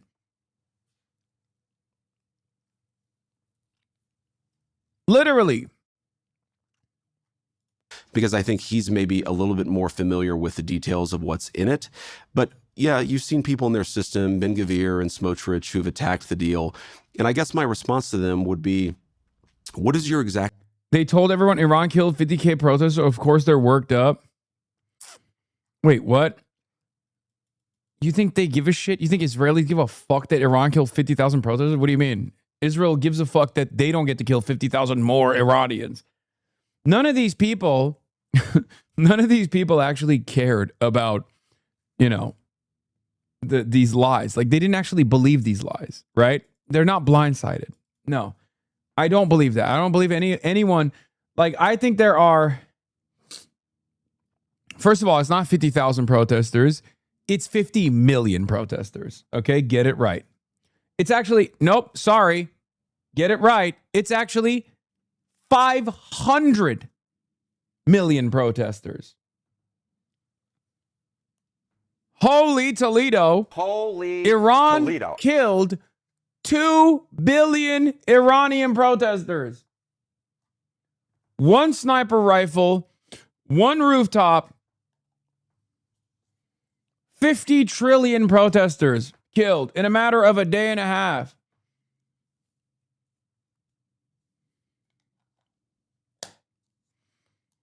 Wow. Anyway, yeah, the 1 Iranian sniper rifle from the IRGC and Mao Zedong.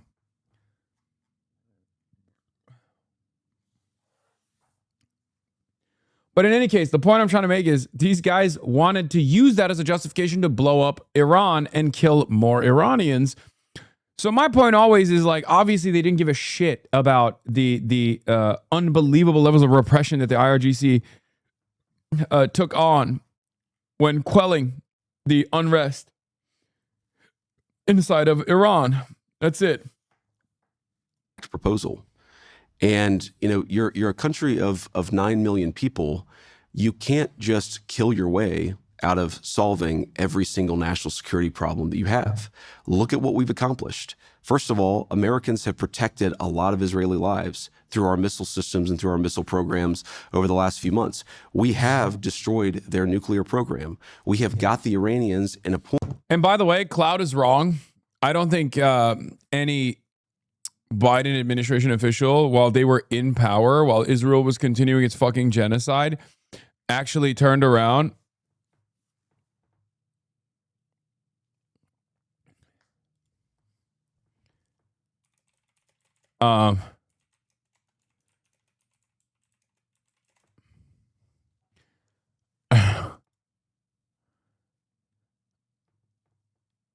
anyway, I forgot what I was saying, but I totally lost. I got lost in the sauce. I was looking at something else. Wait, oh my God. This is what the Iranian government did?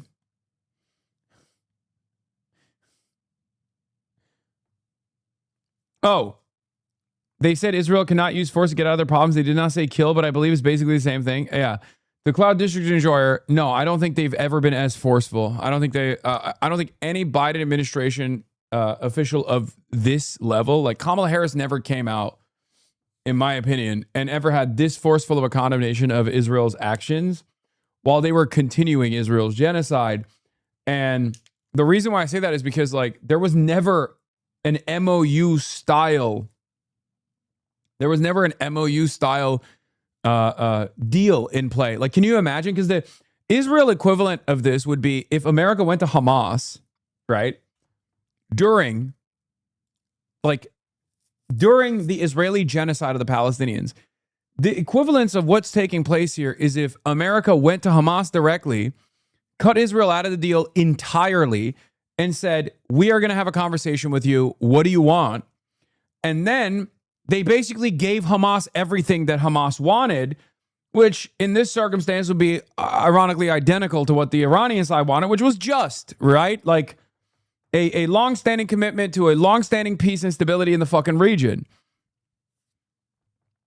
You can't tell me that the Biden admin did anything similar to that. Okay? Sure, you could say, well, Hamas didn't actually win by the same margins that Iran did because Hamas has no capabilities of like disrupting, international trade and commerce.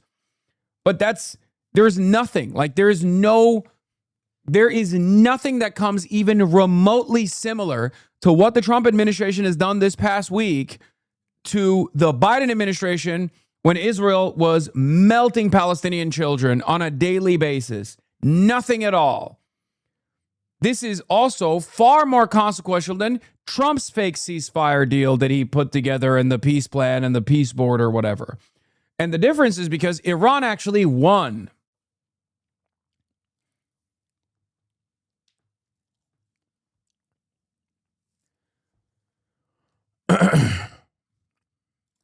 Also, I do think Trita is using ChatGPT sometimes. Like, this is so ChatGPT coded, and I'm a little disappointed, even though I really love Trita. J.D. Vance is not changing the conversation about Israel and the U.S. He's changing the entire paradigm. He's reminding the Israelis that they are alone. Though he doesn't use this word, much disliked internationally, Israel should not undermine the only strong friend they have left. If I was in a cabinet of the Israeli government, I might not be attacking the only powerful ally that I have left.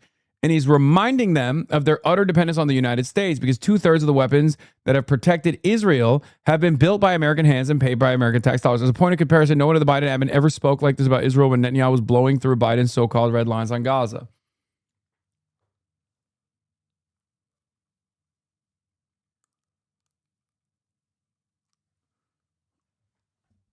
Trita glazes these guys way too much. He doesn't need to. I mean, Amy Goodman's peace sign. He is still... Bro, he wrote that himself. Why the shade? Look, Trita, as much as I appreciate his commentary and his analysis, is still a guy that is working at a think tank. Okay? He is not going to have the same perspective that I do because I think Quincy Institute for Responsible Statecraft is an I wouldn't say it's like an anti-American imperialist think tank. It's not. It's more so a think tank that is still ultimately invested in the continuation of like some kind of American dominance, but a much more reasonable American dominance. Now, for the record, it's anti-interventionist, right? It's not anti-imperialist. It's anti-interventionist. And it is the best. It is, out of all of these fucking demonic entities in Capitol Hill, it is the best. Like nothing comes close. And I really appreciate them. And I lean on their work. Yeah, Quincy and CIP. Those are the only two. Yeah, it's for responsible statecraft. It's not anti-imperialist. It's not Marxist. It's still funded by the Kochs, right? Like there is, I think, some Koch involvement there as well. It's just like ideologically anti-interventionist. So they're not going to be they're not going to be Marxist anti-imperialists. There might be Marxist anti-imperialists working there, but their overall output is not going to be like that. And he's also trying to sell this to the admin. He's trying to sell this to CNN. He's trying to sell this position that this MOU is good to people that are infinitely to his right. Okay?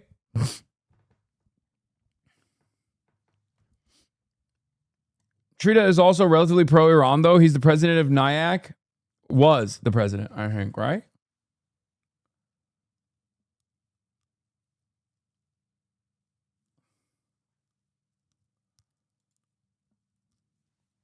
Wikipedia now officially lists the results of 2026 Iranian wars and Iranian victory. I mean, it was an unambiguous victory.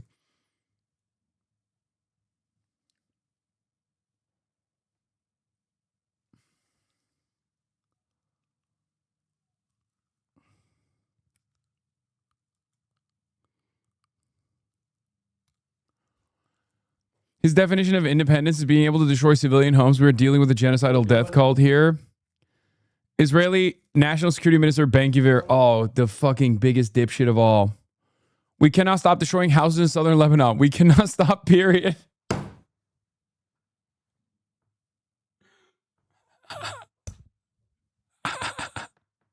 We cannot allow the population of southern Lebanon to return. We must continue to control the territory, even if Trump disagrees. We are an independent state. He's like a comic book villain, dude.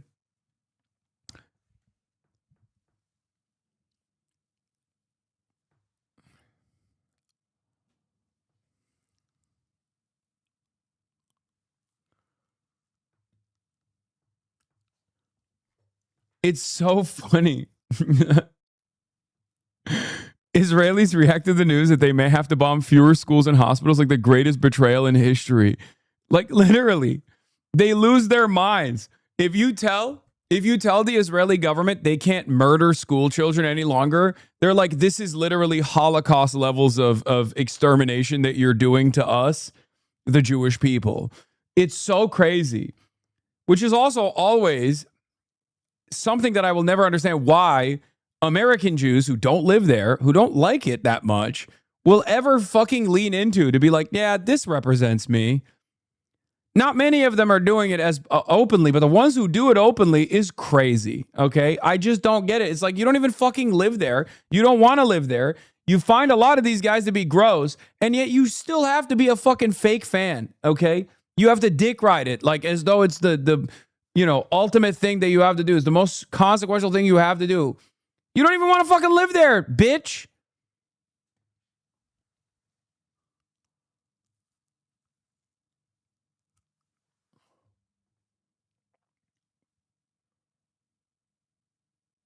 What is this? I got kicked out of a long COVID WhatsApp group for being Israeli. It's weird how an illness aligns with politics. These are all of my interests. There it is. This is every now and then there's a perfect tweet. And here it is. It's a crazy level of brain rot, especially because the arguments about masking in Israel is really tolerant about the issue, and we have great universal health care.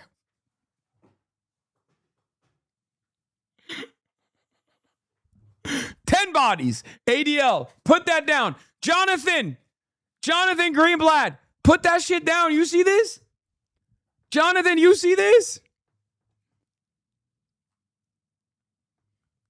That's 10 bodies. Easy. 10 anti-Semitisms.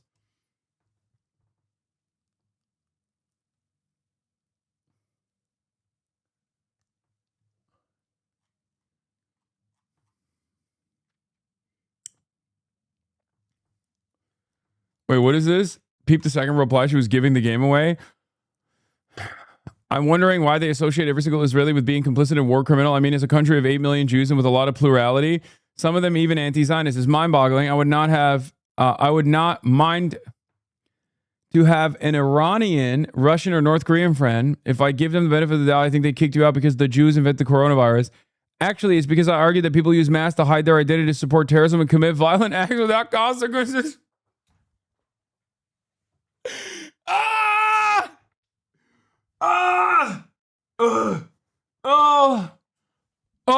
Oh my God, it's the gift that keeps on giving. Oh my God. Oh, it's so funny. I got kicked out of the long COVID group. This is like something that I would joke about. I got kicked out of the long COVID group. I got kicked out of the long COVID support group because I said that people who are masking were doing it to do terrorism in America because they love Hamas. And then they kicked me out. This is like when one chatter yelled at me because I said we should unmask these cops. And the chatter was like, what about long COVID? I was like, what the fuck are you talking about? Those guys don't even get vaccinated. They don't even believe that COVID is real. They're not putting a fucking mask on because they're not putting a mask on because they're worried about COVID. Yeah, when people with long COVID won't even hide you. Oh no. That was months ago. How do you remember that? Because I've lost formative memories.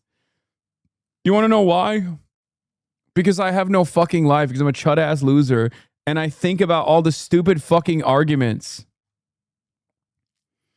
Oh, this is what Brace... All the Zoomers that work for me are bisexual. All of them have long COVID, he said. I'll believe long COVID is real when someone who is not bisexual has it. Wasn't this Brace who said this?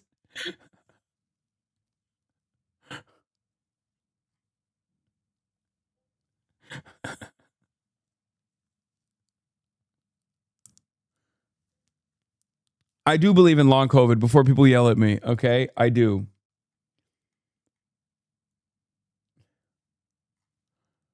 Yes.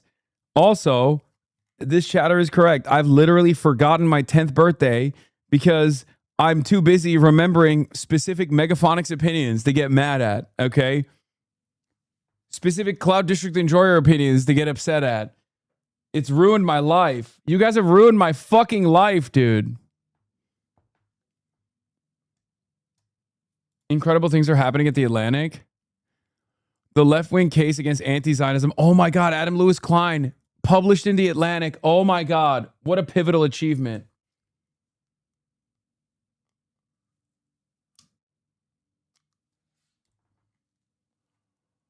The left-wing case against anti-Zionism, discrimination against Israelis, Israelis, and the Zionists who appear as their proxies is a moral wrong.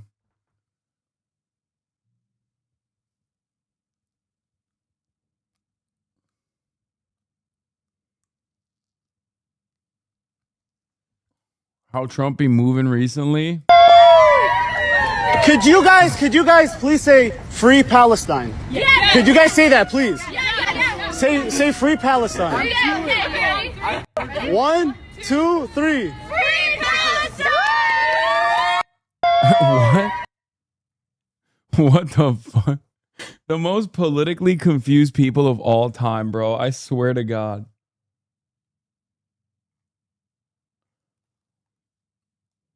What the fuck is this? This is a neo-Nazi, no?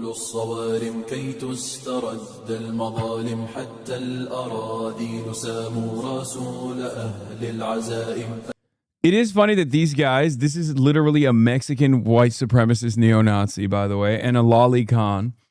And this neo-Nazi, this Mexican neo-Nazi, and I don't mean Nick Fuentes, is a different one in actual Mexico, gets to live in the fucking glorious empire of Claudia Sheinbaum. He's not Mexican, he's Bangladeshi? I thought he was Mexican.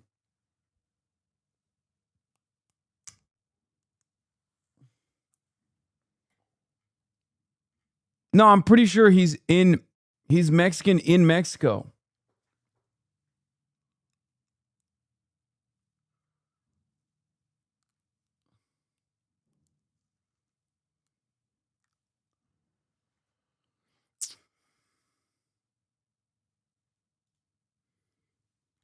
Oh, this is the guy who wrote Borat. One of the brilliant comedic minds that brought to you Borat. He's British. Donald Trump has been a fantastic ally to Israel. Some Trump haters saying we told you so are acting like they've never heard the phrase, it was good while it lasted. The fact that a page can be turned in a relationship doesn't null and void all the good that occurred in that relationship. It's super patronizing for those saying we told you so to assume everyone else was a naive idiot living in a world where they thought everything would always be roses. If this is a turning point, it's a real loss. The real loss is for America and the free world as they buttress and empower the tyranny and expansionist goals of radical Islam. Always projection with these motherfuckers, man. The pro-Israel crowd always engaging in projection.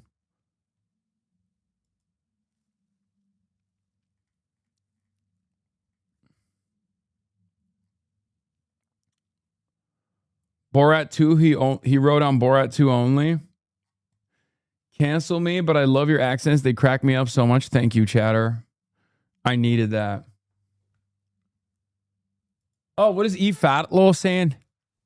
J.D. Vance has succeeded in sounding more ignorant on the Middle East than AOC.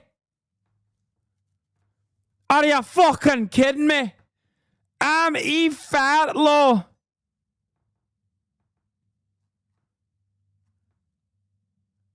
E. Fatlow is tired. His posts are nuts, dude. Well, I don't care about this guy anymore. Come on. We've moved on to bigger and better things like Eve Fatlow. Eve Fatlow.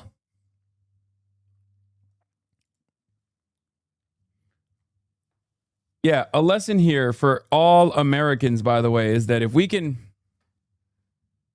treat Iran like a normal country, okay? If we treat Iran like a normal country, perhaps we can also treat Cuba like a normal country. Oh, wow. Cuba has presented zero threat to the United States of America, for example. Just something to consider. Oh, let's finish. Where they're offering things, again, whether they'll actually act on them, we'll see. But they're offering things that would have been the stuff of dreams even 6 months ago. I love all your accents except RFK. I know a Pakistani unk who dies laughing from your Danny Denon voice. These are quilts of Hamas. I am Danny Denon, Israel's only ambassador.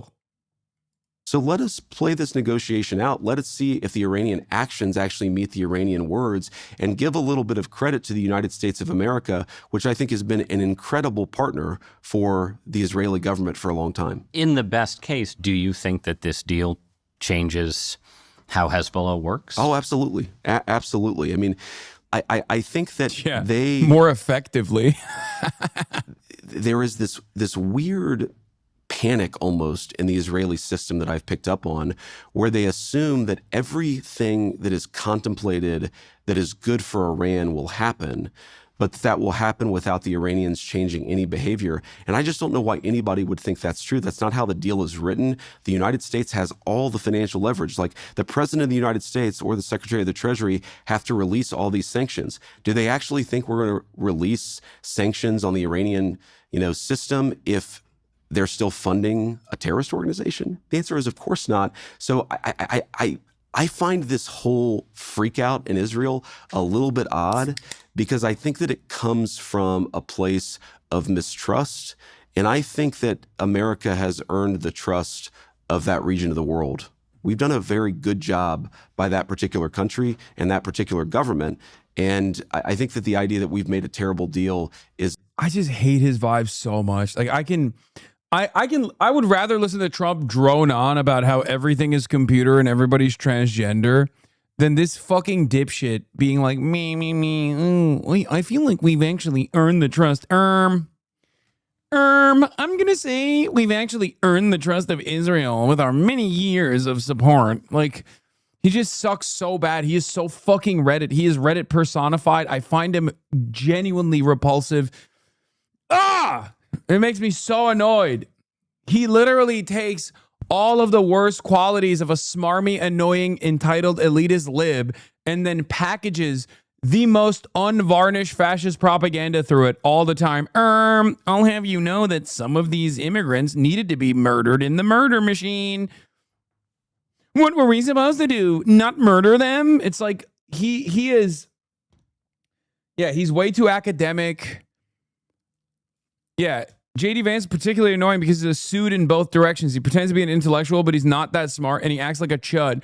But he came through elite institutions, biggest fucking phony I've ever seen. Is 100% right. It is the truth. It's the fucking truth of all truths. It's the biggest truth nuke. He is the libbed up groiper. He is, oh my God, he's literally the liberal groiper. Like, at least Tucker Carlson has this sociopathic energy, but he has like some level of WASP swagger, if you want to, you know, put it to terms like that. Like, there is an element of like, I'm a WASP, you know, I come from this pedigree, I come from this background. I'm not going to make it seem like I'm actually anything but a country club guy. Okay? Whereas like JD Vance is constantly trying to take the dumbest chud opinions and then spit them out so that he can get the Groybers on his side. But because of his Yale background and because he's not that intelligent overall, he just ends up looking like a fucking idiot. He is beyond unlikable because the liberals that hear his like liberal language, hear what he's saying, and they go, "You're a fucking chud. I hate you." And the Republicans look at him and go, "You're a pussy and gay." And then the Groybers look at him and go, "Your wife is Indian. You're a race mixer." So he's got nothing.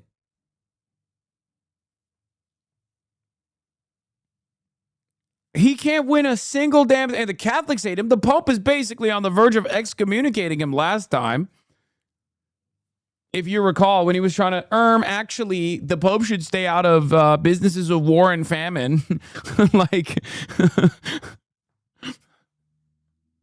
that was awesome. When he was like, as a recently converted Catholic, I know a lot more than the motherfucking Pope does. It's like, dude, you're a heretic. They would burn you at the fucking stake back in the day. The fuck do you mean you know more than God's honest truth on earth?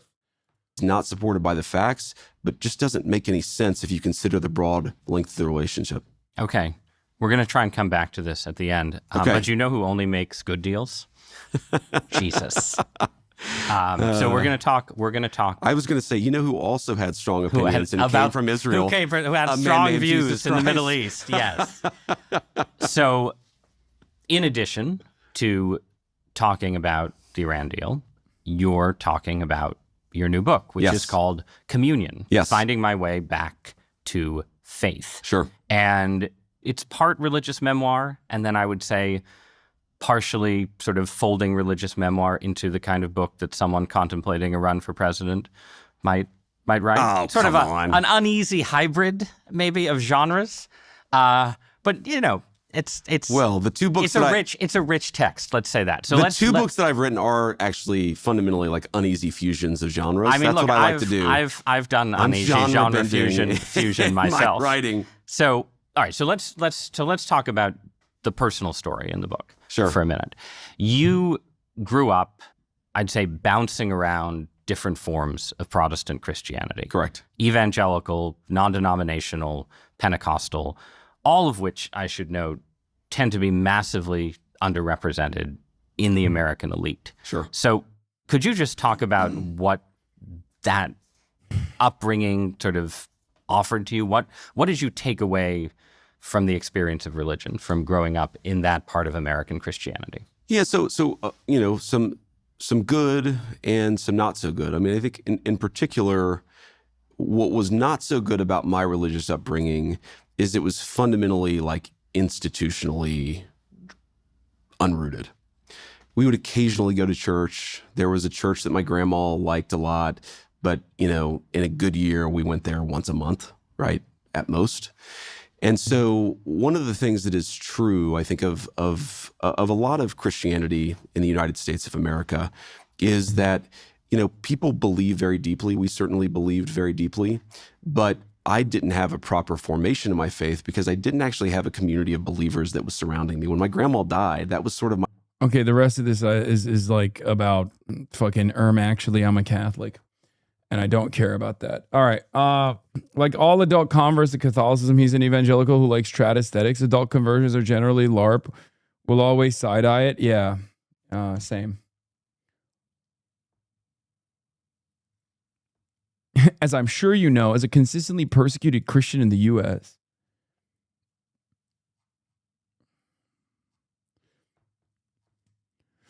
yeah, he's such a fucking phony.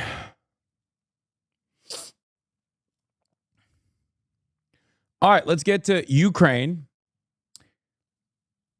Yes, I saw Breaking. Iran has suspended the entire 60-day negotiation period with the U.S. over the direct violation of the MOU's first clause with Israeli attacks on southern Lebanon, constituting a breach within less than 24 hours after the MOU was electronically signed, per Fars and Al Mayadeen. Iran's negotiating delegation had been preparing to depart for Switzerland to launch the first round of talks before Iran made the decision to suspend the entire trip. Iran will also not unilaterally fulfill its commitments, and until Iran is fully assured Israeli attacks on Lebanon have stopped and the U.S. has practically adhered to the first clause obligations, talks remain canceled. I mean, yeah, expected.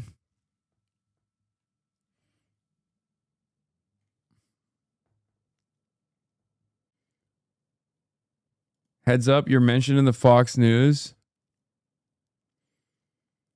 article in the playlist. Check the banner. Hasan Piker predicts wave of socialist midterm victories that will make Mamdani win unremarkable. That was a bar, dude.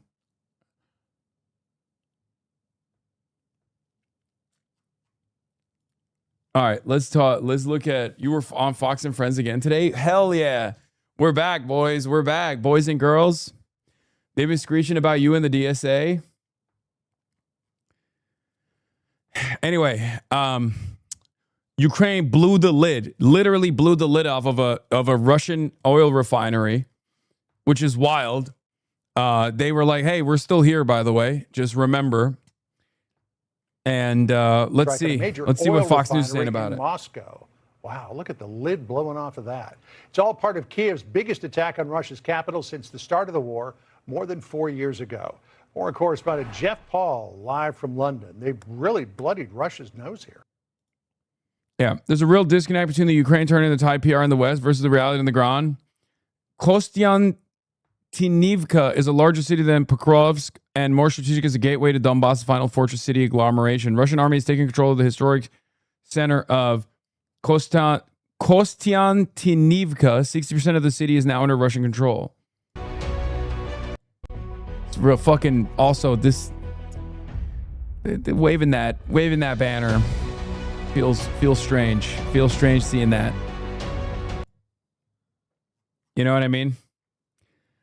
Ukraine military is not about to collapse as some wish cast, though the state and society is in catastrophic shape with the population collapse and wild corruption. Its military has had somewhat better first half of 2026 versus first half of 2025, but the overall direction of the war hasn't changed. The battle for Liman is probably the most important battle now that Konstantinivka is falling. Liman is the northwestern gateway to the Slavyansk-Kramatorsk agglomeration. Seems there's a lot of misinfo and disinfo from all sides about what's actually going on there. Yeah, it's just they're doing Red Army LARP. This is Mark Ames. Ukraine has actually seen profound gains as opposed to where they were at like a year ago, 2 years ago, partially because of drones and autonomous warfare. That is true.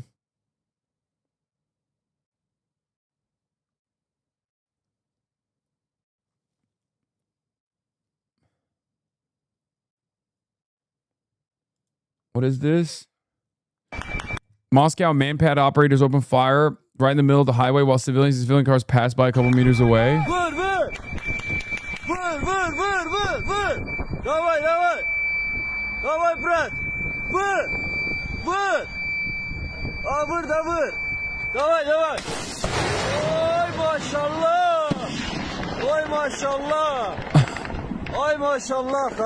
Is that a fucking that's gotta be what's his face?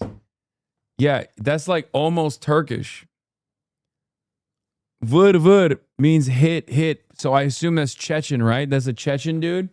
I didn't know there was a lot of shared words. And then he turns around and says, "Oi, mashallah." Kardeşim, Maşallah kardeşim. Mashallah kardeşim. Okay, wait, maybe he's Azeri actually. What the fuck? No, this is a Azeri. This is not a Chechen. This is Azeri. He said, "Mashallah kardeşim." That's Azeri. Mashallah. I know what davai means, chatters. That's Russian. But he said vur, which I think is, it means hit in Turkish. Vur means hit in Turkish. But then when he said, "Mashallah kardeşim," Mashallah kardeşim is a Azeri dialect.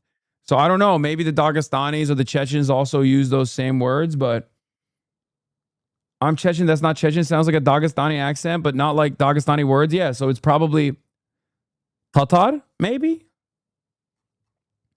Vur kardeşim vur.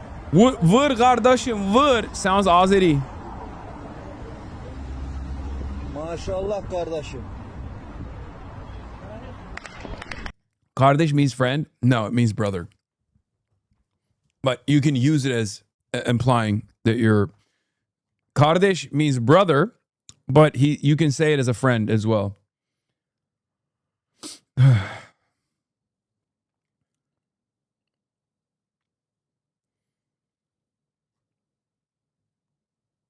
You're about to pull out Panturism expeditiously? I mean, come on, bro. Azeris are Turkic people. What the fuck do you want me to say?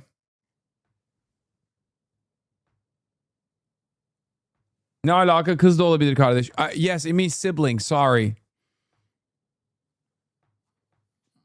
God damn. Yes, it can be a sister or a brother. It means sibling.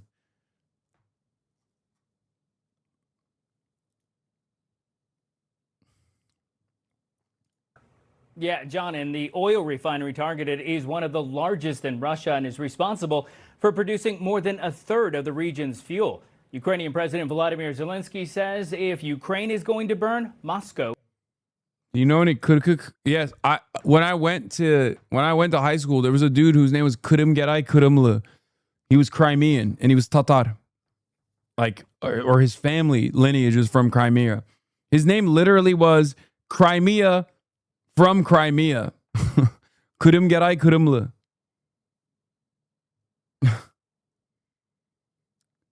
Will burn too. This is what the... Oh, I know him? No, you don't. You don't know a dude I went to fucking middle school with, dude. I'm sure there's other people that are also named that.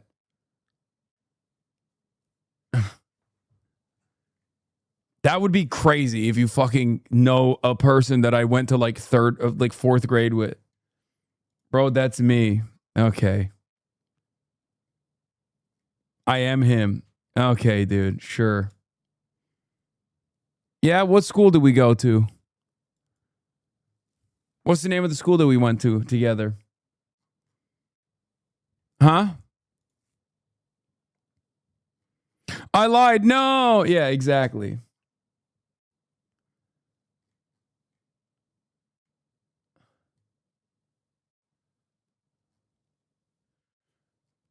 Attack looked like dozens of drones swarming the Moscow area, blanketing the city in black smoke and even causing black rain to fall on cars. While officials say the fires have been largely contained, the strikes are putting more pressure on Russia's fuel supplies. Erdoğan Ankara Elementary reports 1 in every 4 gas stations in the country is now under some Atatürk sort of Elementary. You guys are so restriction. stupid. President Zelensky says part of the motivation for the attack was to get Russian President Vladimir Putin back to the negotiating table. And during the G7 summit this week, President Trump said he has spoken to both Zelensky and Putin. Something's going to happen. They're losing a lot of people, a lot of soldiers are losing soldiers. Both are losing a lot. Russia's losing more because they're the offensive ones. And when you're offensive in war, you lose more. Pretty simple. Now, also at the G7, French President Emmanuel Macron, who says there was a shared commitment on Ukraine when he was asked. Okay. Let's get to it. Harris Faulkner issues bold warning. Is this the one? Is this a socialism one? Yeah. Oh, here it is. Oh, let's go. We will soon see Vice President J.D. Vance holding the White House press briefing. Yes, we're back. After the United States and Iran agreed to a memorandum of understanding aimed at ending the fighting and reopening the Strait of Hormuz. I got to pee before the best part comes. Hold on. Questions remain over how the deal will be enforced. In fact, especially when it comes to nuclear weapons, and how exactly Iran's nuclear material will be handled. 60 days of negotiation now are the first step in all of this. And beyond that, I would imagine there will be a lot of questions about what's coming up in all of this. Remember, the vice president was there for the very first round of talks that kicked off the road that we're on right now into the ceasefire then and now this signed memorandum of understanding. So an important time at the White House, an important time to hear from him. We will take you there live when the vice president begins. Socialism is surging from coast to coast. With an eye on New York City today, it's the site of a fierce battle in the Democrat Party's ideological war. Yes, they're fighting each other in politics. NYC Mayor Zoran Mamdani, along with Vermont Senator Bernie Sanders, are both Democratic socialists, so they call themselves. And they are set to hold a Get Out the Vote rally this afternoon. It's in support of 3 Democrat socialist candidates running for House seats and looking to change the face of the Democrat Party. Well, they're doing that because they're picking up in numbers on the far left. I'm Harris Faulkner. You are in the Faulkner Focus. Let's take a look at those candidates now. They are among dozens Senator Sanders is backing nationwide. They all support radical left policies such as ending military aid to Israel, abolishing immigration customs enforcement, free or low-cost housing for all government-funded health care for all. Lots of free stuff. We know. We've been down this road with these candidates before. And massive tax hikes on wealthier Americans. And the line of wealth gets lower and lower and lower, approaching, well, when will it stop? Are they just going to overtax everybody? Republican strategist Luke Ball with me in Focus yesterday. It seems like the Democrat Party is sliding to socialism. 74% of the Democrats say they like Democrat socialism. 66% said they're totally fine with socialism. And that ideology is just the junk food of modern American politics. It might feel good at the beginning, it might fill you up for a moment, but the reality is the crash is coming later. A new headline reads, Mamdani tests his political clout in New York's primary as he looks to reshape the Democrat Party. And here's part of that. Quote, days before New York's primary elections, Mamdani is testing the limits of his newfound political muscle in a bid to reshape the Democratic Party in his state capital and in Washington, D.C., even if it means challenging his own party's leadership. Well, who does lead the... Calling democratic socialism Democrat socialism is so funny because you know they're like it's a classic trope like where Republicans will always say the Democrat Party. They won't say it's the Democratic Party. They'll say it's the Democrat Party. So now it's Democrat socialism.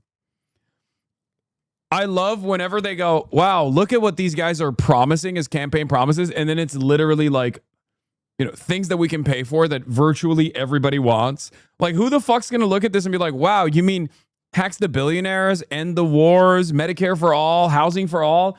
Wow, I hate that. I hate that. Democrats anyway. We couldn't even tell you that. I mean, you ask Democrats and they can't tell you. National correspondent Brian Yennis is at the site of tonight's rally. Brian. And Harris, a Bernie Right Sanders senior you. advisor says the senator and New York City Mayor Zoran Mamdani view the upcoming New York primary on Tuesday as, quote, an opportunity to radically change the Democratic Party. Today at 5 p.m. here in Brooklyn at the King's Theater, Mamdani and Sanders will take the stage in what is Sanders' latest effort to back far-left candidates in primaries nationwide and remake the party in his own Democratic socialist image. For Mamdani, it's war. He's campaigning against Democratic Party leaders who even endorsed him for mayor, like 5-term Congressman Adriano Espaillat. Mamdani's instead backing Democratic socialists Daria Lisa Chevalier, Claire Valdez, and Brad Lander in 3 House races. The most controversial Chevalier says she now deeply regrets deleted tweets that said she wipes her hands with the American flag, said former VP Kamala Harris, and called former President Biden a rapist. She's now campaigning on abolishing... Wait, why are they showing this? Wait. Why are they showing this on Fox News? Are they trying to get people to go out and vote for Daria Lisa? They're going to be like, wait a minute, I don't like what he said about the American flag, but this Joe Biden rapist thing, I like it. I like it quite a lot. Maybe I'll vote for this Dara Laser. I have no nuance to add. Fuck Kamala Harris. Maybe I like this Dara Laser. She don't like Kamala Harris.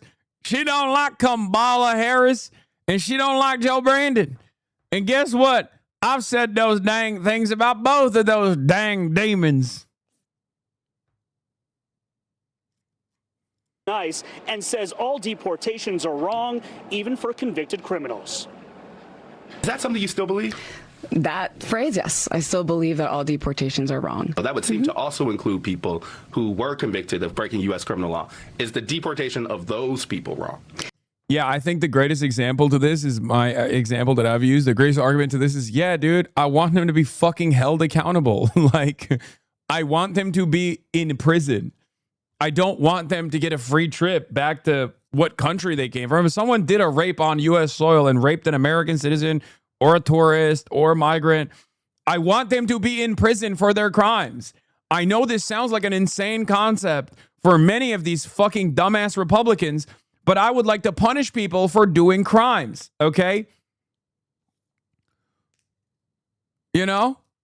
Maybe that's just me. Maybe I'm not such a woke blowhard in the way that these prison abolitionist January 6th supporting Republicans are, you know? I know they love letting pedophiles roam free. I'm not one of those people. Okay? Yes. All three Sanders and Mamdani-endorsed candidates are anti-Israel. Valdez and Chevalier are campaigning alongside far-left streamer Hasan Piker, who said, quote, Israel doesn't have a right to exist in its current formation and that America deserved 9/11. Here's Lander campaigning with Mamdani. As a proud Jewish... Fuck. What the hell? What the hell happened to the video? We will soon join you in that fight to end occupation and apartheid and genocide. And genocide. Establishment Democrats are fighting back against Mamdani and Sanders. Nancy Pelosi campaigning in the streets of Manhattan alongside Congressman Goldman. Harris, it is a political civil war within the Democratic Party. I do find it really funny that these guys... I do find it really funny that these guys are finding themselves having such a nuanced perspective on who's a true communist within the Democratic Party. Because, like, what difference does it make? You spent years calling Nancy Pelosi a fucking communist, and now you're making a distinction between Nancy Pelosi and Hasan Piker? I thought we were all communist. What happened? Interesting. Perhaps there was some nuance. all of a sudden, these guys are, they're having a very different opinion when real communism comes around. It's funny because, like, now they'll be like, they're not even socialist, they're communist. What difference does it make? You call Nancy Pelosi a communist. I've heard Candace Owens call Jeff Bezos a communist, okay? Congressman Goldman. Harris, it is a political civil war within the Democratic Party. Chrysler 300 looks like a Maybach until the Phantom roll-up is right. A fight for the soul of that party, with the latest battle lines being drawn right here in Brooklyn, New York. Harris? Brian, thank you very much for getting us started on this. Far-left groups with very deep pockets are pushing hard to get a slew of candidates elected in November. Those groups are Democrat Socialists of America, the Working Family Party, and Justice Democrats. And they are willing to take out members of their own political party to put socialists in office. The asterisks indicate... So here's the thing I don't understand. Also, Frederick Douglass Haynes is beast mode. One of my favorites. Here's what I don't understand, though. I thought this was good for Fox News. Why do they seem so worried about this Democratic Party Tea Party moment Because I thought, maybe I'm wrong, because that's what Third Way always tells me. That's what, you know, all these guys are always saying is like, it's good. It's good for the Republicans if there are more radical people in the Democratic Party, because then the Democratic Party nationally looks more radical, and that's really bad. We'll never win another fucking purple district ever again. Yada, yada, yada. And it's really interesting because I don't think the Republicans see it that way. I don't think the Republicans like this insurgency taking shape within the Democratic Party. They keep leaning into the centrist Democrats. It almost feels like they want better opposition that is easier to defeat. It almost feels like they know centrist do-nothing Democrats are far easier to defeat and destroy. What's going on? Very interesting. Very, very interesting stuff. Candidates challenging incumbents who are more moderate Democrats. Wow. Two opinion headlines now. Democrats are the party of socialism now. Far-left Democrats keep saving Americans from themselves. And in the latter op-ed, veteran Democrat strategist Doug Schoen writes this: Democrats are set to enter the midterm election cycle potentially with a slate of nominees whose positions and backgrounds may do more to help rescue the GOP than anything Republicans have done or will be able to do for themselves. There is still time for Democrats to get out of their own way, but whether they will do so remains an open question. In focus with me now, Ben Domenech, host of the Big Ben podcast, and also a Fox News contributor. Great to see you today. Look, this is not just a fluke now. There are so many of these socialists, and they are winning in many places. Yes, Harris, and it's great to be with you as always. The truth is that what you see looking backward kind of illustrates why we got to this point. If you look at the Iowa caucuses, for instance, back in 2020, you saw the level of dominance that Bernie Sanders had among younger voters, dominance that goes back throughout his career for those voters who are under 30. Those voters are older now. They're going to be 37, 38 in the coming elections, and those voters are increasingly a significant portion of the Democratic coalition. So when you look at these blue cities, you're going to see the takeovers by these DSA candidates, just like we've seen in New York and that we've seen, I like that they're putting Sue Altman on there to pad the fucking numbers when she got defeated by Hamawi. Out in terms of Nithya Raman making the runoff in Los Angeles. We've seen it in Seattle. We see it in Chicago. And I think that what you're going to have there is very powerful mayors who are going to control the politics of the Democratic Party going forward and essentially add to the increased. Yeah, this does not help your cause. Guy who hates you and your cause. Always. You going to look at the Grape Gang report, or you're going to puss out like usual? The Grape Gang report? The fuck is the Grape Gang report? First of all, just say rape, you fucking loser. What is this ain't TikTok, dumbass. The fuck do you mean, Grape Gang? Why can't none of these fucking, like, dude, I would have more respect for dumb fucks if they didn't also do the TikTok sanitized language. Maylot Quiros is low on cash. Maylot Quiros, a progressive primary challenge against Rep. Diana DeGette, raised $200K between April 1st and June 10th, spent $310K, and had $88K in cash on hand going into the final stretch of the race per FEC filing. Do we got a juicer? Is that what's going on?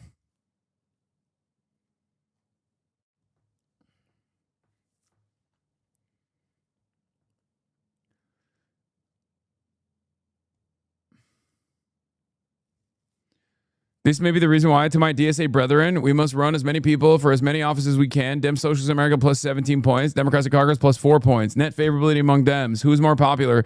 Democratic Socialists or Dems in Congress?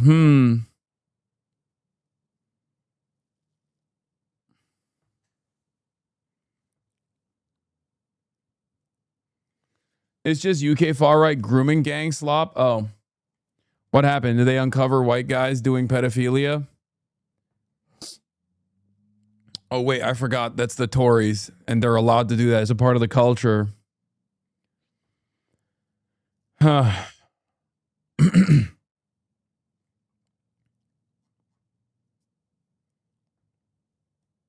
Actually, yes.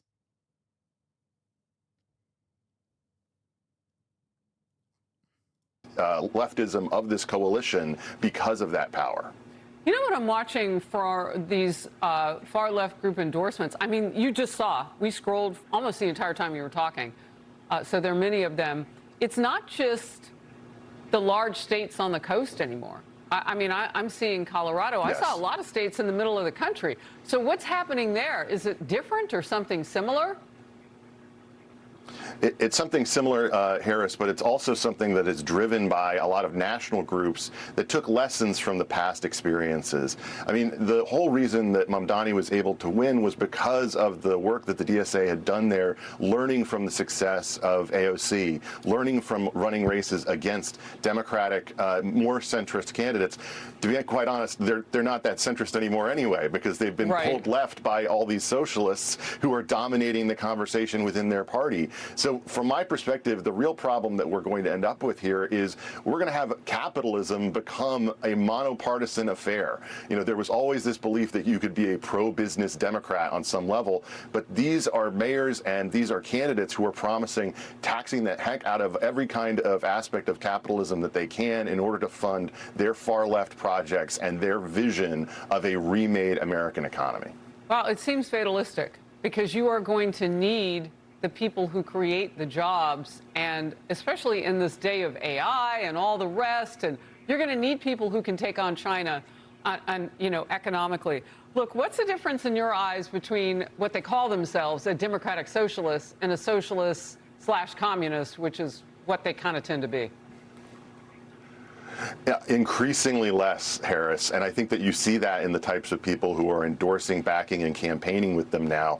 Hasan Piker is just probably the most prominent of these folks, but you know they engage in really extreme rhetoric and they encourage the targeting of capitalist leaders. It's pretty awesome that they sound like a bunch of libs. For the first time ever, the Republican media monstrosity is on the back foot. Have you noticed that? Normally, these guys would always laugh at the, normally these guys would laugh at the Democrats when the Democrats are like hysterically pearl clutching and oftentimes actually correctly pointing out to how radical the Republican Party has actually become. Their radicalism is death and destruction. Our radicalism is socialism, okay? Our radicalism is in the direction of the working class, in improving the material conditions of the working class. If you are fearful of that because you're a stooge to the capital owners, that's one thing. But you can't present that as like danger for every American.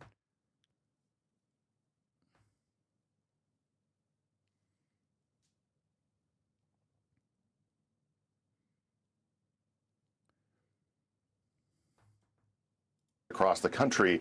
Look, the billionaire tax that we're going to see likely end up on the ballot in California is the most wrong-headed, you know, idiotic approach to the way to increase business, the way to increase success, the way to increase jobs. But they don't care about any of that. And quite frankly, I think they're only going to increasingly target the people who are, you know, frankly, at the apex of America's capitalist leadership right now, because they view it as something that their fan base, their radical fan base, is only supportive of. The average American genuinely thinks they're a capitalist, though. Yeah, it doesn't matter. Because the average American has never seen the alternative. The average American has never had a vision of a better future. That's the reason. They've been deluded into thinking that they also have an ownership stake in this economy when they do not. They feel the pain of not having an ownership stake in this economy, but theoretically they think one day I'll make it. Meritocracy is real. It doesn't matter. It is up to us to show them the truth. That's it. Another 2 million for Haley Stevens today alone. APAC alert, 2.4 million supporting Haley.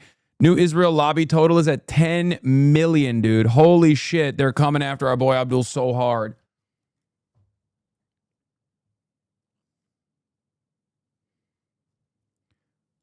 At the end of the day, these are just terms. Okay? No, they think Cuba and Venezuela are the alternatives. It doesn't matter. Okay? We're Americans. We're talking about America. Okay? Talk to them policy by policy.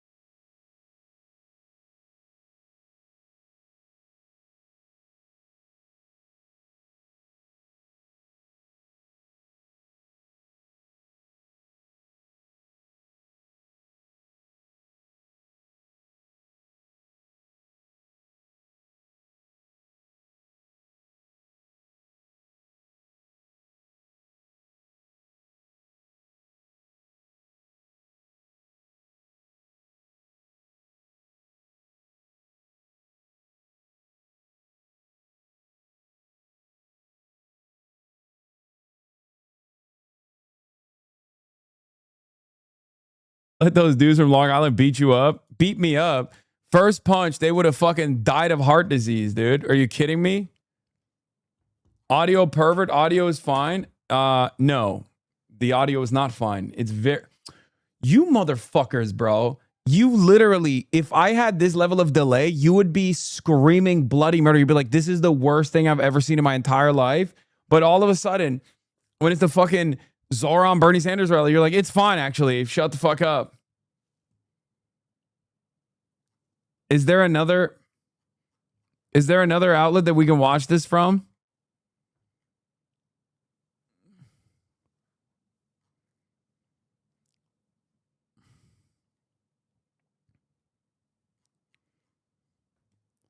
Promise I made to you in the days when we were polling at 1%. The days where our closest competitor was other. We don't hear about him much anymore. The promise was that I would use every tool at my disposal to stand up to corporate greed and bad landlords. Fantasies of today, but glimpses of tomorrow. To protect. And the truth, my friends, is that I cannot do it alone. Why is the audio so low? The reason I stand here alongside this incredible slate is that if we want to build a movement that endures, if we want to build a movement that wins, we need leaders across our city who are willing to fight with everything they have for working people. We need Claire Valdez, Daria Lisa Avila Chevalier, and Brad Lander fighting for us in Congress. We need Abir Kawas, Eli Northrop, Iyapa Syra Tupac, Samantha Catan, and Brian Romero fighting for us in Albany. Bro, who delivered a New York City DSA slave speech that was so similar to this? We need you to show up the way you showed up for me. To knock as many doors as you can, even when it's raining, even when it's hot, even when it's He's hard, mocking you so even hard, when it's the not even a Knicks question. just Of course brought he's mocking me. to a 53-year wait. Because that's what we have, and that's what our opponents don't. That extra door, that extra text, that extra bit of effort, that second door knock after 15 seconds of not hearing anything. You know what I'm talking about. Fighting the urge to mark not home in van. Don't do it. Don't do it. Knock again. Because I know that even though you're tired, even though you've given so much, even though it's frankly unfair to ask you for more, I know that you have it in you. I know it only because I'm reminded every single day when I walk the streets of our city, when I see New Yorkers going to work at every hour and still finding time to dream in that same hour. Was this the event you were going to attend? Yeah, it was. Because if anyone can sustain this movement, if anyone can win these elections, if anyone can shock this country, it is you. You have done it before, and on Tuesday, we will do it again.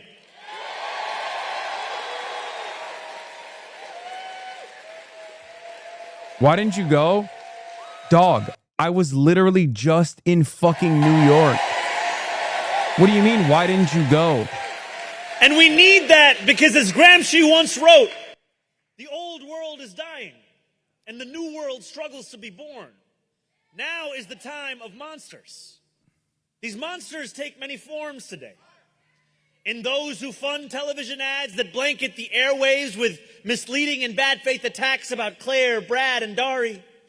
Those who would rather spend far more on political contributions than they would ever be made to pay in taxes. In AIPAC, for whom the only thing more frightening than democracy being allowed to run its course is an end to genocide and Netanyahu's wars.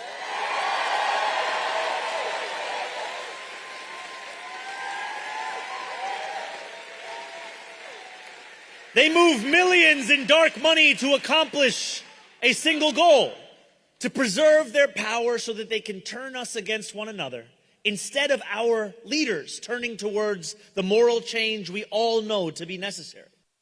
In a politics that for too long has asked working people to lower their expectations, to settle for less, to become satisfied with small victories while our wages grow even smaller and our costs grow even larger. To resign ourselves to resignation, to accept the unacceptable. In the wealthiest city, in the wealthiest country in the history of the world, we need not live in fear of monsters any longer.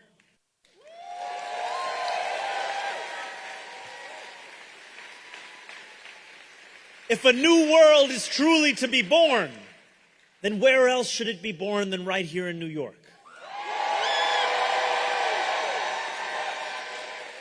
Where else should that new world be born than in the city the entire world seeks to emulate?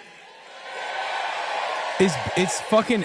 On June 23rd, we will win that new world together. It's ass because he's he's a much more charismatic orator than me, and Julian is a much better speechwriter.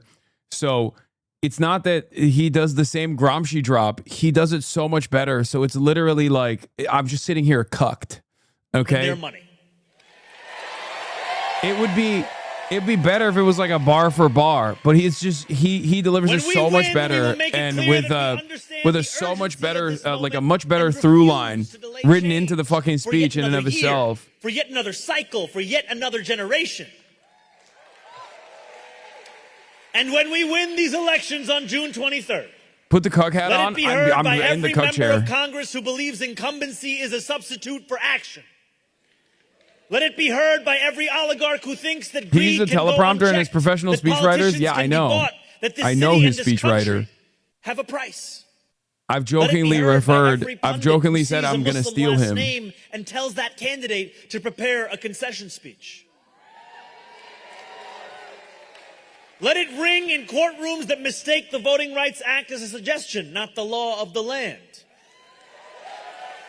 And in fact, let it roar in every state where politicians think they can redraw the lines so that black Americans no longer have a say. Damn, bro. And Cuomo should have won, dude. Fuck this.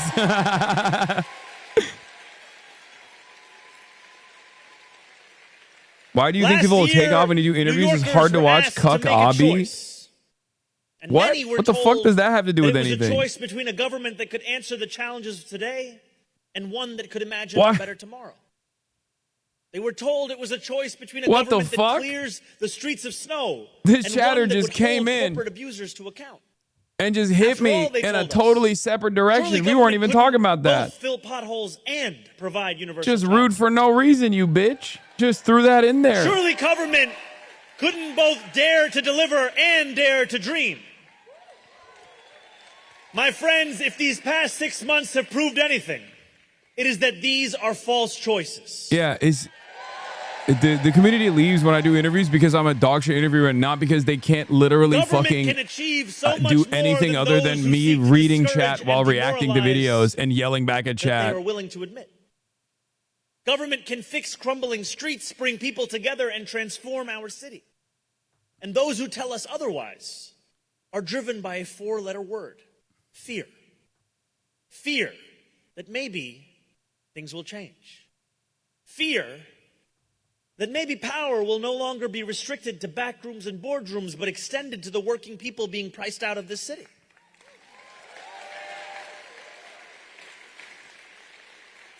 Now, this is a moment of more, of asking for more, of expecting more, of delivering more. We won't answer to those who insist we settle for less any longer. Now, people often ask me what I think of the state of the Democratic Party. This slate here today is our answer.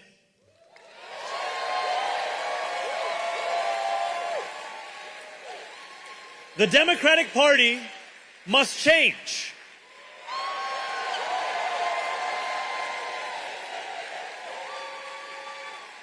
They tend to follow that question with another. Who do you want to run in 2028? Then they ask, when does the race for 2028 begin?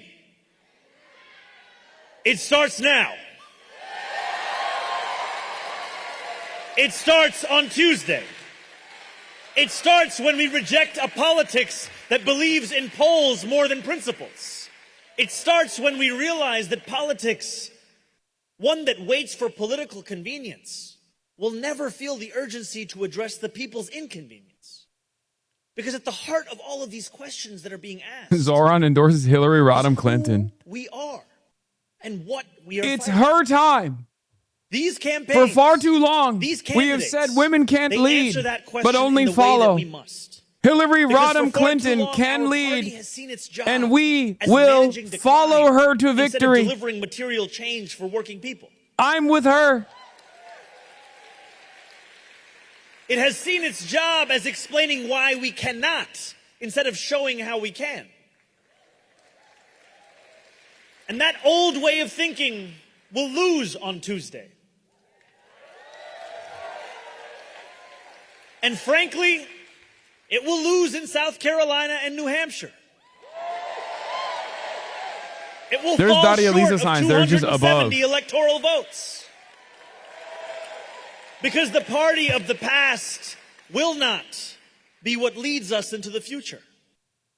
For we need a Democratic Party with backbone. A Democratic Party that offers an affirmative agenda without apology. A Democratic Party that is not just willing to stand up, but also to stand for something. And a Democratic Party that has the ambition to enact a vision worthy of the people it seeks to represent. Affordability is not magic. It is not something that can be summoned by words. It must be summoned by deeds. We must stand up to corporate greed, build affordable housing, make childcare something every family can afford.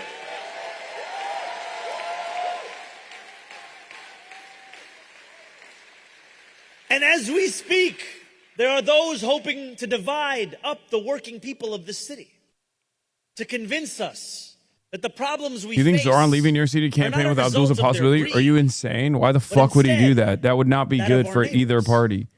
They will do whatever it takes to maintain a broken status quo that benefits the privileged few at the expense of the many.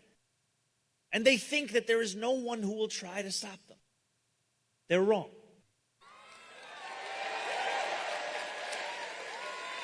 This slate will.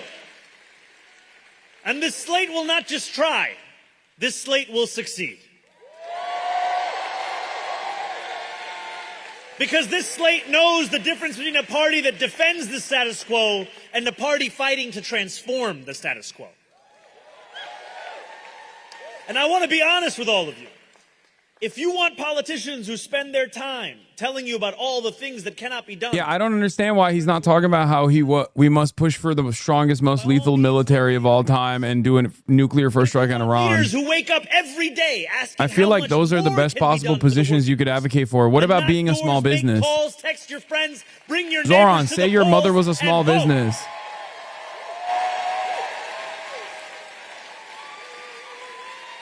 And when you are at those polls, when you are in that booth, and it's just you and your ballot and that incredible pen from the Board of Elections, it is a sacred moment. It is you alone with democracy. And it is then that every New Yorker answers a question. What the other side wants that question to be is, which of your neighbors are you most willing to sell out? What the other side wants that question to be is, which leaders of today are you willing to delay until tomorrow? They ask that the tenant of 40 years vote against the tenant of 1 year. That the divide is between those who have gone through decades of political transformation and those who have joined our movement as soon as they were of voting age. They ask questions that sustain power for those who have it under the guise of rewarding those who struggle under it. I do not believe that is the question you must in fact answer in that booth. In the city I know, in the city I love, the question is not when did you arrive? The question is, can you afford to stay?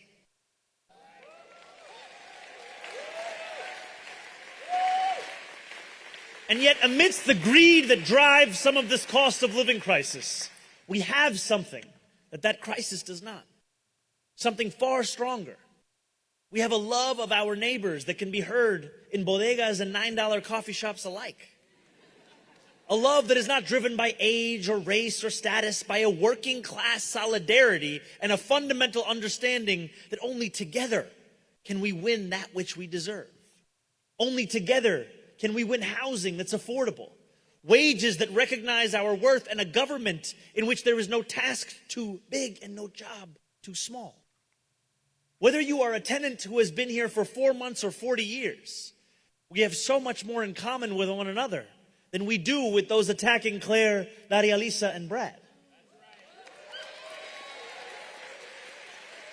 Whether you arrived at JFK, at Port Authority, or your great-grandparents came through Ellis Island, we have so much more in common with one another than those who seek to demonize new arrivals, whether from Kansas or Kinshasa, and divide us. And whether you worship at shul, at a mosque, in a church, a gurdwara, a temple, or you don't worship at all, we share a belief that our city deserves leaders who lead with hope and not fear. Because no matter where we live, how old we are, what train we take in the morning, or what bagel we order, we are New Yorkers and we want the same things. Housing that we can afford. Childcare that is universal. Buses that are fast and free.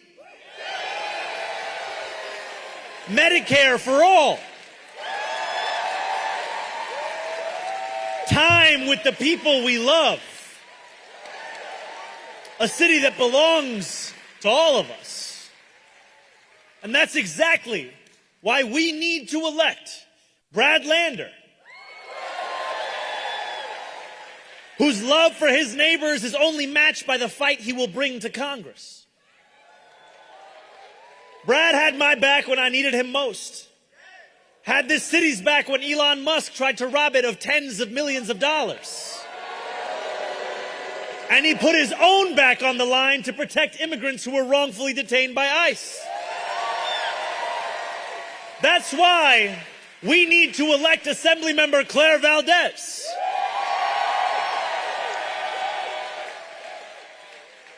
A former UAW organizer and proud Democratic socialist, who is running for Congress to make sure working people in New York and across this country have a seat at the bargaining table. Now, when other Democrats chose to look the other way, as Netanyahu committed war crimes, Claire didn't just name the genocide, she organized for a ceasefire. When ICE abducted our neighbors, Claire was arrested protesting them. Wherever there have been struggles in our city for dignity and justice, my friends, say it with me, Claire was there. No one will work harder than Claire to take power from those who abuse it and put it in the hands of those who deserve it. Okay, I need to hear some glaze about Daria Lisa of this sort as well. And that, my friends, is why we need to elect Daria Lisa Avila Chevalier. Give us some glaze on that too, please. The daughter of a single mother from a working-class Dominican family. Since she was a teenager, Daria has organized her community and reunited families illegally separated by ICE. That includes her classmate, Mahmoud Khalil. I mean, I love Claire, too. Whose pregnant wife, Noor's cries for help were ignored by so many, but not by Dari. Because Dari is exactly who the people of the Bronx and Upper Manhattan deserve representing them in Congress. New York, I hope you'll forgive me, but I have the Knicks on my mind.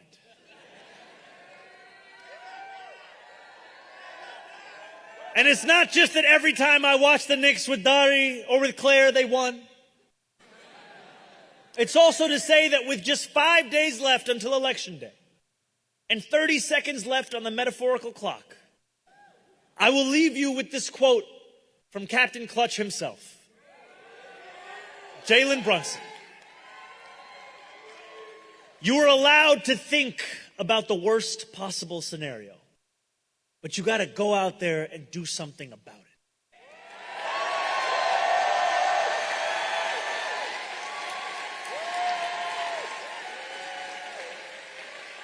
So, my friends, I must ask you, what are you going to do? How many friends will you text right now? How many doors will you knock? How many neighbors will you bring along? Because I hate to break it to you, but OG Anunoby is not here to save the day. The only hands we can count on are ours. But this is our team. This is our year. So let's go after it and get it.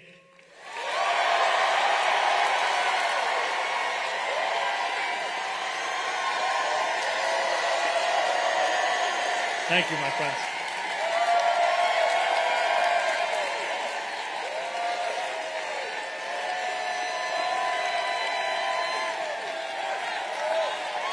And now, it is my pleasure to bring out the one, the only, the great senator from Vermont, my mentor, your mentor, our mentor, Senator Bernie Sanders!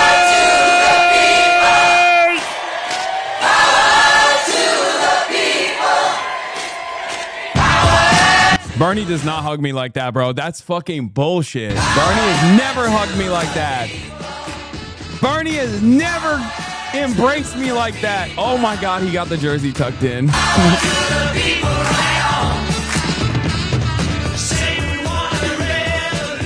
Okay, I'm peanut butter and jealous. It's bullshit. I'm cucked. I'm getting cucked. He would if you win a raise. Yeah, I'm his Eric Trump, dude. I'm the ugly duckling. Thank you all very much. I try to give him a gift every time I see him, and he's like, I don't want your fucking stupid ass gifts. I hate you.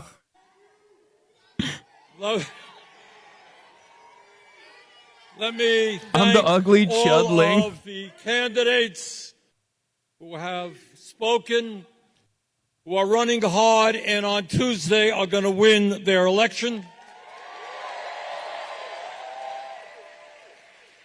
Now, I think all of you know there is a lot of bad news in the world today, so I want to cheer you up and give you some very good news. And it's not just the Nixon fight. In the last 8 months, progressive and democratic socialist candidates all over this country have been winning major victories.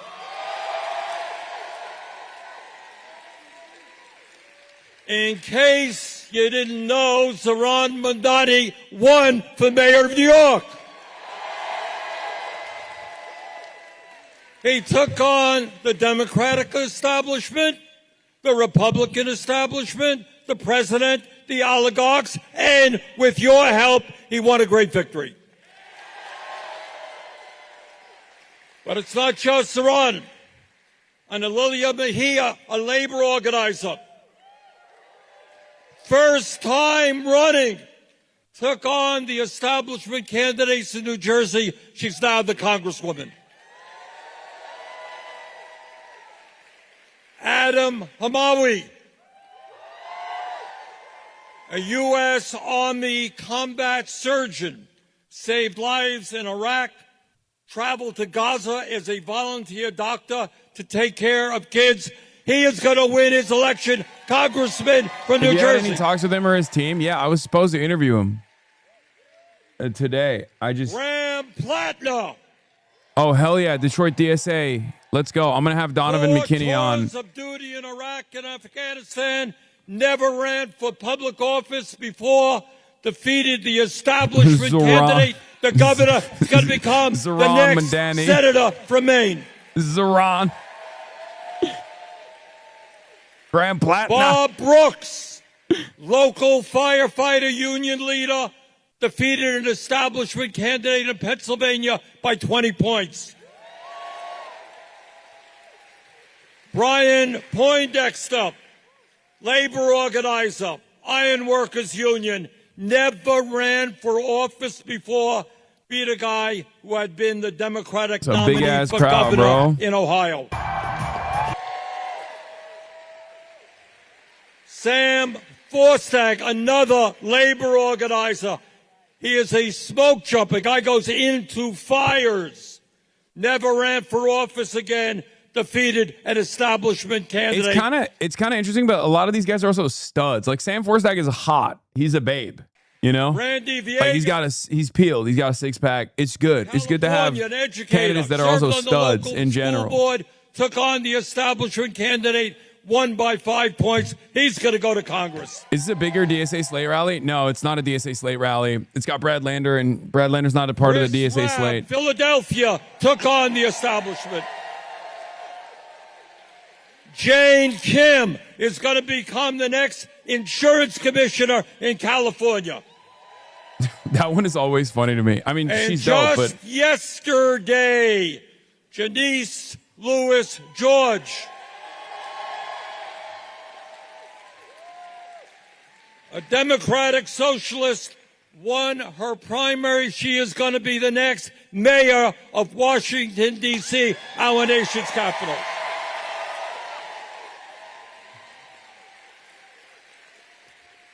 And as what Zohran mentioned a moment ago, what tonight is about is that in the next 4 days, everybody here and everybody in the city has got to work hard to make sure that Brad and Claire and Darreliza become the next congresspeople for New York City.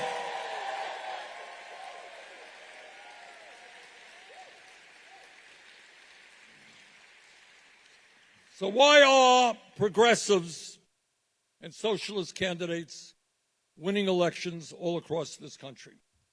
And the answer, in my view, is not complicated. The working class of America understands that our current economic system is rigged, that it is designed to benefit the wealthy and the powerful, and that while the very richest people in this country become richer, it leaves working families behind struggling to put food on the table. Working families I think there's a problem with your Twitter. I can't see your post. It is insane that Elon Musk, the richest man on earth,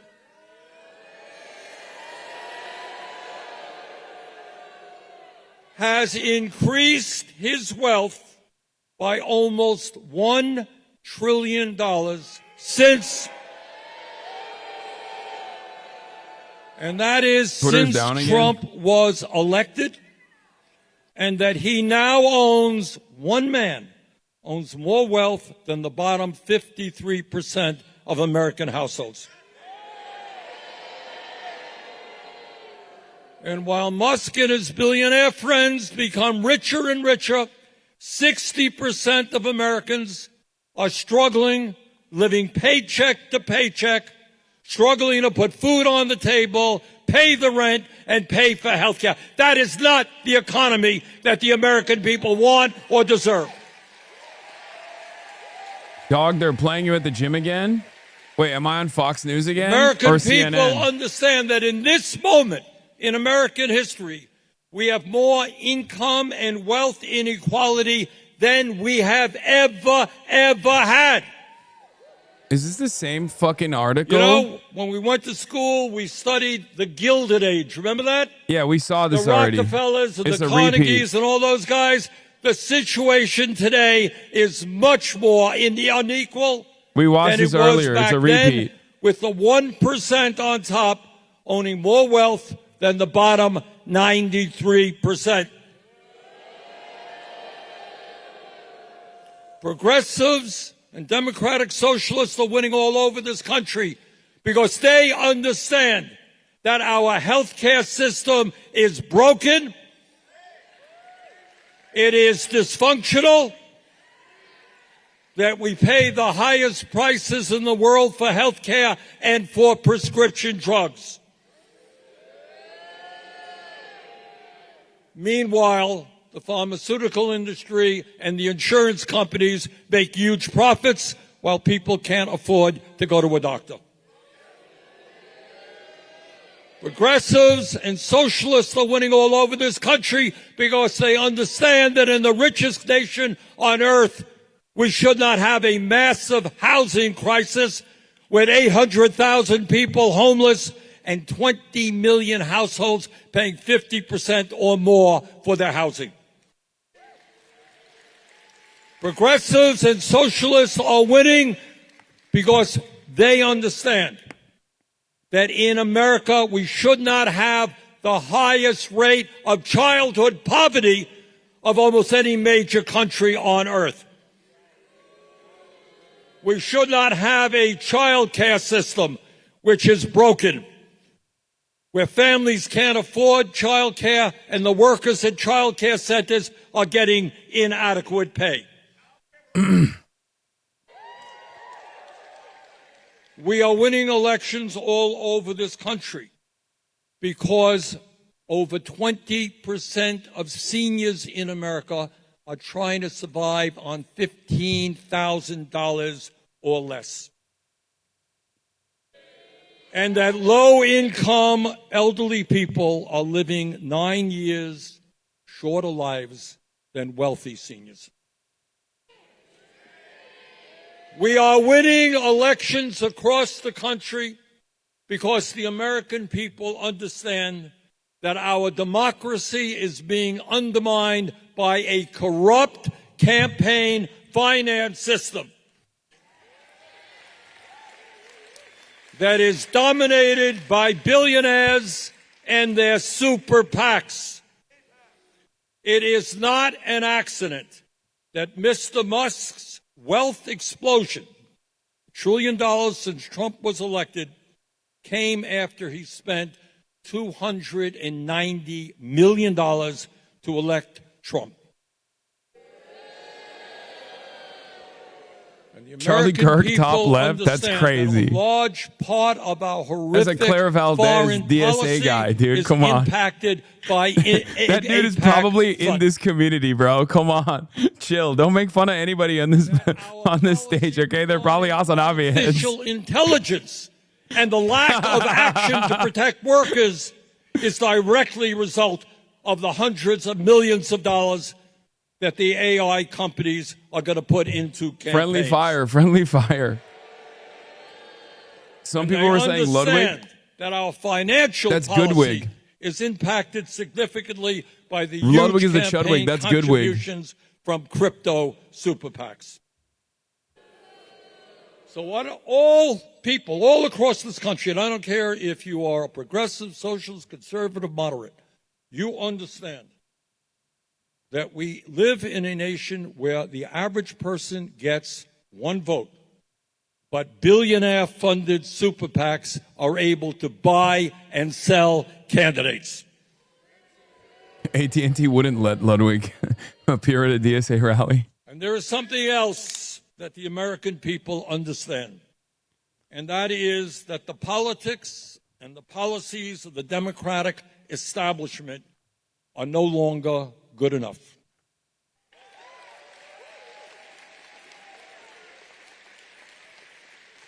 In this dangerous and unprecedented moment in American history, tinkering around the edges just won't work. Taking money from corporate PACs won't work. Hiring inside the Beltway consultants and running stupid 30-second TV ads won't work.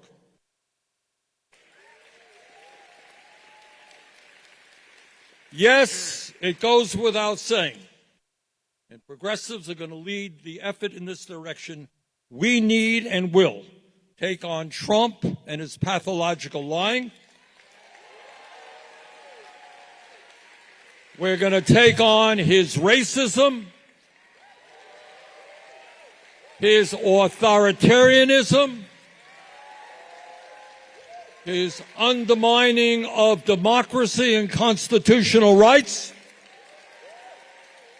his kleptocracy, and his illegal and unconstitutional wars. But let me be as clear as I can be, and that is taking on Trump is not enough.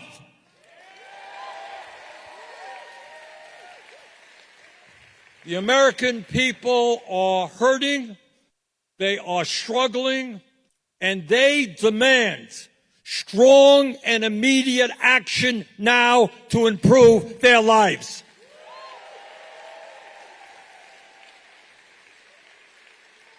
And that is what the campaigns that we're seeing right here in New York City are about. It's what the campaigns that we're seeing all over this country is about. It is building a grassroots movement to mobilize working class people across this country to take on the billionaire class and to create an economy and a government that works for all, not just the few.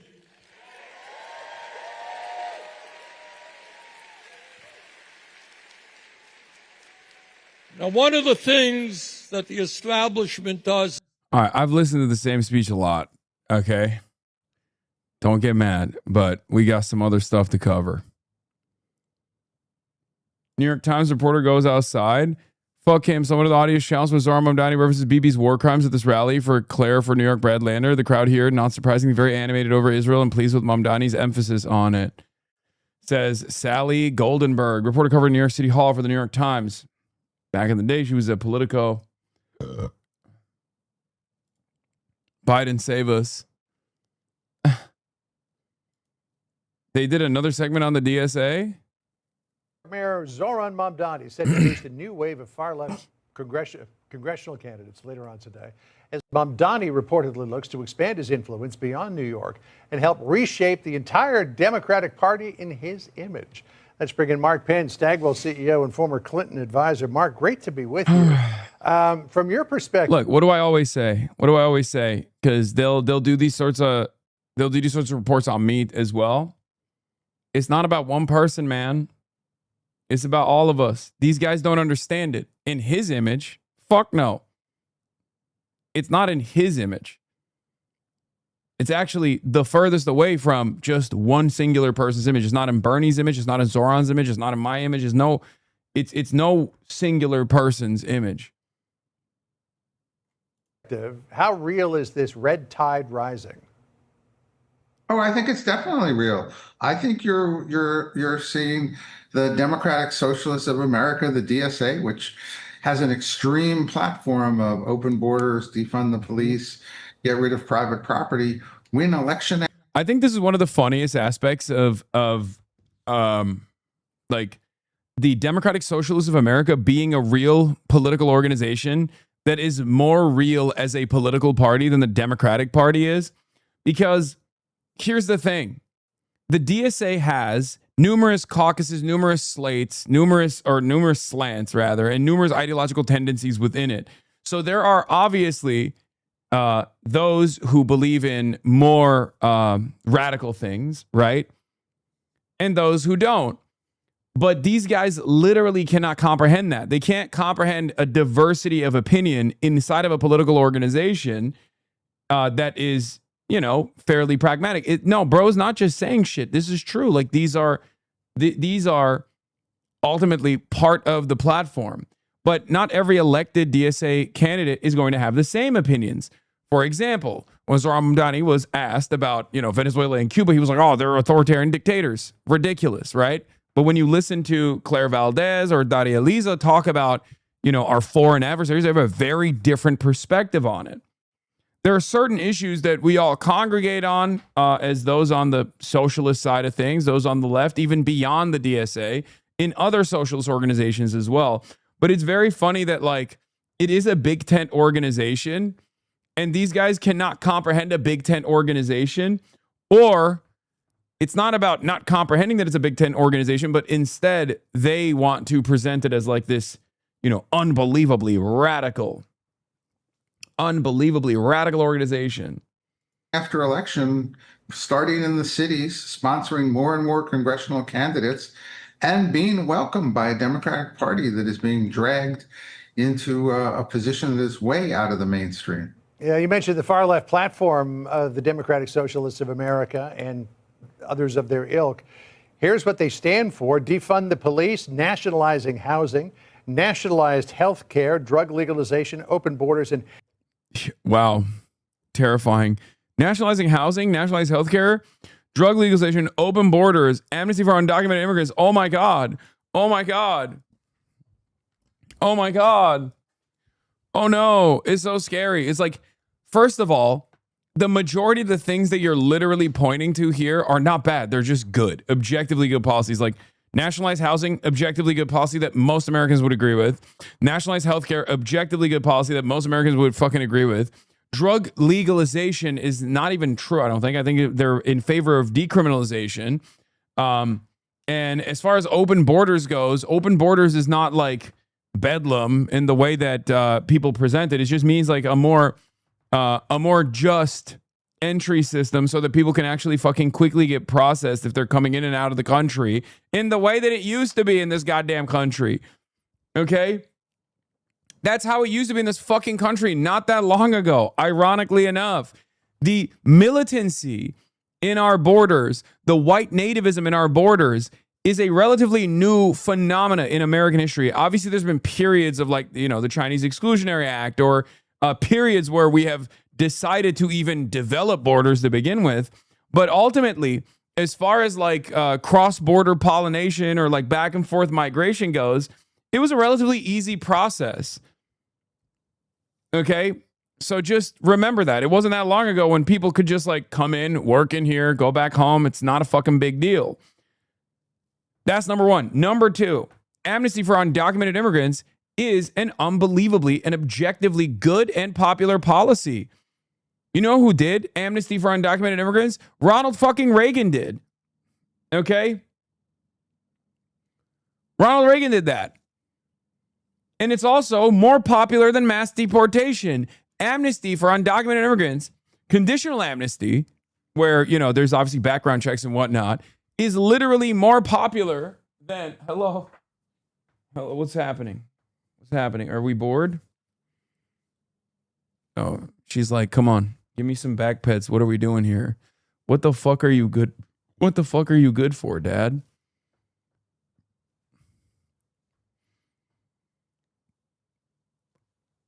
Conditional amnesty for migrants, especially migrants who have been living here for an extended period of time, is literally a more popular policy than mass deportation is. It's a more just policy than mass deportation is. It's a more efficient policy than mass deportation is. It's better for the American economy overall. These guys are so fucking stupid. She heard Ronald Reagan got a burst of energy. How dare you? How dare you? Kaya is a Maoist. Amnesty for undocumented immigrants, other than nationalized health care. That is light years away from Bill Clinton's administration or even Barack Obama's administration. Well, it's light years away from what most Americans think. And so... Yeah, okay. Well, no, let's put that to the test.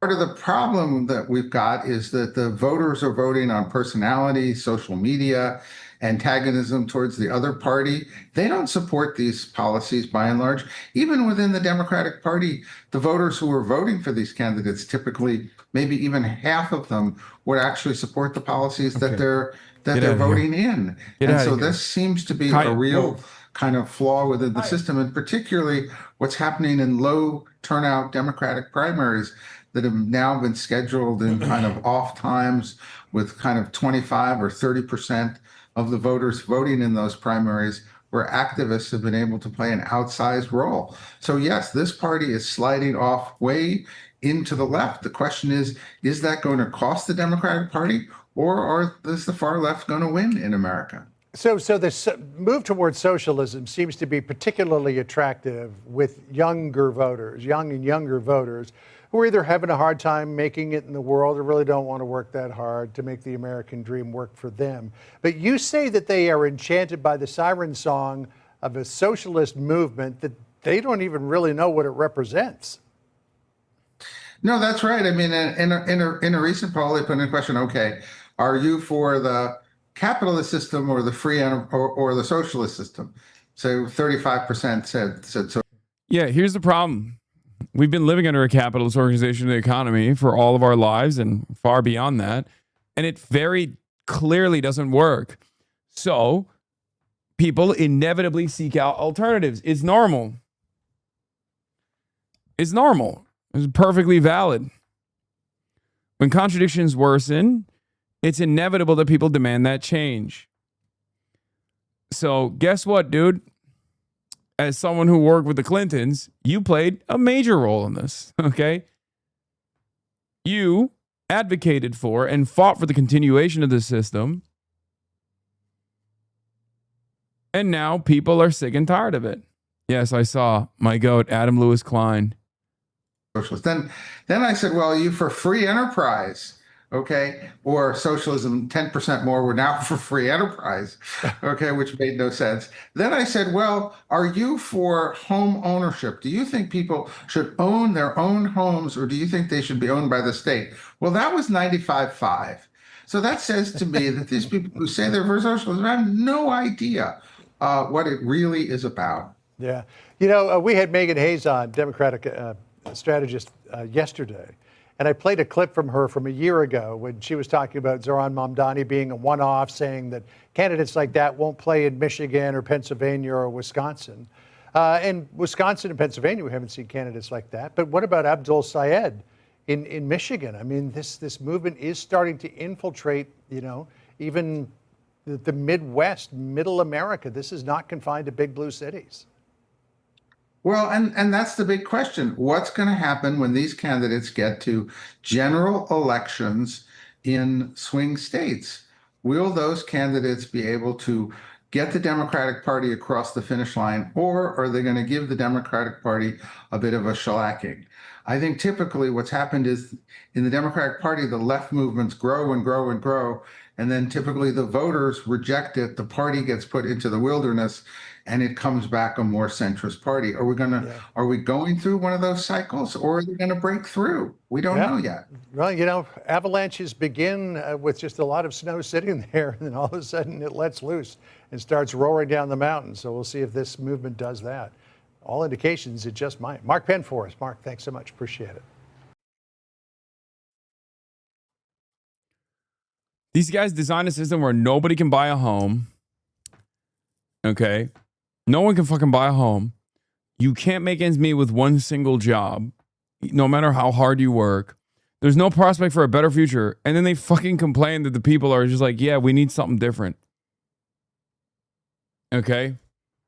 What do you expect, man? What the hell do you expect? Tonight, a Democratic Will three of the nation's largest cities be run by Democratic socialists? Forecaster Enton says Democratic socialism is on the rise in America. on the verge of leading another one of America's big cities. This time, Trump's own backyard. Toledo. We got two of my favorite things, talking about Democratic socialism and also Harry Emden. Holy Janice Toledo. Lewis George, currently with a significant lead to become the next mayor of Washington, D.C., which would put her on a potential collision course with the president, of course. It was less than a year ago that another Democratic socialist, Zohran Mamdani, became mayor of New York City. And Harry Enton is out front to tell us something we don't know. Okay, Harry. Now, Yes, I ma'am. know that there's some confusion as to what a Democratic socialist really is. Yes. But I guess just on the base of it, who is more popular, Democrats or Democratic socialists? Well, among Democrats themselves, the Democratic Socialists of America have a higher net favor rating than the Democratic Party does, at least those who are members of Congress. I mean, just take a look here. Dem Socialists of America, plus 17 points. Democrats in Congress, plus 4 points. No wonder that Dem Socialists are getting nominated across the political map in different primaries because, simply put, they are more popular than the Democrats currently in charge. Okay, I'm just thinking back to when I was sitting here and Zohran Mamdani was sitting there when he was running, and I asked him about capitalism. Yes. And he had no problem saying that he had real issues with it. Okay, he wasn't afraid to say it. By the way, he ended up winning. It didn't hurt him. How do Democrats today view socialism compared to capitalism? There's a reason why it didn't hurt him, and that is simply because this is one of the biggest political changes I've seen during my lifetime. Match up socialism, capitalism among Democrats. You go back 16 years, 2010, capitalism and socialism right there, favorable rating, 51%, 50%. Look at it now. Socialism clearly in the lead among Democrats. 66% of them view socialism favorably. Just 42% view capitalism favorably. No wonder Mamdani had no problem blasting it. Which is fascinating because when you look at... Bro, even on motherfucking Twitter, the audio artifact is still very much here. Socialism, 50% 2010, now 66%. Capitalism at 42%. He had no problem blasting it. Which is fascinating because when you look at races coming up in New York, you've got a big one up in the Bronx, and you've got Zohran Mamdani endorsing a Democratic socialist, Hakeem Jeffries not going with the more traditional incumbent. So there are two big races involving Democratic socialists coming up in New York that Mamdani's endorsed. Tell us something we don't know. I'll tell you something you don't know, and that is that the Democratic Socialists are likely to win one of those races, the one down in Brooklyn, going to beat the Brooklyn borough president. You take a look there, look at that, an 81% chance to win in Brooklyn. And in northern Manhattan, at this point... I don't like the prediction market chances, man. I just like, even if they favor our people, I just... 52% to knock off an incumbent, Espelot. Unbelievable. Yes, Espelot, long-time incumbent with all of the incumbents endorsing him. All right, thank you, Harry. Thank you. Espalot.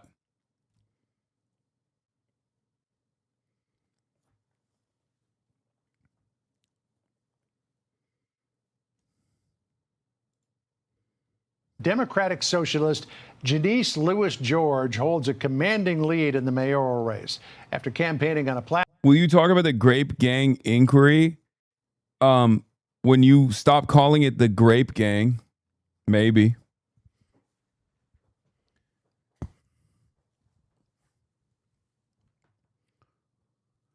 You can't, bro, you can't be coming in here and fucking saying Grape Gang, okay? You can't be coming in here and saying that. You have to grow up. You have to be an adult at some point. You know what I mean? You have to be an adult at some point. What is this fucking TikTok language? Are you a bot? Are you a child? I mean, you have an account that you created 11 years ago. 11 fucking years ago, bro. What do you mean Grape Gang? Nasty shit. It's such a slop report that only repeats things from old reports, law. Yeah, it's just, what does that mean? No, I think there is I think that there is a new inquiry or something, or not even an inquiry. I think it's just a compilation of previous reports that they're trying to make into a salient point or something.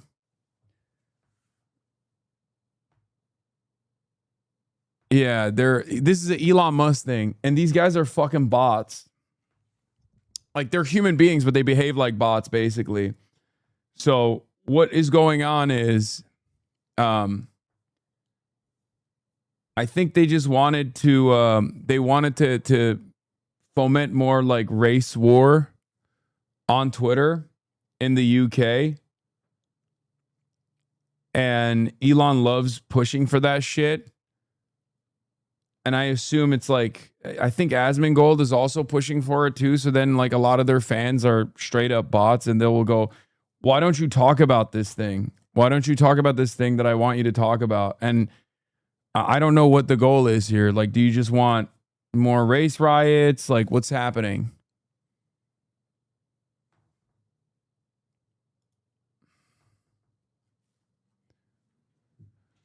Rupert Lowe said in the first paragraph of his gang rape inquiry that he was unaware of the sheer scale of the grooming gang scandal and only became aware of it when it was amplified by Elon Musk early last year.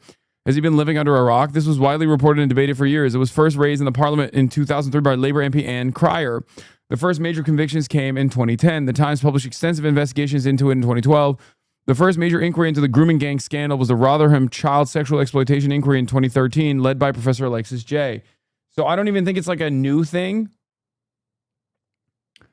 I don't even think it's necessarily a new thing. I think it's like they're reheating the old nachos and claiming that all migrants are engaging in like rape gangs or something. And I think part of that is because they don't want us to talk about the new revelations of white pedophiles in the Epstein release, right? It's mostly super wealthy people that are trying to foment some kind of racial division amongst the working class at a time when they're worried about the working class being united. They want to create some kind of ethnic conflict. They want you to think that Islamic style mass rape is happening in the UK. Meanwhile, of course, all of the grooming and the rapes and the pedophilia that happens by white men obviously go unnoticed. If it's a societal elite that's engaging in it, because I find it really odd that Elon Musk, who has basically begged to be on Jeffrey Epstein's pedophile island, is the one who's really pushing this, like, no, don't look at me. Only the Muslims are doing, grooming gangs or whatever.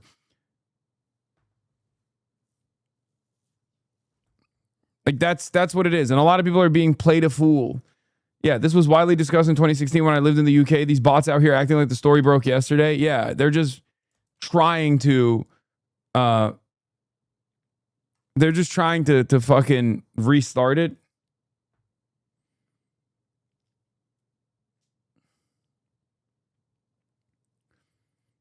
The bottom 2% is doing the pedophilia, not the 2%. APAC Mold wants you to be Wants to be invited to the next party. Yeah.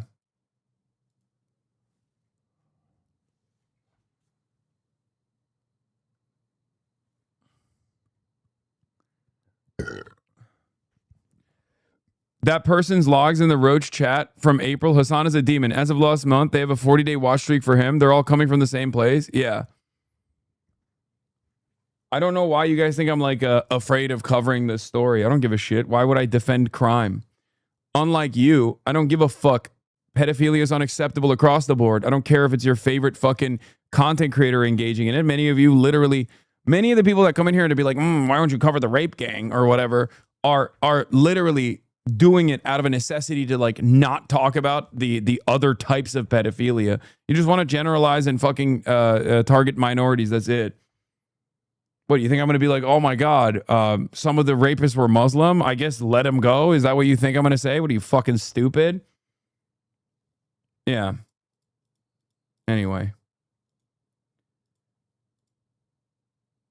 What is this? Low Kadad 490? What did they say? The UK had a ridiculous problem with sexual assault. This has little to do with brown immigrants. Peter Sutcliffe, known as the Yorkshire Ripper, was murdering and raping women in the 1970s that were going to investigate it, and victims were treated as if they deserved it. Even Jimmy Savile, who was an institution in the UK, was protected by the BBC for years and was friends with the royals. Cops knew he was raping children and nothing was done. It only came out after he died. Yeah, I know. The UK has a ginormous issue with prosecuting rapes and prosecuting pedophilia across the board, unconditionally. It's not like, I mean, Jimmy Savile literally created a rape hospital. Okay?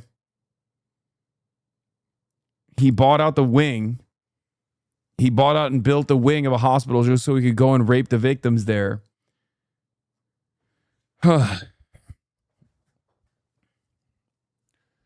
So, yeah.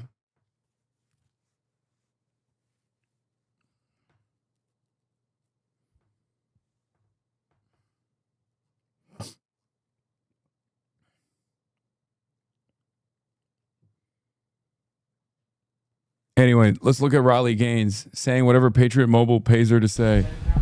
Yep. 1, 2, 3, 4, 5, 6, 7, 8, 9, 10.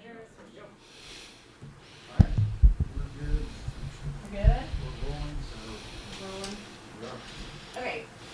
I've heard you introduce Glenn, or Glenn introduced you a couple times, and every time I'm like, oh my gosh, I just want to get your personal like testimony of like you being on Patriot Mobile on camera. Totally. It's, like, not honestly, just like what have you and the experience of traveling and like how it's.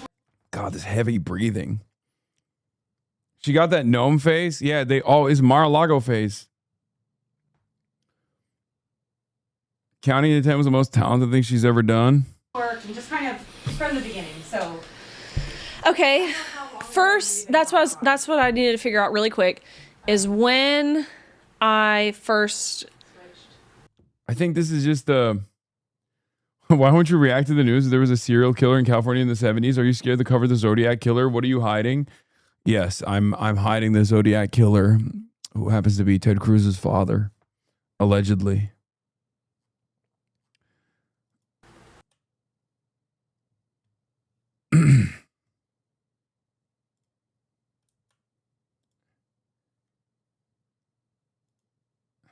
They'd give up their right to vote for a more conservative America. Nice to meet you. Are you planning on voting in the midterms? The people that voted for Trump are just very fed up. Both my husband and I are really disappointed. What is the number one motivating factor for you when you decide, who you're going to vote for? I don't want a party that's going to tell my son he can cut off his penis. But your plan is to vote Republican? Yes. The Republican Party is the party of freedom.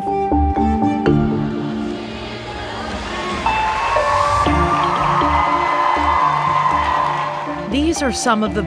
You only want the viral clip? Yeah, Wait, here. tell me the pillars again. So it's pro-life. So, First Amendment, Second Amendment, sanctity of life, and veteran and first responders. Okay. First, second. Yep. Cool. The First Amendment, the Second Amendment, the sanctity of life, our veterans, I feel very passionately about. Do you guys, if you're going to talk about I mean, you hate to even call them political issues, but do you specifically say like the left or the right, or is that something you try to kind of refrain from? Like if I were to say something doing an ad for Patriot Mobile is so funny. Something to the effect of like the left is still doubling down. Yeah. Yeah, you can say. Okay. I've heard you introduce from the beginning, so. Okay. First, that's what I needed to figure out really quick is when I first, I mean, definitely over a year though. I would say, can I just say that like around 2 years ago? Yeah. Wait, tell me the pillars again. So it's pro-life. So, First Amendment, Second Amendment, sanctity of life, and veteran and first responders. Okay. And first, second. Yep. Ugh, gross. Let's get back to these ladies who are actually defending freedom by voting for the anti-woman party. Voters that Donald Trump and his Republican Party desperately need in order to hold onto power. Conservative, mostly Christian women at a leadership summit hosted by Turning Point USA. The right-wing advocacy group led by Erica Kirk after the assassination of her husband, Charlie Kirk. Love you guys. Turning Point is influential with young voters. President Donald Trump has credited the organization with helping him get reelected and bringing more young voters into the conservative movement. It's such a great place to be in here in America, is being young, being a female, being conservative. They all just play hand in hand together. But fractures in this movement are emerging. A main stage headliner is no longer backing Trump or Republicans, saying she won't vote in the midterms. He made it seem like everything was going to become more affordable. Now the economy's worse. You know, he promised no more wars in the Middle East, and we are in a war. So it's disappointing. Thank you so much. Thank you. Savannah Stone is a 21-year-old trad wife influencer with 800,000 followers on. It's very funny that this is just fetish content, and a lot of these people don't realize it's just fetish content. Like the trad wife shit. The trad wife shit is just straight up fetish content.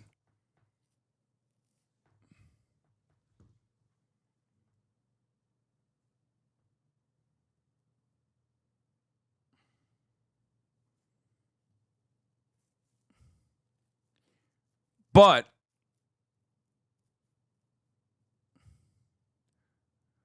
fetish content has now turned into like a political movement from their perspective. It's very odd. It's just like, it's not different than OnlyFans.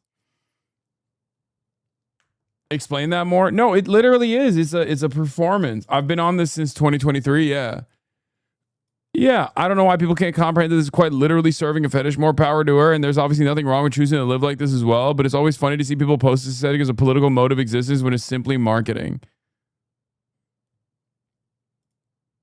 I'm going to retweet that. I'm going to reheat my old nachos.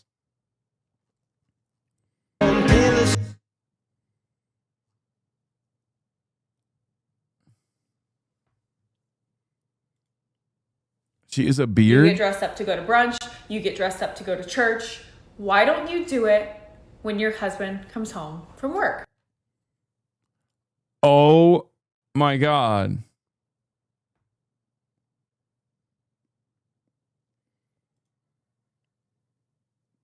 That's a gay man. Oh, that's a gay man. He got gay face. No disrespect. I mean, he's serving. He's serving cunt.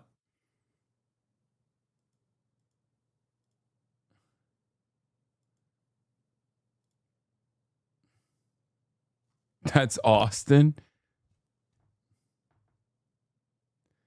That's a gay body fat percentage? True, that too. He's got a gay body too.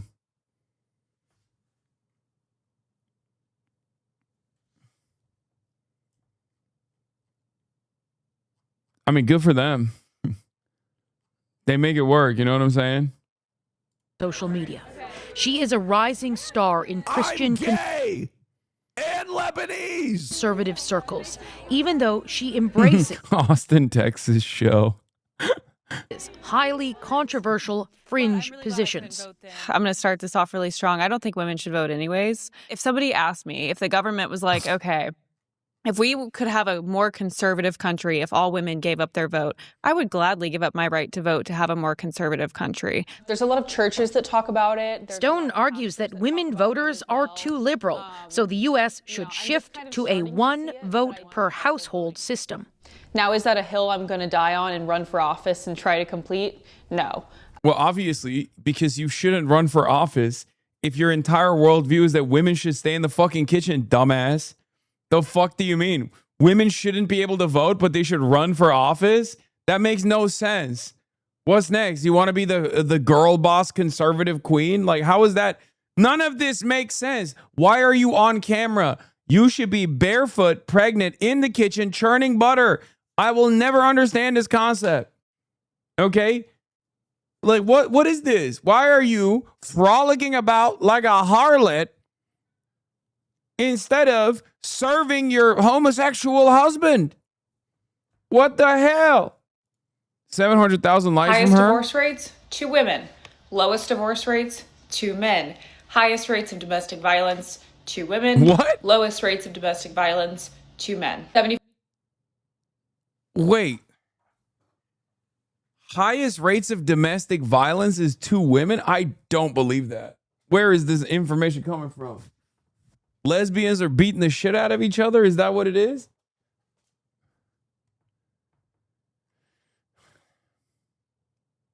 That is so out of context. That is actually true. Wait, really? They're weaponizing the lesbian data roller derby?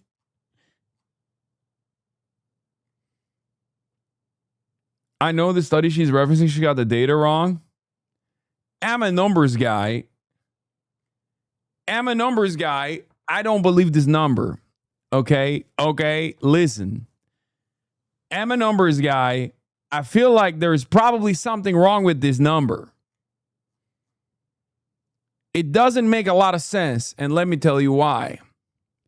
Because when you look at crime statistics, as a numbers guy, I always look at the crime statistic when I'm making arguments. And women are underrepresented in the crime data as opposed to men. Men are like around 90% of the crime as opposed to the women's.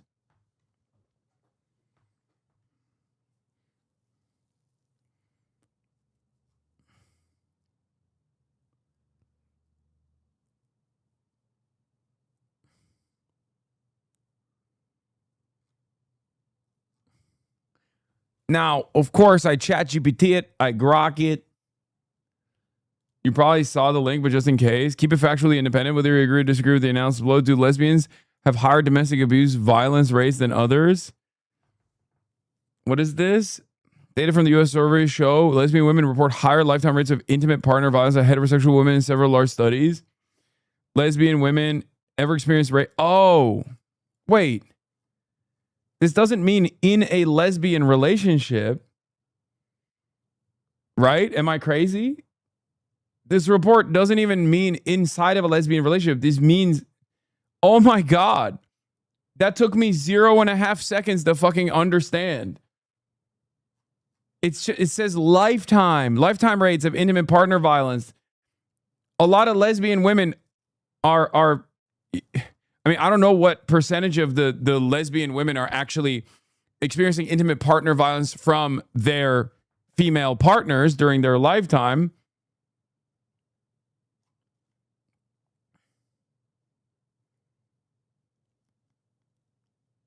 This could also still, what are you saying?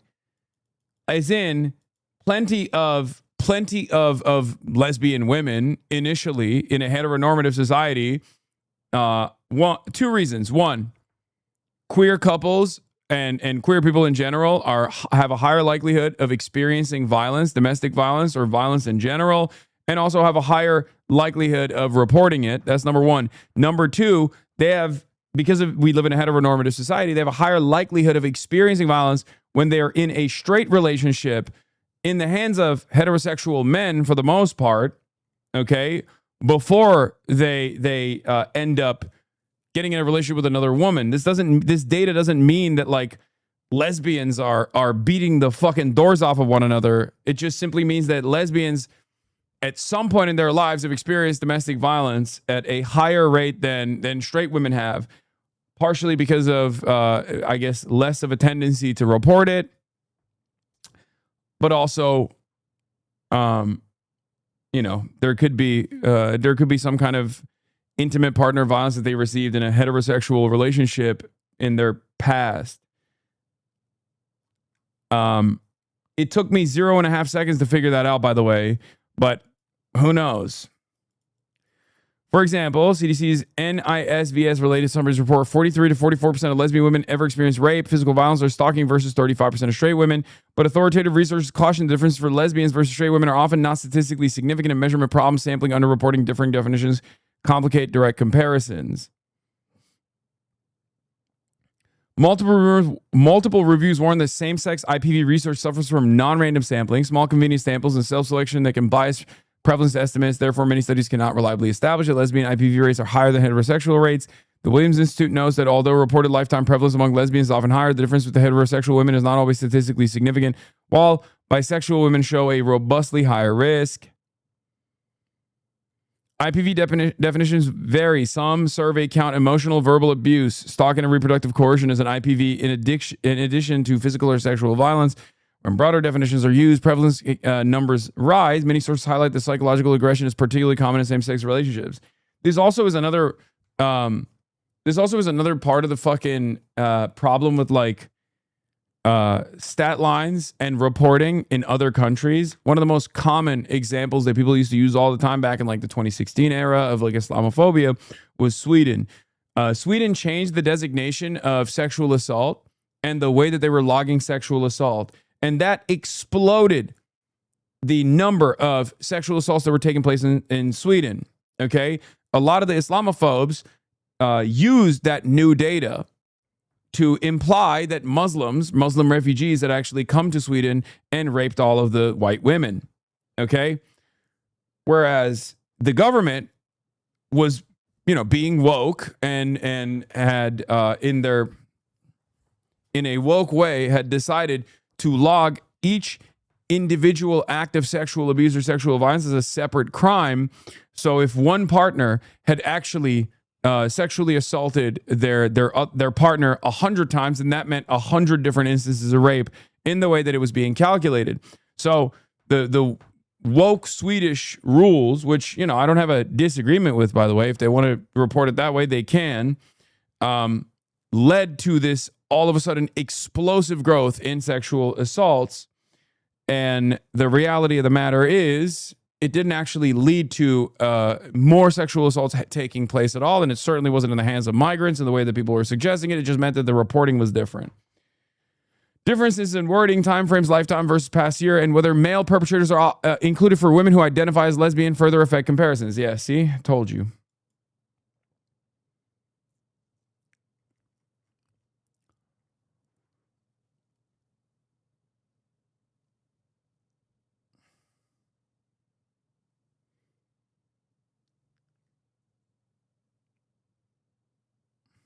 Do you remember what they changed about the methodology? I already told you what they did. So if one partner had raped their partner 100 times in the past, that was one instance of sexual assault in the crime data. In this new format, that meant 100 sexual assaults were reported, even if it was done by the same person against the same person. I just explained it to you. That led to an explosion in the number of reported sexual assaults.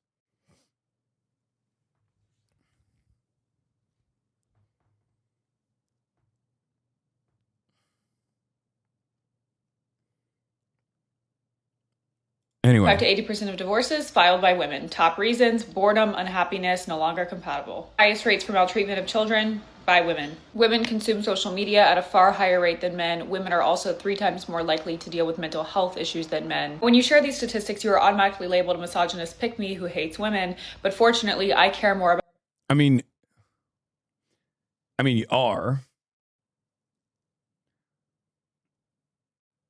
you are.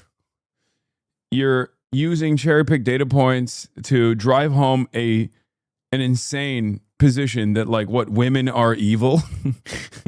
Women are rapists and abusive, and also it was weirdly pro-gay marriage. I don't know how that happened. I guess she was like, I hate women so much as a woman that, like, I wanted to, you know, forget how trad I am for a second and maybe hype up gay marriage.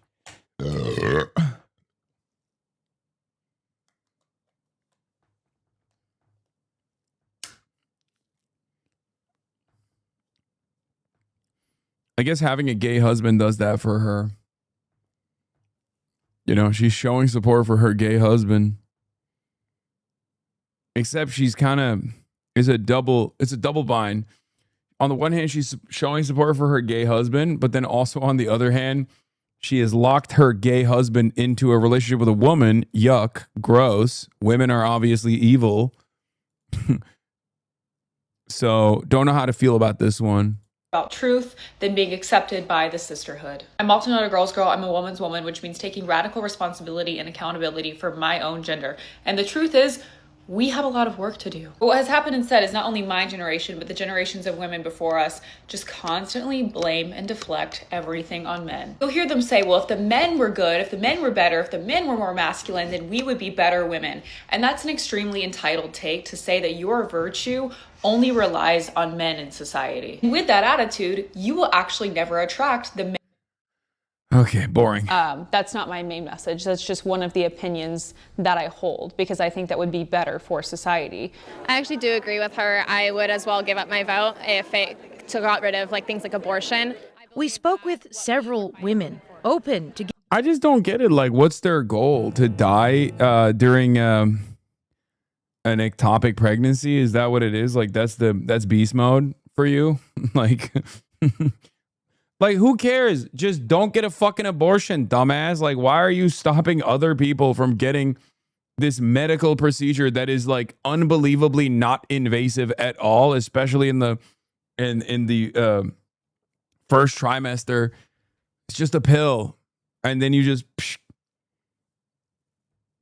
heavy bleeding, and it's done. You know what I mean? Because it's not a fucking life. It's not like a real human being yet. You know. I find it so strange. You don't get it, Sonic? It never happened to them? No, but like, even then, it's just like, why? What is this fucking tendency these dumbasses have where it's like, no, it's not enough that I don't want to get an abortion. I want to make sure other people also can't get it. It's like, okay, just don't fucking get an abortion. There's plenty of shit people do that I don't like. You don't see me fucking running around being like, make it illegal now. Right? I don't like Lime scooters. I think they're fucking annoying. I'm not running around making it my whole life to be like, nope, we have to abolish Lime scooters because they're fucking annoying. They crowd up the goddamn sidewalks. Okay? Hello?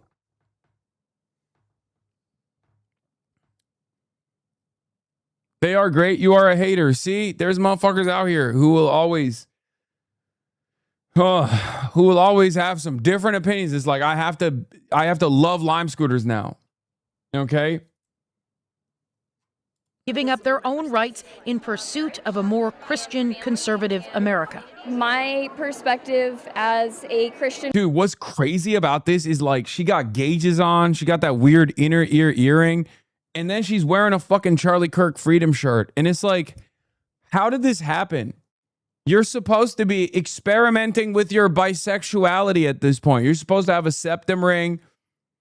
Like, where did this, how, what? I don't get it.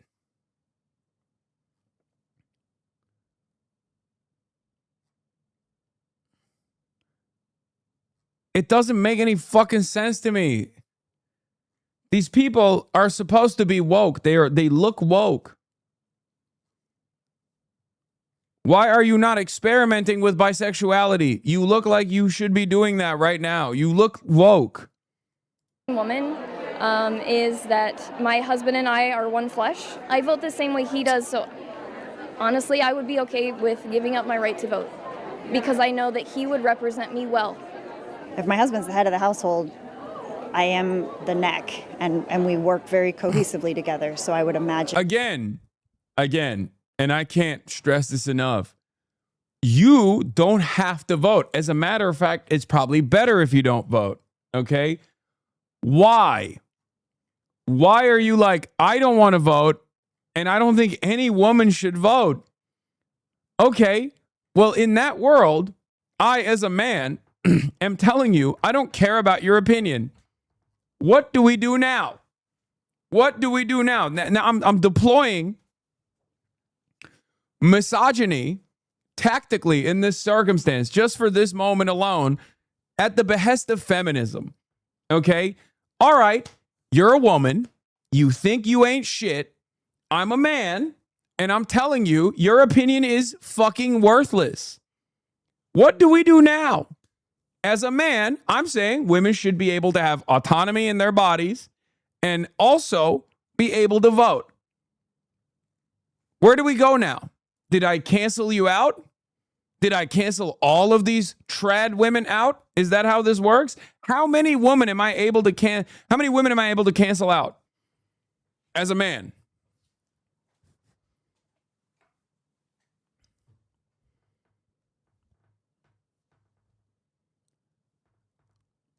They dress alternative but don't understand what they're supposed to be alternative to. So annoying. Scientifically speaking, all of them. Good. Okay, I canceled them all. Now they all have a voice and we can hear them, but we're not going to listen. Okay? And if he was voting on behalf of our household, I would be fine with that. Do you think your daughter should have the right to vote? I'd be okay if she didn't, because I also know she's going to marry a biblical man, that they would also be in line. But the vast majority of women here say this remains a conversation for the fringe. I think the best thing that we can do is hold conferences like this to educate liberal women and hopefully sway them to the conservative side. I think women should. Yeah. Now, you should really go up to random women and be like, hey, ladies, what do you think about us not having autonomy? What do you think about the government just stopping us from having random medical procedures that are life-saving in many instances? How do we feel about that, ladies? What the fuck is happening? Be voting? Yeah, I wouldn't want to give up my right to vote ever.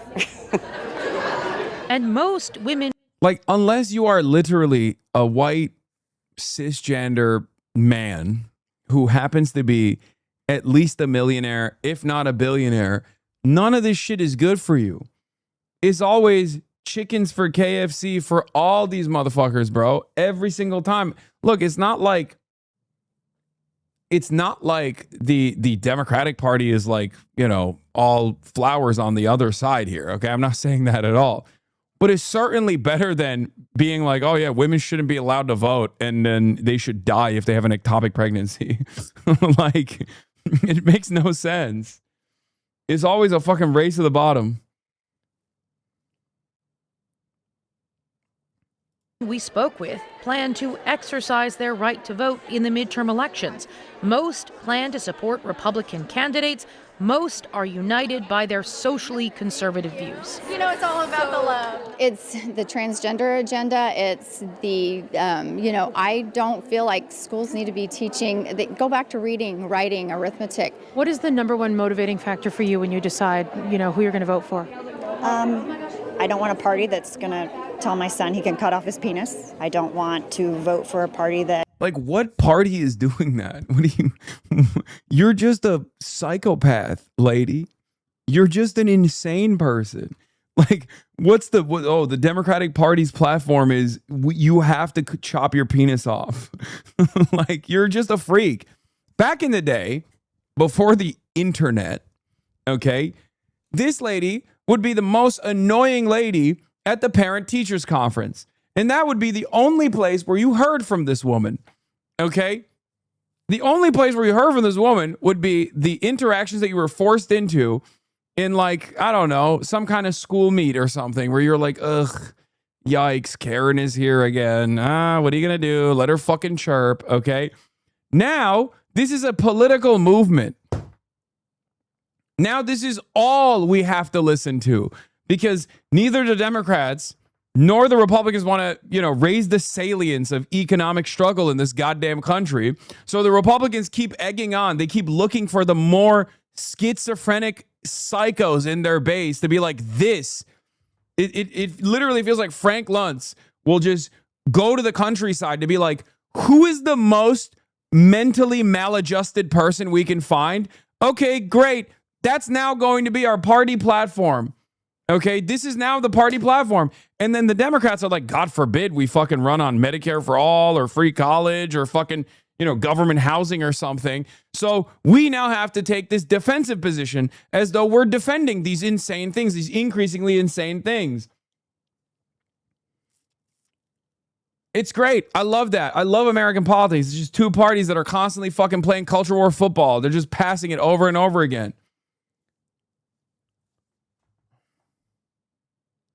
Yeah, in 10 years, they're going to be like, I don't think we should even vote. Billionaires should choose for us. We just rise. We just raise the banner of one billionaire champion over the next. And they all obviously want to melt us as fucking biomatter, but at least one billionaire will be gay and the other one will be homophobic. Actually, both are homophobic, but one's openly gay, one's secretly gay. Okay? And you have to choose between those two. And the Democrats will be like, well, we have to go with the openly gay billionaire, obviously. At least they don't want to melt the gays for biomatter, just the homeless and just the people who are no longer productive, right? It's great.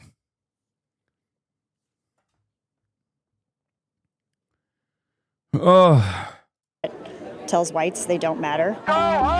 This is no place for Turning Point USA. They promote bigotry, they promote racism, they promote, you know, things that we're against as human nature. Wherever this movement is headed, expect protests to follow. You're resisting.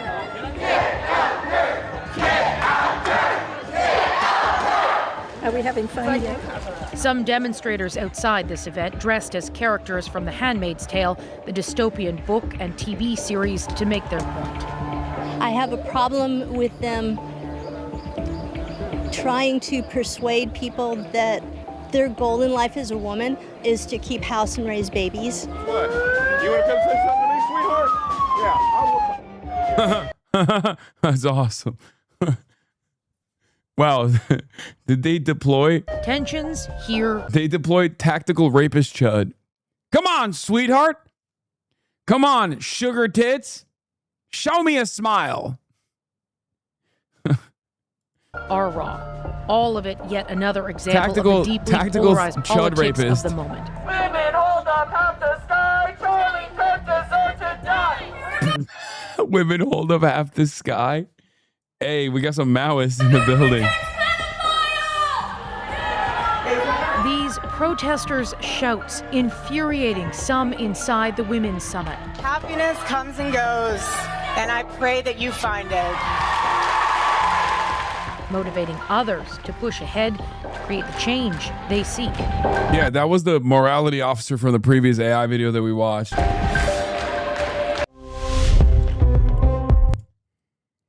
Of the Oh, I can't watch this. This is the most insane story. It's too much.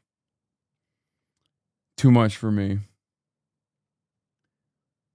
Erica Newkirk. Erica Newkirk.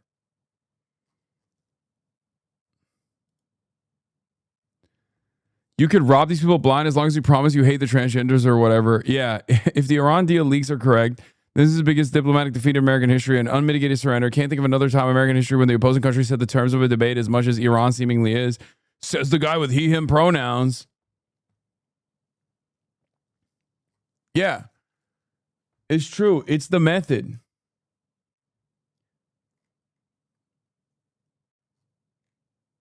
It's the fucking method. New APAC ad for Haley. Ice on Michigan, Haley Stevens fought back, leading the fight to oust Kristi Noem. She's lied to the American people. She has to resign or be impeached. Then Haley went after ICE. Stevens introduced the Hold ICE Accountable Act, which would create an independent special prosecutor to investigate ICE. If crimes are committed... This is why she's at like 25%, by the way, because no matter how Rizlish she is, AIPAC is obviously smart enough to fucking promote her as like this progressive champion.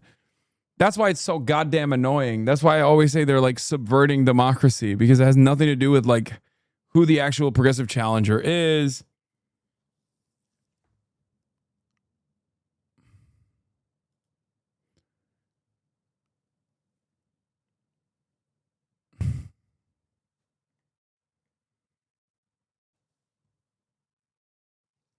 Who funded the ad? United Democracy Project. It's an AIPAC subsidiary.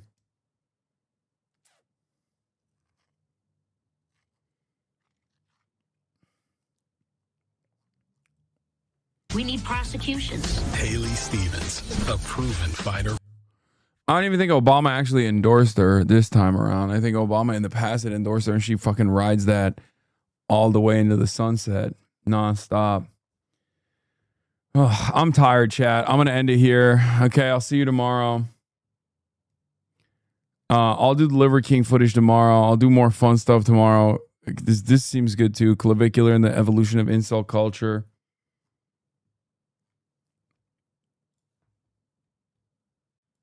Six hours and 30 minutes.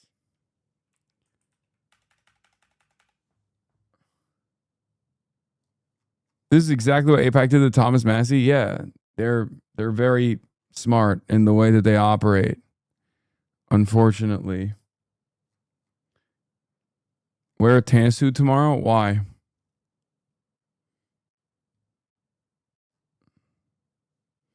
So no podcast tonight? What? Why do you keep asking if there's a podcast tonight? Hasan Pike. Why? Well, this is so strange. This chatter has been asking that. Anyway, love you guys, and I'll see you tomorrow. We'll do some more fun stuff tomorrow. All right, bye. Stunning lo-fi introduction, starting off the day. All the chatter's trickling in, hostile people hate. Sunny in Los Angeles, California, says Hasan.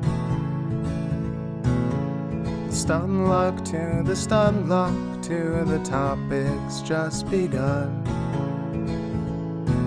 'Cause there he is again, Hasan is streaming. Hasan is streaming. There is again, Hasan is streaming. Hasan is streaming. Reviewing a Chinese train, telling Kaya place. Sun and Asmin chatter loves, giving Grinning's grace. Zoran winning NYC, woke two back with the force. The Rogan of the left, to me a dumb himbo still of course. The Charlie Kirk assassination, the Fear and Online show. 8 full fucking years of this, and plenty more to go. Doing fun stuff tomorrow, throw PBS up on the screen.